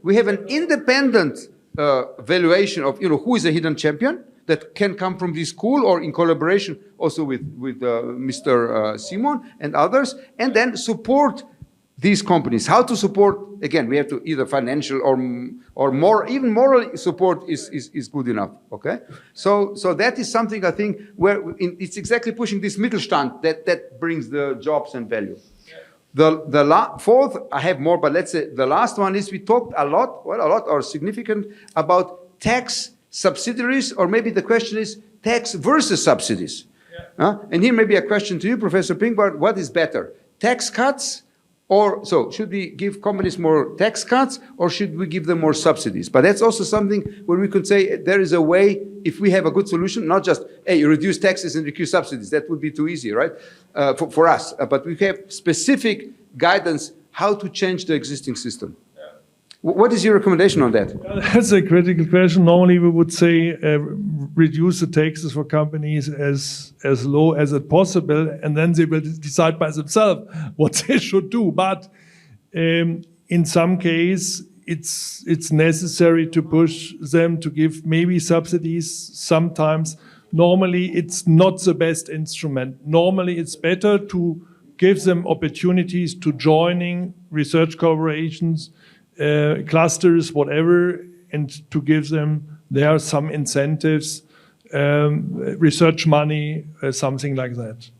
And we have discussed the 100% tax reduction for R&D. In Germany, we haven't had that over decades. We introduced it a very few years ago. We innovators applied for it, but it's very low. It's only 2 million in the moment, maximum. So that's only attractive maybe for some medium-sized companies. If you give 100%, it's a lot, I would say. And in Germany, the reduction is supervised. It's evaluated so that they really use it for innovation and not only for nothing.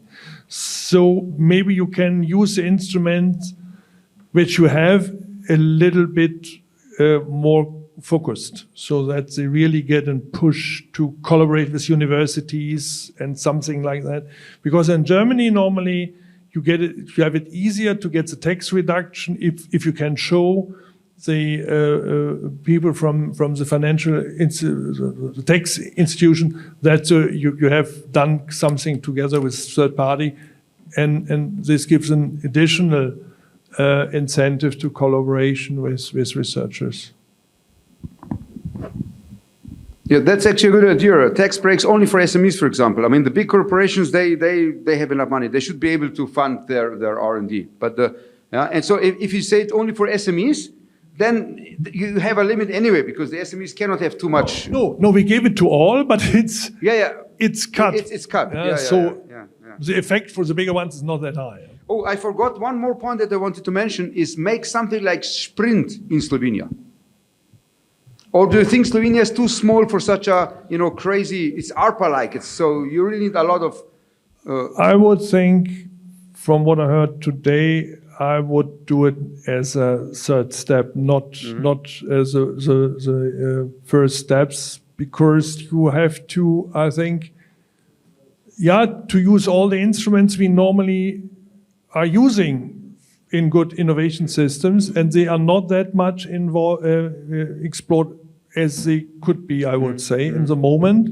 And if you want to bring in the parliament an understanding for sprint, I don't know if this got the necessary support by politicians in the moment. You named the people are risk averse, something like that. I don't know. Or you can say, okay, we start directly with radical transformation. And then if you like to do so, you should invite the head of our initiative, Mr. Laguna de Vera. He's a very successful entrepreneur, and he is running the agency. And if you want, please invite him. He will give a talk to all people here, and they will all love him, I'm sure. He's a great speaker, and he's very enthusiastic for this topic. And yeah, you have to decide by yourself. Okay, let's take the sprinty out, because we said we want to have one recommendation, okay? So we were talking now, we said school, STEM, okay, let's say, and we know what we'll be talking about, number one. Number two, the young research, we call it young researchers from industry, or PhDs from industries, number two. Three is anti-brain drain, or repatriation of clever people. Four, hidden champions, support of hidden champions. Four elements. Fifth one too. Teaching. Financing. Okay, good point. Absolutely. And the sixth could be a suggestion. We discussed the issue on venture capital. Yeah. Please stay in contact with, in Germany, the so-called high-tech Gründerfonds. This is a real successful initiative which was started by our federal government 15 years ago. It's a public-funded venture fund. It's in the first round. It's now the third round is finished. A public-funded venture capital fund, but from the it started 90% public, 10% private in the first round. Second round, 80-20. Third round, 70-30. So with 30%, there are the big industrial companies, investors, but also well-known VC funds and family offices and so on. The very important thing from the early beginning was the 10% private equity, because then they had to behave like a private investment fund from the early beginning. And they could hire, by giving excellent contracts, excellent VC managers to this fund from the early beginning. And this was so important for the fund. In the third round, they could raise nearly €500 million, and they invested in a lot of companies. And in addition, it's not only the money, it's the expertise. Yes. They have excellent investment managers who have learned to evaluate the different applications. And they do a service also for business angels and other VC companies. So in Germany, normally, if a startup company gets a contract with the high-tech Gründerfonds, maybe 1 million, 2 million, or whatever, then they say, okay, if they invest, we haven't to prove so much, we will co-invest. And they have a high success rate over the 3 decades, and therefore, or phases. And therefore, please invite the people who take responsibility with the high-tech Gründerfonds, the government maybe exchange the idea. The godfather of this high-tech Gründerfonds, I would say, is a public officer. He served in the Federal Ministry of, at first, Education and Sciences. Then he moved to the Ministry of Economic Affairs on the federal level. And later on, he moved to my ministry, to North Westphalia, in a very leading position. It's Dr. Felling. He's an expert in all these topics. And I could connect you with him, maybe you can invite him. And he knows the history, he knows how it was organized. And he could be also a great speaker to the leading employees in your ministries, giving them a little bit more insight how innovation management can be organized in ministries. Because he has a strong network in that field. He is also deeply involved in the Sprint project and so on. So he's a real networker and can divide his knowledge with you and share the knowledge, and that can be also maybe a very helpful next step. Excellent, perfect. That's another homework. Yeah. Okay, we still have to pick one of these, right? I mean, I would suggest, since these ideas are all very good, I would do like this. We will make a list of these 4, 5, 6 ideas, 7, okay, you counted them, very good. That's easy, huh? I mean, you know, just short bullets, okay? And we will give them to you. But I would say, let's pick one and say, okay, for this one, we want results by the, I don't know, end of this year or I should look in the camera and say, no, or in the next half year. What do you say? Make this country innovative. Or allow this country to be innovative. Yeah, look, that's okay, but that's not a measurable, that's the problem. I agree, but that's not so measurable. This is the title, okay, make this country innovative again. Make Slovenia innovative again. So MSIA is not as good as MAGA, but it's close enough, okay? I write it down, make this country innovative again. So, any should we vote on these ideas or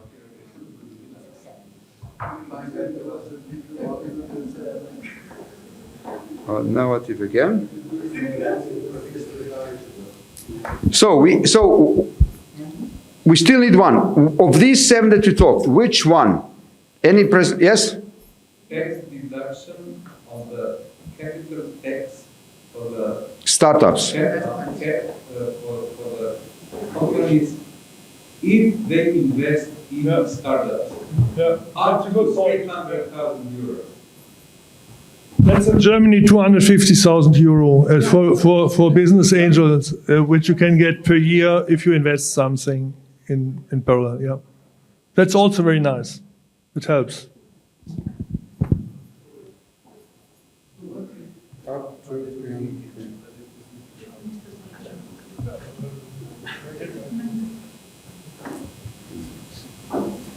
What's the opinion of the others? We agree with that? Yeah. Yes? So that's the number 1, and then the list of the other 7, and they have been already burned in the head of our state secretary. We see it, and that's what we wanted today.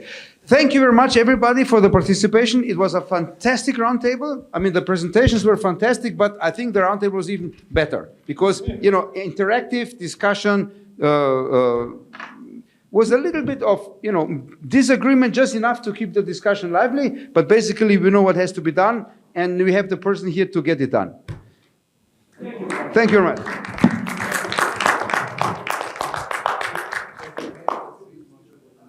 Yes, you have